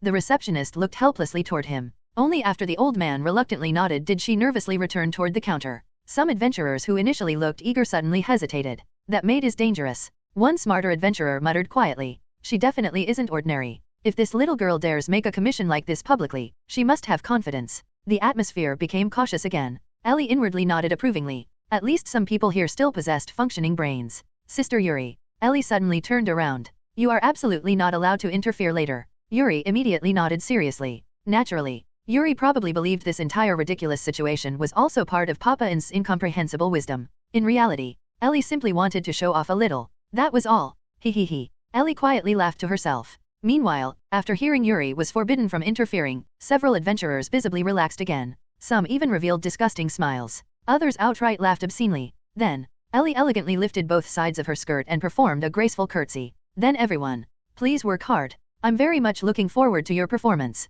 Her smile suddenly changed. The innocent expression disappeared instantly. In its place appeared a cold, sinister smile overflowing with authority. Then Ellie softly declared, kneel. The instant those words left her mouth, every single person inside the Adventurers Guild, including the guildmaster, dropped violently to their knees, except for Ellie and Yuri. Honestly, with something as absurd as Demiurge's domination ability, conquering the world should have been ridiculously easy from the very beginning. There was absolutely no need for Papa Ainz to constantly battle imaginary enemies in his head. Ellie looked at the crowd of kneeling adventurers with slight smugness. Still, if everything became too easy, it would stop being fun. And honestly, both Papa Ainz and Ellie were clearly enjoying this kind of thing. Well then, everyone. Ellie gracefully lifted her skirt once more and gave a proper noble curtsy toward the adventurers kneeling all around the guild hall. I shall be taking my leave now. Then she slowly walked toward the guild entrance. What the hell is happening? I can't stand up. What kind of magic is this? Priest? Hurry up and dispel it already. Damn it. I can't even move. Hearing the panicked shouting behind her, Ellie secretly enjoyed it far more than she should have. To kneel before absolute power. To wail helplessly like defeated dogs. Was this not the greatest praise the weak could offer the strong? At least, that was what Ellie had subconsciously begun thinking recently. By the time she reached the entrance, Yuri had already moved ahead and respectfully opened the door for her. Just before stepping outside, Ellie suddenly stopped. Then she turned around with a bright smile. The commission ends the moment I walk out this door. So, is nobody capable of touching me after all? Damn it. One large adventurer still desperately struggled against the domination effect. Ellie recognized him immediately. He was the same loud adventurer from earlier. Still trying to resist? Honestly, even the giant of the east had failed to resist her domination spell. How could an ordinary human adventurer possibly succeed? Wait a minute. The large adventurer gritted his teeth desperately. I am just not in good condition right now. If you give me a little more time. Ellie tilted her head innocently. Really? Then she smiled brightly. In that case, I'll generously give everyone another minute. Consider it a final chance to redeem yourselves. So please, do your best. Everyone. The large adventurer immediately shouted toward the others. Stop holding back and use enhancement magic on me. To Ellie's surprise, the adventurers actually cooperated immediately. Several support casters hurriedly began casting enhancement spells onto the struggling adventurer. Strength enhancement. Resistance enhancement. Body reinforcement. Various buffs instantly stacked onto him. Miss Ellie. Yuri quietly spoke beside her, sounding slightly worried. It's all right. Ellie casually waved her hand. It's all part of Papa Ainz's plan. At this point, that excuse had basically become her universal solution whenever she felt too lazy to explain anything. In reality, there was no deeper reason whatsoever. Ellie simply disliked being looked down upon. That was all. Then, suddenly, Ellie smelled blood. A faint metallic scent drifted through the guild hall. Ever since inheriting Shaltair's vampire constitution, Ellie had become unusually sensitive to the smell of blood.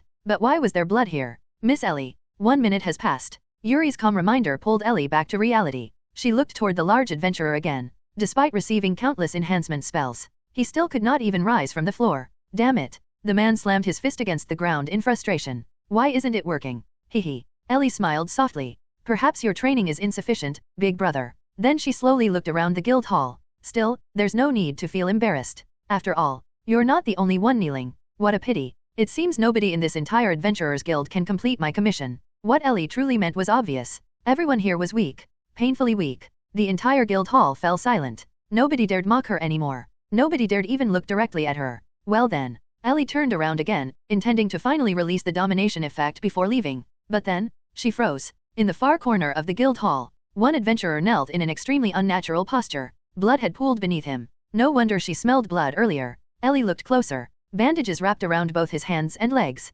Clearly, he had already suffered severe injuries before this. And now, because the domination effect forcibly made him kneel, his damaged limbs had twisted into angles no normal human body should ever bend toward. Miss Ellie. Yuri immediately noticed the sudden change in Ellie's expression. The playful smile had disappeared completely. Ellie ignored her. Slowly, she raised her right hand, then quietly stared at the nail of her ring finger. This body no longer carried that wound. But Ellie still remembered it clearly. Back when she was still human, still weak, still ordinary, there had once been a girl at school. Pretty, popular, the kind of person everyone feared offending. One day, Ellie accidentally brushed against her desk while passing by. The girl had been painting her nails at the time. The polish smudged slightly. That was all. And yet, Ellie had immediately been dragged down by the girl's friends and forced onto her knees to apologize. Just like these adventurers now kneeling before her. Then, that girl had stepped directly onto Ellie's fingers while laughing, right at the spot where fingernail met flesh. That was why Ellie understood exactly how painful it was. And now, after transmigrating into this world,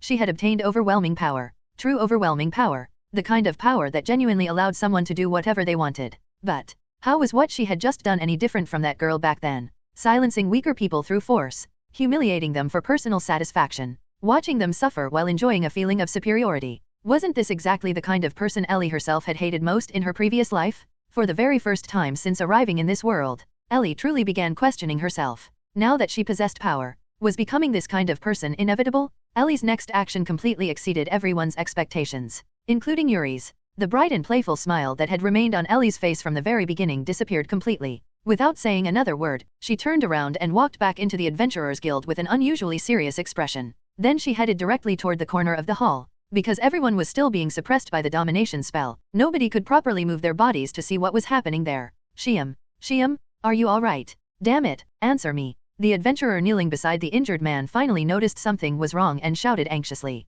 Shiam was his companion. A very important companion. The reason Shiam's injuries had become so severe in the first place was because he had protected him from an ogre attack during a mission. Although they had barely managed to survive and return alive, Shiam's arms and legs had been shattered, and his chest had suffered horrifying injuries. They had already spent nearly all their savings on emergency treatment. Yet before they could find a higher tier priest, this happened. Now, because of the domination spell forcing everyone onto the floor, Shiam's incompletely healed fractures had clearly broken again. The adventurer himself could not even turn his head. Other than moving his eyes slightly, his entire body remained forcibly pressed against the floor. Then, he heard soft footsteps approaching. Soon afterward, a white skirt entered his field of vision. Is he your companion? A gentle and soft voice descended from above. Yes, the adventurer answered hurriedly. He's severely injured? His limbs were only barely reattached? We still haven't found a proper priest to heal him completely. So please release this strange magic first. At that moment, he honestly no longer cared about anything else. All he wanted was for his companion to survive.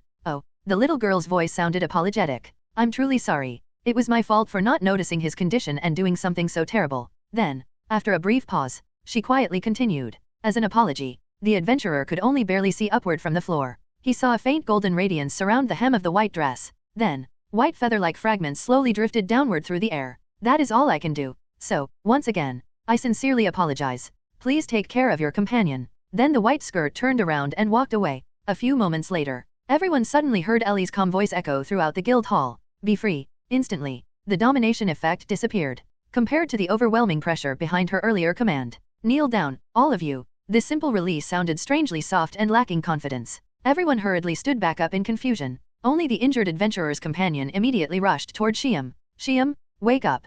Perhaps because of the shouting, or perhaps because the earlier magic had already completed its work. Shiam slowly opened his eyes. Ugh, what happened? Then suddenly, his expression froze. My injuries. Although bandages and splints still remained wrapped around his body, he could no longer feel even the slightest pain. The horrifying chest wound that should have remained there was completely gone. Even the fractured limbs that had been twisted again by the domination spell now felt perfectly normal. Unable to believe it, his companion immediately tore apart the blood-stained bandages covering his chest. There was not even a scar remaining. What is going on here? Guild leader Ainz pushed through the crowd in shock. He knew exactly how severe Shiam's injuries had been. Yet now, the man looked completely healthy. Even the supposedly fatal chest wound had vanished without leaving behind the slightest trace. Guild leader, Shiam himself looked completely confused.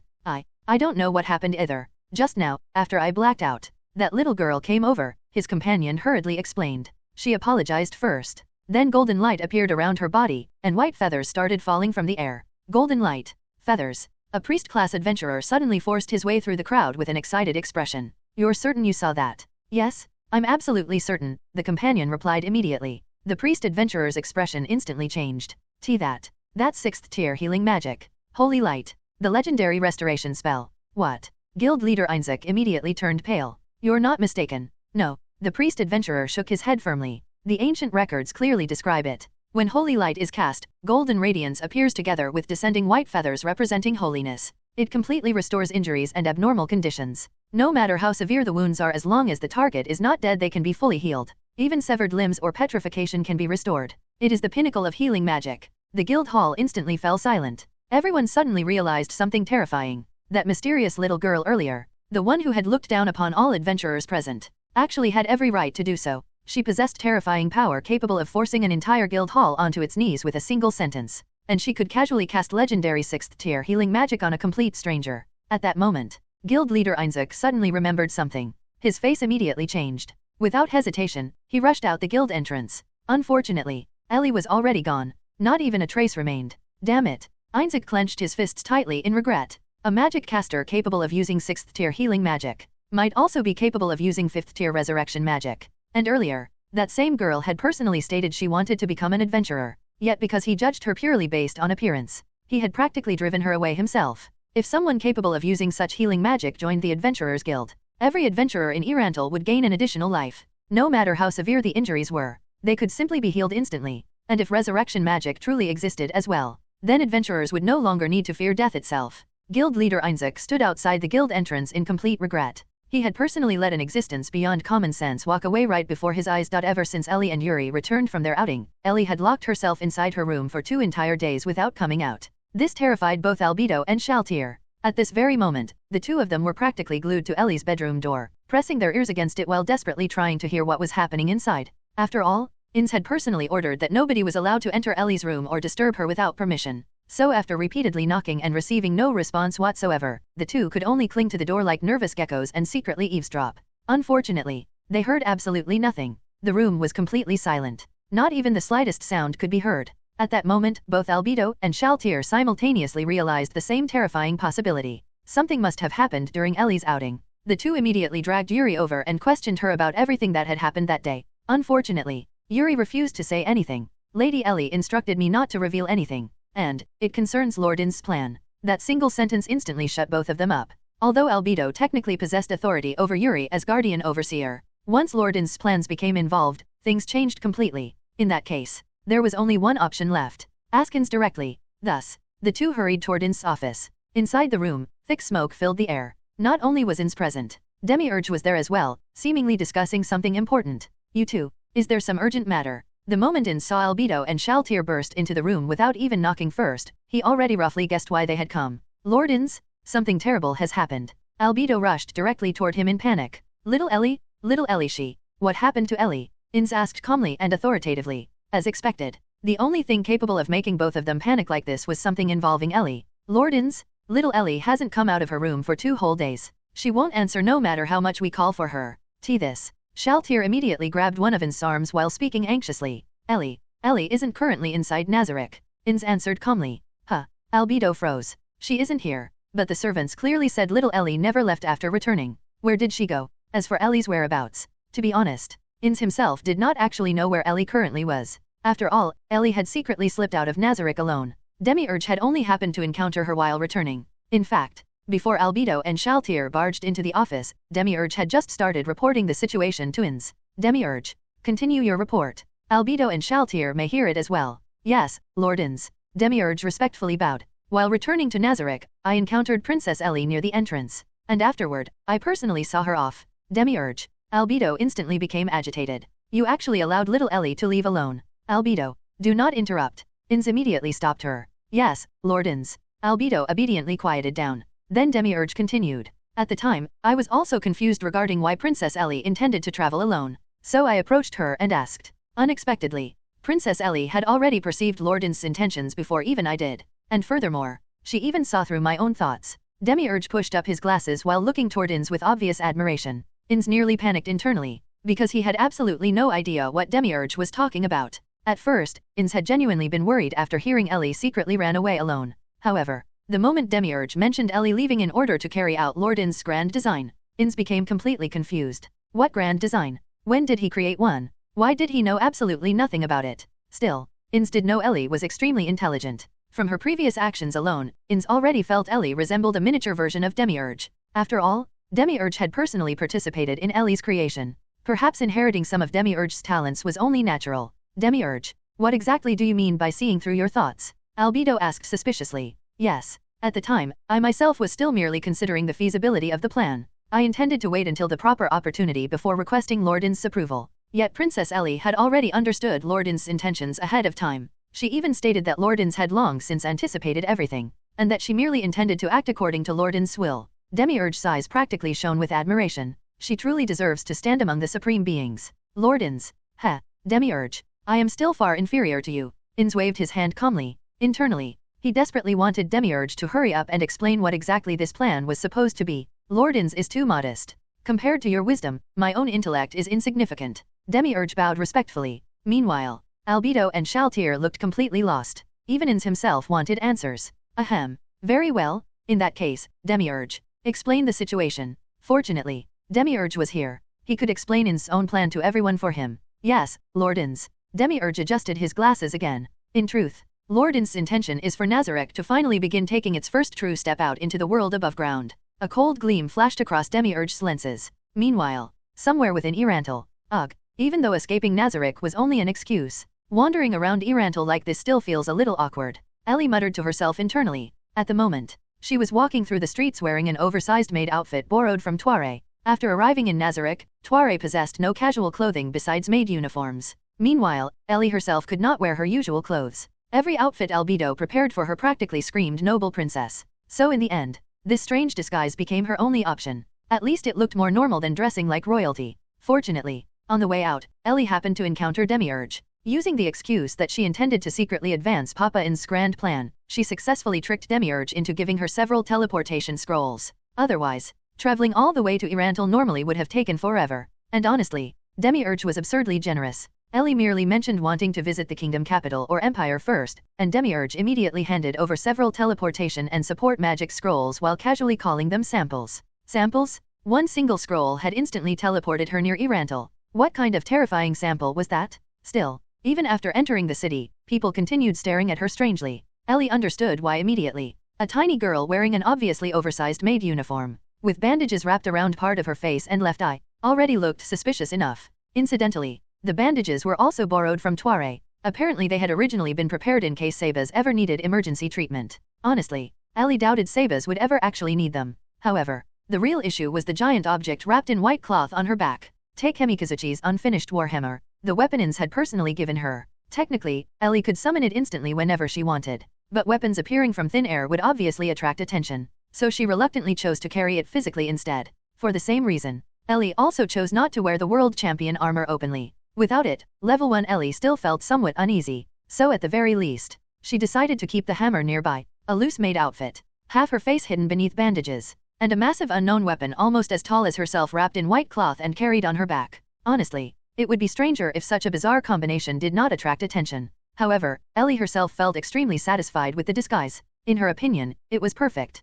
First of all, although covering half her face slightly affected her vision, it successfully concealed her unique heterochromatic eyes. And compared to the luxurious dresses Albedo normally forced her to wear, this maid outfit already looked incredibly ordinary. As for the weapon, it was wrapped tightly inside bedsheets. So in Ellie's imagination, she now looked like a persecuted maid who escaped from some cruel noble household and wandered all the way here. Perfect. Absolutely perfect. Ellie's next destination was the Empire. Unfortunately, although Demiurge's teleportation scrolls were incredibly convenient, Ellie had never personally visited the Empire before. That meant she could not teleport there directly. Incidentally, she had already wasted one scroll earlier simply to test how teleportation worked. Even after using such an outrageously valuable item, Ellie barely felt anything emotionally. Much like how she felt nothing while brutally smashing apart the mountain giant earlier. 2 days after causing chaos inside Irantal's Adventurers Guild, Ellie finally realized something disturbing. She was becoming more and more similar to Ainz. Ever since transmigrating into this world, It felt as though part of her original humanity had slowly disappeared.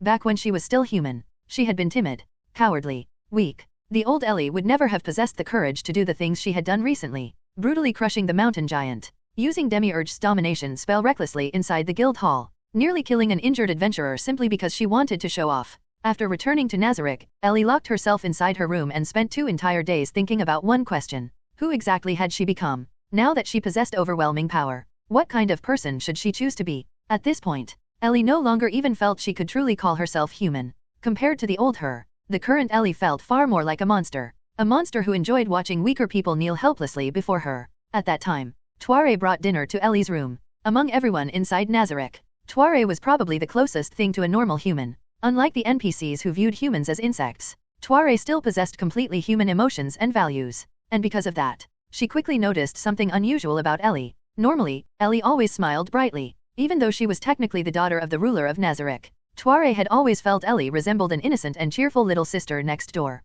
Furthermore, ever since Toiré began taking care of her, Ellie frequently chatted with her and asked about life outside Nazarick. Every time Toiré talked about the outside world, Ellie listened with genuine curiosity. Sometimes, seeing Ellie's bright eyes reminded Toiré painfully of her younger sister, Nanya. So when Toiré noticed Ellie's unusually depressed mood, she gently asked what happened. Eventually, Ellie explained everything about the Adventurers Guild incident, including how she almost killed someone simply because she possessed power. Because she was strong, she unconsciously treated weaker people as toys. After hearing that, Toiré silently recalled her own past. Back then, she herself had been weak, powerless. After being sold into a brothel, she became nothing more than a toy for the strong. At that time, Toiré also hated the world. Why was she weak? Why was she always the one being bullied? Unfortunately, people could not choose how they were born. Neither Toiré, nor Ellie. Then, Toiré remembered Sebastian. If Sebas had not rescued her, she would have died long ago. Without question, Sebas was powerful, overwhelmingly powerful. Yet unlike those who abused their strength,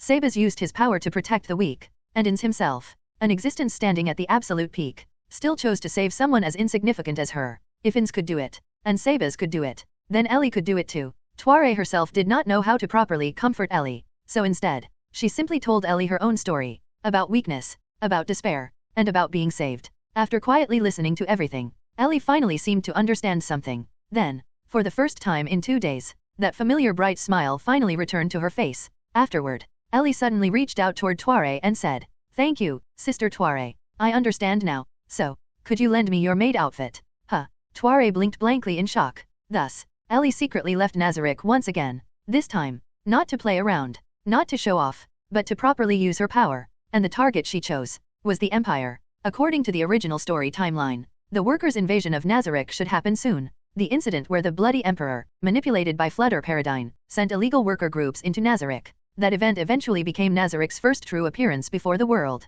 Of course, every invading worker ultimately died. As for the greedy thieves seeking Nazarick's treasures, Ellie honestly did not care much about them. However, there was one exception, the worker team known as Foresight, especially Archie Eeb Rylefert. Back when those volumes released in Ellie's previous world, Archie's tragic fate caused enormous discussion online. In the web novel version, Archie was captured by Shaltir and turned into a toy. In the light novel, she simply died, and many readers even used this incident to criticize Ainz himself. Something Ellie absolutely could not tolerate. Ainz was never meant to be some righteous hero. He was the final boss, the ruler of Nazarick, a supreme undead overlord. Of course he would commit evil acts. Still, Ellie wanted to save Archie anyway, not because Ainz was wrong, but because she personally wanted to. She wanted to prevent Foresight from ever entering Nazarick. She wanted to save Archie, and, most importantly, she wanted to save Archie's 2 younger sisters, because after Archie disappeared, their disgusting parents eventually sold the girls off. After hearing Toiré describe life inside the brothel, Ellie could no longer ignore that fate.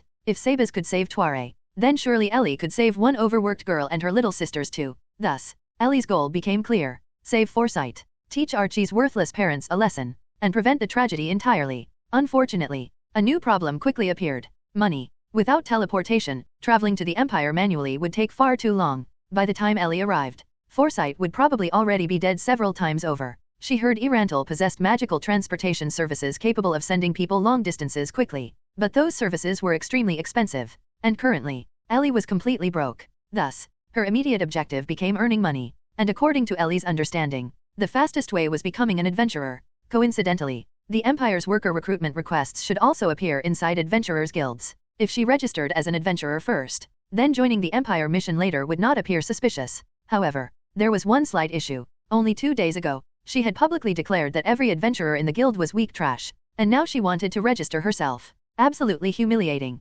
Still, no matter how embarrassed she felt, Ellie could not just give up. Even if she had to endure shame, she still wanted to save Archie. Thus, inside the Adventurers Guild once again, Ellie nervously approached the front desk while trying not to get recognized. Excuse me, how do I register as an adventurer? She asked cautiously. Then, Ellie suddenly smelled something delicious nearby. It smells so good. Ellie genuinely believed her disguise was flawless. Then, the moment she pushed open the Adventurers Guild door and stepped inside, every adventurer present immediately recognized her. The disguise was completely useless. First of all, the maid outfit Ellie was currently wearing was identical to the one Yuri wore previously. Second, Ellie's physique was simply too recognizable. She clearly looked like a young child, yet her physical development was absurdly excessive. Seriously, how did children nowadays grow like this? Third, her hair. Ellie's long black hair mixed with pink at the ends, along with the especially obvious pink streak running through the center of her bangs, was simply too unique. There was absolutely no second person in all of Irantal with hair like hers. So in reality, Ellie had already been exposed the instant she entered the guild. However, every adventurer present collectively pretended not to recognize her. After all, the last time she came here, she wore nothing but an elegant dress and still forced the entire guild hall onto its knees. Now she was visibly carrying a weapon. Who would dare provoke her? Thus, everyone silently acted as though nothing was wrong while internally panicking. Excuse me, how do I register as an adventurer? Ellie quietly walked up to the counter and asked politely. Immediately, the surrounding adventurers exploded into whispers. Hey, that little girl wants to become an adventurer. This is bad. Captain, we have to recruit her immediately. No, you go recruit her. Aren't you the captain? Then I'll make you the captain. Naturally, every single word reached Ellie's ears clearly. Inside, she felt secretly pleased. As expected, her disguise really was perfect. Nobody recognized her at all. She had not even officially registered yet, and people were already trying to recruit her into teams. Amazing. Are registering as an adventurer. Then, please sign your name here. The receptionist from several days ago timidly handed over a document with trembling hands. Ellie immediately noticed something strange. Why did this receptionist look so pale? And why was she shaking so much? Was she sick? How hardworking. Even while ill, she still came to work. Ellie silently admired her professionalism. Then she looked down at the registration document. A problem immediately appeared. She could not understand a single word. Not one. The writing system of this world still looked like incomprehensible alien symbols to her. More importantly, even if she wanted to copy them, she had absolutely no idea how to write these characters herself. How was she supposed to sign this? Ellie frowned unconsciously. The receptionist immediately trembled harder after seeing Ellie's expression. And no need to sign. Here, please just take this identification plate. As long as you carry it, you can receive support from adventurers guilds. The receptionist hurriedly shoved the adventurer plate into Ellie's hands. Ellie blinked in surprise, although she still did not understand why the receptionist seemed terrified. Not needing to write anything was an enormous relief.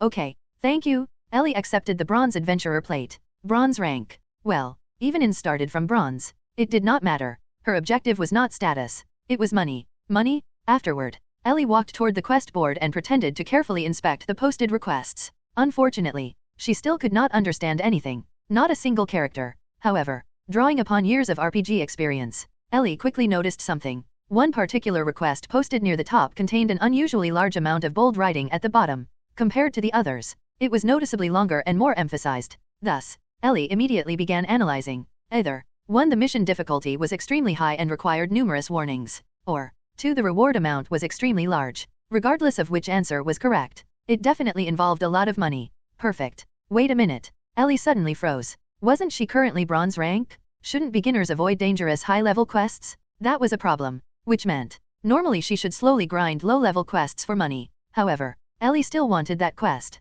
Even if she could not officially accept it, she could still use it as an excuse to trick the receptionist into recommending something similar, just like Ainz once did.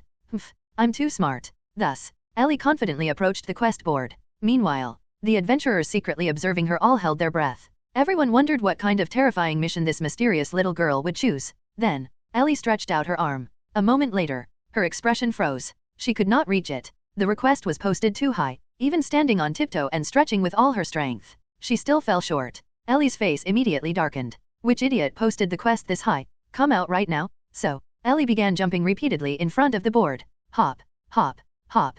Pfft. Someone finally burst out laughing. Don't laugh. Do you want to die? Why are you talking? You were laughing too. The surrounding adventurers desperately tried suppressing their laughter while watching Ellie repeatedly jump toward the board. Ellie immediately turned around with an angry stare. Instantly, everyone began whistling innocently or pretending to hold conversations. Nobody looked at her directly anymore. Ellie suspiciously turned back toward the board again. So close. Just a little closer. This time, Ellie prepared to jump seriously. If necessary, she would simply rip the entire quest down by force. Just as Ellie gathered strength, a hand suddenly reached over her head and effortlessly removed the request from the board. I saw it first. Give it back. Ellie immediately panicked and turned around furiously. Standing behind her was a male adventurer with a friendly smile. Give it back to me. At this moment, Ellie completely resembled a child whose favorite toy had been stolen. Unexpectedly, the adventurer immediately handed the quest paper to her honestly. Here, little sister. Ellie blinked. So he was helping her? Thank you. Ellie accepted the request politely. No, I should be the one thanking you. The adventurer smiled strangely before stepping aside. Ellie became confused. Why was he thanking her? Weird. Still, that did not matter right now. The important thing was the quest. Thus, Ellie confidently slapped the request paper onto the counter. I want to accept this mission. According to the usual RPG logic, the receptionist should now apologize and explain that Ellie's bronze rank was too low. Then Ellie could smoothly proceed into negotiation mode. Perfect plan. Why yes. I'll process it immediately. The receptionist hurriedly opened her notebook and began registering the quest. Ellie froze completely. Wait. Accepted? Just like that? No refusal? No warning? No, your level is too low? Nothing? Ellie stared blankly at the receptionist. At that moment, for the first time, she began wondering whether she accidentally picked a beginner tutorial quest instead. What should she do now? Ellie watched the receptionist rapidly writing something into a notebook before nervously looking up at her. Excuse me, how should I address you? Ellie. Just call me Ellie. Then, Ellie suddenly noticed something strange. The receptionist had been using honorifics toward her this entire time. That was weird. Why would a professional guild receptionist speak so respectfully to a little girl like her? No, that was not important right now. The important issue was, Ellie lowered her head and stared at the quest paper in her hands again. She still could not understand a single word written on it. Not one. Which meant, forget mission difficulty. She did not even know what the quest actually was. She had confidently pretended to study the board for ages before dramatically tearing this request down. And now she had absolutely no idea what she accepted. How was she supposed to explain this? Admit she was illiterate? That was way too embarrassing? Then, Ellie suddenly thought of something. Wait. The receptionist instantly froze. Why yes. I've reconsidered. Ellie crossed her arms seriously. This mission still seems too easy. Do you have anything more difficult? Perfect. This was the improved version of Ainz's strategy. If she guided the receptionist properly, the receptionist would naturally recommend another quest while also explaining things. Genius. Unfortunately, reality immediately crushed Ellie's expectations. This is already the most difficult quest currently available in the Adventurers Guild. It's normally restricted to mithril-ranked adventurers. There aren't any harder ones. Ellie froze again. So, she really did accidentally grab the hardest quest, which proved her earlier deduction had been completely correct. The reward was definitely huge. Enough money to travel to the Empire without question. The problem was, she still had no idea what the mission actually involved. Meanwhile, the receptionist was beginning to panic internally. Originally, she only needed to complete Ellie's registration and everything would be over. Instead, the terrifying little girl suddenly stopped the process midway and stood there silently staring at the quest paper. The receptionist genuinely had no idea what to do anymore, especially because, several days earlier, Guildmaster Ainz Ooal personally gathered every receptionist and gave strict orders. If this little girl appeared again, grant every request she makes. Do everything possible to recruit her into the guild. Absolutely do not offend her. After all, the psychological trauma left behind by the previous Everyone Kneel incident was still extremely fresh. And now, Guildmaster Ainz Ooal was not even present. What if she angered Ellie again? The surrounding adventurers were equally nervous. Everyone recognized the quest Ellie selected. It was a mithril-ranked extermination mission. Nobody doubted her ability anymore after witnessing what happened previously. However, now she was demanding something even harder. And the guild literally could not provide anything beyond this. Which meant, everyone immediately recalled the horrifying kneeling incident from before. The guild had once again disappointed her. Surely she was about to get angry again. Ellie lowered her head. Her voice became quieter, dangerously quieter. Almost every adventurer unconsciously prepared themselves mentally to kneel again. The receptionist had already secretly moved her chair aside so she would not smash her face against it when forcibly pressed to the ground. Could you? Ellie spoke softly. Everyone held their breath. Could you? Her voice became so faint it resembled a whisper from some terrifying demon king. Could you tell me what's written on this quest? I can't understand it. Silence. Complete silence filled the guild hall.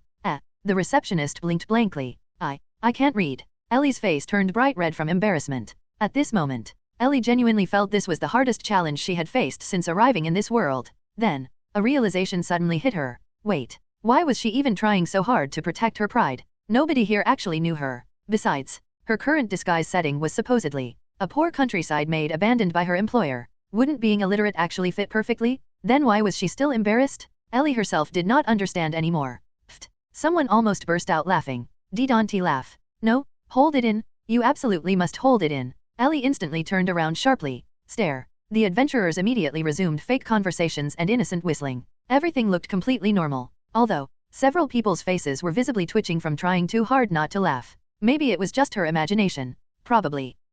So you mean, you can't read the contents of the request? The receptionist asked awkwardly. Why yes. Ellie nodded with a deeply embarrassed expression. The receptionist herself seemed unsure how to react. Ellie could practically hear her thoughts. You acted so confidently earlier despite not understanding anything? Embarrassing. Way too embarrassing. So, in desperation, Ellie immediately began fabricating excuses. Actually, I'm from the countryside. I was kicked out by my employer after making mistakes. I don't understand anything. I can't even read. The only thing I'm good at is fighting, so I thought becoming an adventurer might help me earn money. Ellie nervously explained herself. Even while repeatedly telling herself this did not matter, her body clearly disagreed. Because she was unbelievably nervous right now. I see. The receptionist finally relaxed slightly. Then she explained the mission. The request involves exterminating 2 giant stone poison lizards deep within the forest. They appear to have built a nest there and are preparing to reproduce. If left alone, they'll seriously damage the surrounding ecosystem. I understand. Ellie nodded seriously afterward. Although,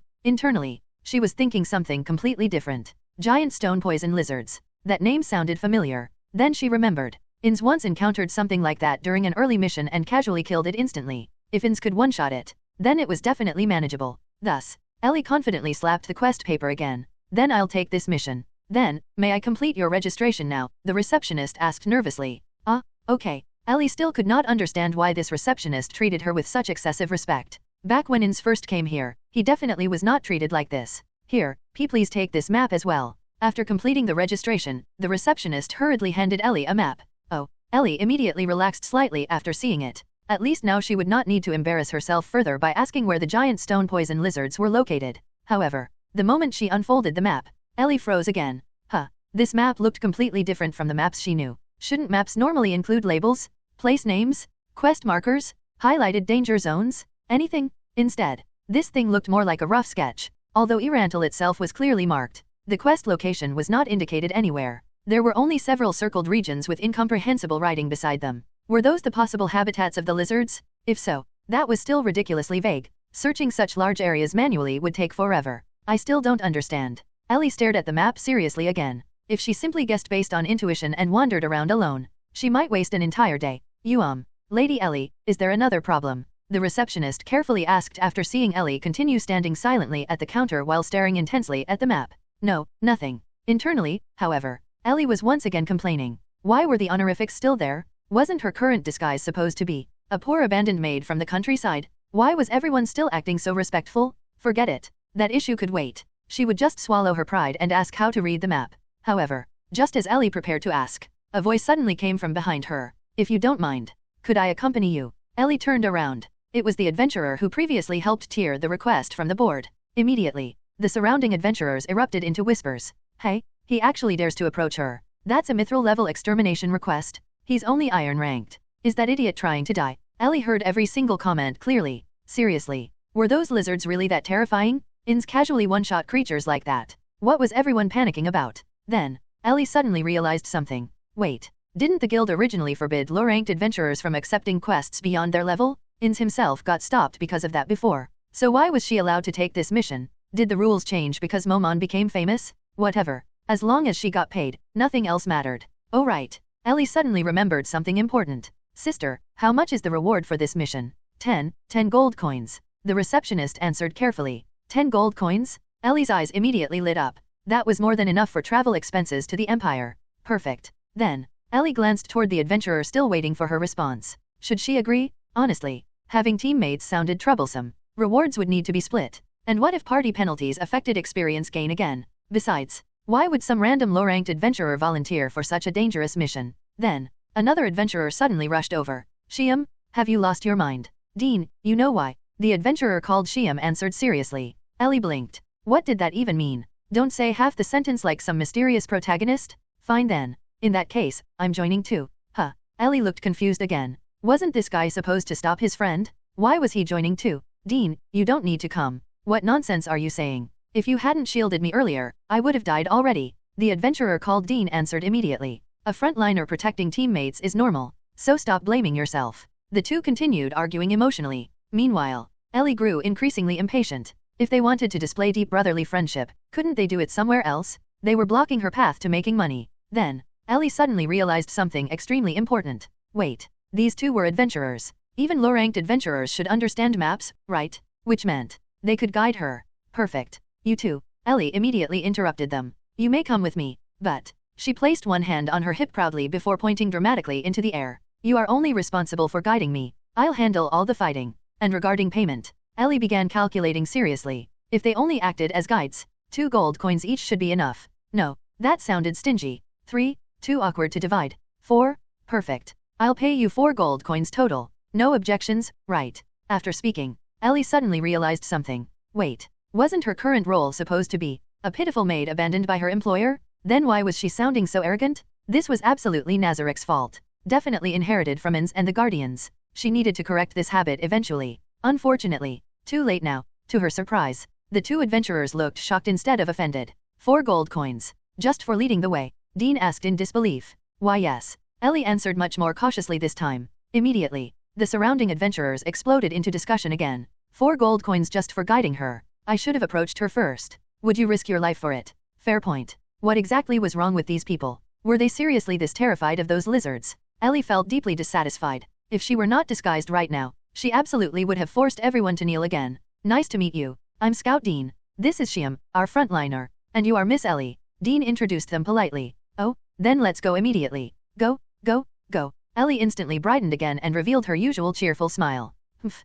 There was no point caring about adventurers terrified of monsters Ainz could casually one-shot. After watching Ellie happily leave together with Dean and Shiam, the entire Adventurers Guild collectively relaxed. Truthfully, nobody doubted Ellie's strength anymore. The real terrifying existence here was not the giant stone poison lizards. It was Ellie herself. First Momon appeared. Now this mysterious little girl arrived too. At this rate, Erantal was definitely becoming increasingly dangerous. I see, so the circled areas indicate danger zones. Ellie nodded seriously. At this moment, the adventurer Shiam was explaining the various symbols marked on the map. So then, where exactly are those lizards? That was the only thing Ellie actually cared about. The giant stone poison lizards should be somewhere around this region. Dean pointed toward another section of the map. There were sightings reported nearby not long ago, deep in the forest. Ellie frowned slightly. This forest is huge though. How are we supposed to find them? After all, Ellie had already identified Karn Village on the map earlier after asking for directions. Once she understood Karn Village's location, the surrounding geography became easier to interpret. Which also meant the lizard's territory was not particularly far from the area where Ellie previously massacred the mountain giants. Thinking about it carefully, Ellie immediately understood why dangerous monsters would gather around this region. Mare was currently modifying and expanding the forest area near Nazarick. Naturally stronger creatures would gradually migrate here. After hearing Ellie's complaint, Shiam and Dean exchanged helpless looks. There really was no quick solution. Well, since that was the case, Ellie decided she had no choice but to cheat a little. Although she originally wanted to avoid exposing too much strength before these natives, if she secretly used that ability, these two should not notice anything. In that case, let's enter the forest first. We'll think about the rest afterward. Ellie folded the map confidently. Break time over. Time to work. Miss Ellie. Dean suddenly looked toward the large object wrapped behind Ellie's back. What exactly are you carrying? Actually, both Dean and Shiam had been secretly curious about it the entire journey. After all, the scene itself was extremely strange. A tiny girl in an oversized maid outfit carrying an enormous unknown object nearly as tall as herself. Anyone would find that suspicious. This. Ellie lightly patted the wrapped weapon. This is the staff I inherited from Papa. I'm a magic caster. Technically, that was not even a lie. Ainz really did give it to her. A staff. You're a magic caster. Shiam's eyes widened. What shocked him was not the weapon. It was the phrase magic caster. After all, he had personally witnessed Ellie casually use what was likely 6th tier restoration magic. Normally only high-ranking priests could perform miracles like that. This is a staff. And I am a magic caster. Ellie emphasized proudly. She assumed they doubted the hammer-shaped staff. Meanwhile, Dean and Shiam were thinking something completely different. If Ellie truly was a magic caster, then her earlier healing abilities became even more absurd. Shiam, I think we're about to witness a miracle. Dean muttered while wiping cold sweat from his forehead. I think so too. Shiam nodded stiffly. What miracle? Ellie looked confused. Were 2 giant lizards really worth calling miraculous? Compared to Ainz taming Hamsook, this was nothing. After continuing forward for some time, the 3 finally arrived near the forest entrance. Doesn't the atmosphere around here feel strange? Dean suddenly lowered his voice nervously. There's this heavy feeling in the air. It almost feels oppressive. Yeah, nodded seriously. I've felt cold this entire time. And there's this unexplained fear, even though we haven't seen any enemies yet. Hearing this, Ellie silently apologized in her heart. Sorry. The reason for all this was because Ellie secretly activated level 1 Despair Aura. Since she weakened the intensity while expanding the range, every goblin and low-level monster nearby had already fled in terror long ago. Ellie's target was only the 2 giant lizards. She had no interest in wasting time fighting trash mobs. The moment they entered monster territory, Ellie already sensed multiple goblins hiding nearby. Although weak, they were still annoying, so she simply frightened them away instead. Fortunately, neither Dean nor Shiam suspected her. Good. Now that they entered the forest, she could probably deactivate the Despair Aura. Otherwise she might scare the lizards away too. Ellie carefully unfolded the map again. If Aura explained the skill correctly, this area should already fall within effective range. Then, Ellie silently apologized in advance to the local wildlife. Alright, let's begin. Big brothers, thank you for guiding me this far. Your work is finished now. You can rest here for a while. Ellie revealed a bright and innocent smile. Her plan was simple. First, use cuteness to lower their guard. Then, secretly activate her ability and force the lizards out. Shiam froze momentarily after seeing Ellie smile directly at him. His face immediately turned red. Success. TCH. Back when she was still human, Ellie used to laugh at girls who intentionally acted cute around men. And now, she was doing the exact same thing herself. How disgraceful. Still, the strategy worked incredibly well. Why you'll go alone? Shiam hurriedly asked worriedly. You might encounter monsters. I'll be fine. Ellie maintained her perfect smile. You 2 already worked hard escorting me here. You should rest. Oh, why yes. Dean also became visibly flustered after seeing Ellie smile at him. Seriously, this trick was absurdly effective against men. Then, both adventurers finally sat down nearby to rest. I'll head over there for a bit. Ellie casually made an excuse to leave. Immediately, Dean stood back up. Miss Ellie, I'll accompany you. Even near the forest edge there may still be monsters. And no need. Ellie immediately refused awkwardly. But what if you're ambushed? Dean persisted seriously. As a scout, he understood better than anyone how vulnerable magic casters normally were. Unfortunately, that logic only mattered when opponents actually existed. Currently, every nearby monster had already fled from Ellie's aura. There was literally nothing left capable of ambushing her. I'll really be fine. Ellie struggled trying to refuse politely. After all, Dean genuinely meant well. Then, Shiam suddenly smacked Dean's shoulder. Dean, read the atmosphere already. Dean froze. Then, his face turned bright red. I am sorry. Miss Ellie, please go ahead. We'll cover our ears.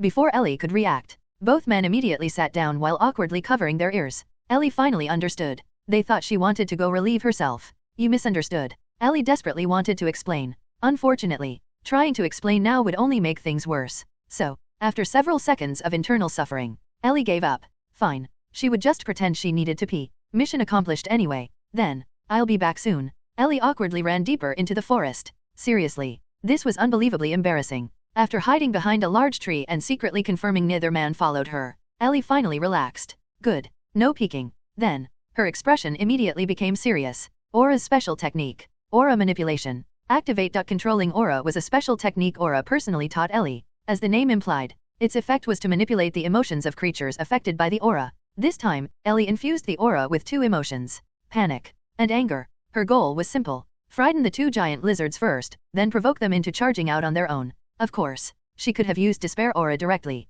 but that only scared enemies away. Where was the fun in that? Still, controlling aura had one annoying weakness. Its effective range was difficult to regulate precisely. That was why Ellie repeatedly checked the forest's boundaries earlier before activating it. Alright, let's begin. Ellie slowly inhaled deeply, then gently exhaled toward the forest. A pale purple aura drifted from her mouth like mist. Ugh, why does this look like I have horrible bad breath? Ellie silently complained inwardly. Okay, first emotion, panic. Now for the second one, anger. Ellie repeated the same action again. Afterward, she dusted off the leaves sticking to her maid outfit and calmly walked back as though nothing happened. Seeing Ellie return, Shiam and Dean finally uncovered their ears. Ellie felt exhausted just looking at them. Forget it. Mission accomplished. Almost immediately, the forest changed. Birds burst into the sky. Beasts fled wildly. Strange roars echoed continuously between the trees. Heavy footsteps shook the ground. Good. It worked. Now all she had to do was wait. At this moment, Shiam and Dean both noticed the abnormal situation inside the forest and immediately became tense.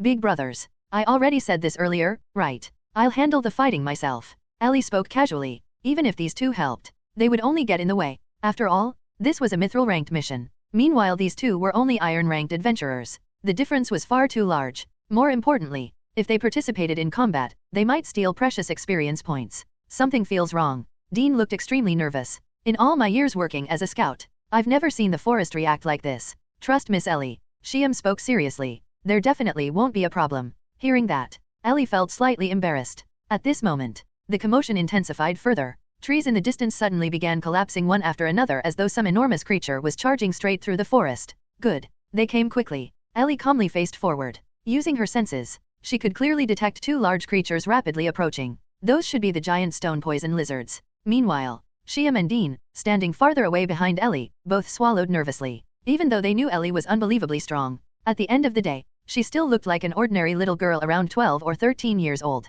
Watching someone like that face gigantic monsters alone felt completely absurd. But they also knew their own strength very well. Forget giant lizards. They probably could not even defeat a single ogre. Soon, Ellie no longer needed her senses. She could already see the monsters directly. To describe them, they looked like oversized green lizards. Very oversized. And, for some reason, they had 8 legs. Their bodies were roughly the size of small cars. Other than that, nothing particularly special. Seriously though, why 8 legs? What kind of bizarre design choice was that? Were monster designers trying to be fashionable? They looked disgusting. Ellie silently judged them. Alright then, time to deal with these giant reptiles. The question was, how? Earlier, Ellie already declared herself to be a magic caster. That meant she absolutely could not simply pull out a giant hammer and smash the monsters to death directly. That fighting style completely lacked magical elegance. So, magic it was. Which immediately created another problem. Ellie knew almost zero offensive magic. Damn it. She should not have bragged about being a magic caster. This was incredibly embarrassing.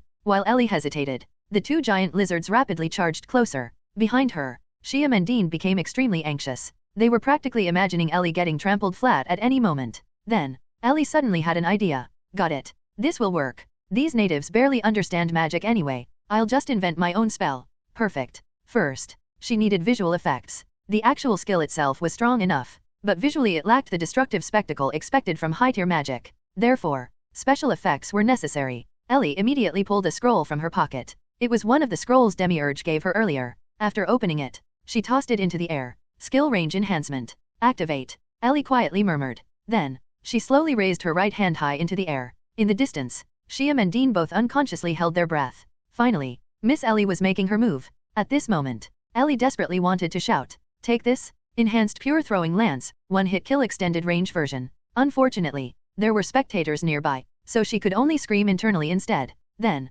Ellie swung her arm forward. A massively enlarged Pure Throwing Lance shot from her hand. A gigantic beam of white light exploded forward instantly, directly toward the two giant lizards. Shiam and Dean completely froze. The terrifying scene before them shattered their ability to think. Even worse, they nearly wet themselves. Why? Not only were the spectators terrified, even Ellie herself screamed internally in horror. She completely overdid it. Ellie never expected the enhancement scroll to amplify the attack to such an absurd extent. Normally, when she practiced with Pure Throwing Lance against stone statues, it only created holes around basketball size. After all, Shaltair's Pure Throwing Lance specialized in concentrated piercing power and speed. Its area of effect damage was normally extremely limited. That was why Ellie tried enhancing the range using the scroll. She only wanted it to look more like large-scale magic. She never imagined this would happen. The lance absolutely became larger. Far larger. Too large. The two giant lizards were instantly vaporized so completely that not even dust remained. That alone would have been fine. The real problem was, the forest behind them now contained an enormous trench carved straight through the middle as though sliced apart by divine judgment. And beyond the forest, the mountain itself now had a gigantic hole blown entirely through it. You could literally see the sky from the other side. Ellie began sweating profusely. This was bad. Very bad. How exactly was she supposed to explain a giant mountain-sized hole resembling a super-Saiyan energy blast? At this point, forget eyewitnesses. Even Nazarick and Irantal probably noticed the explosion. Is this truly Miss Ellie's magic? Dean stared blankly at the destroyed landscape. It really is. A miracle. Perhaps we truly encountered someone extraordinary.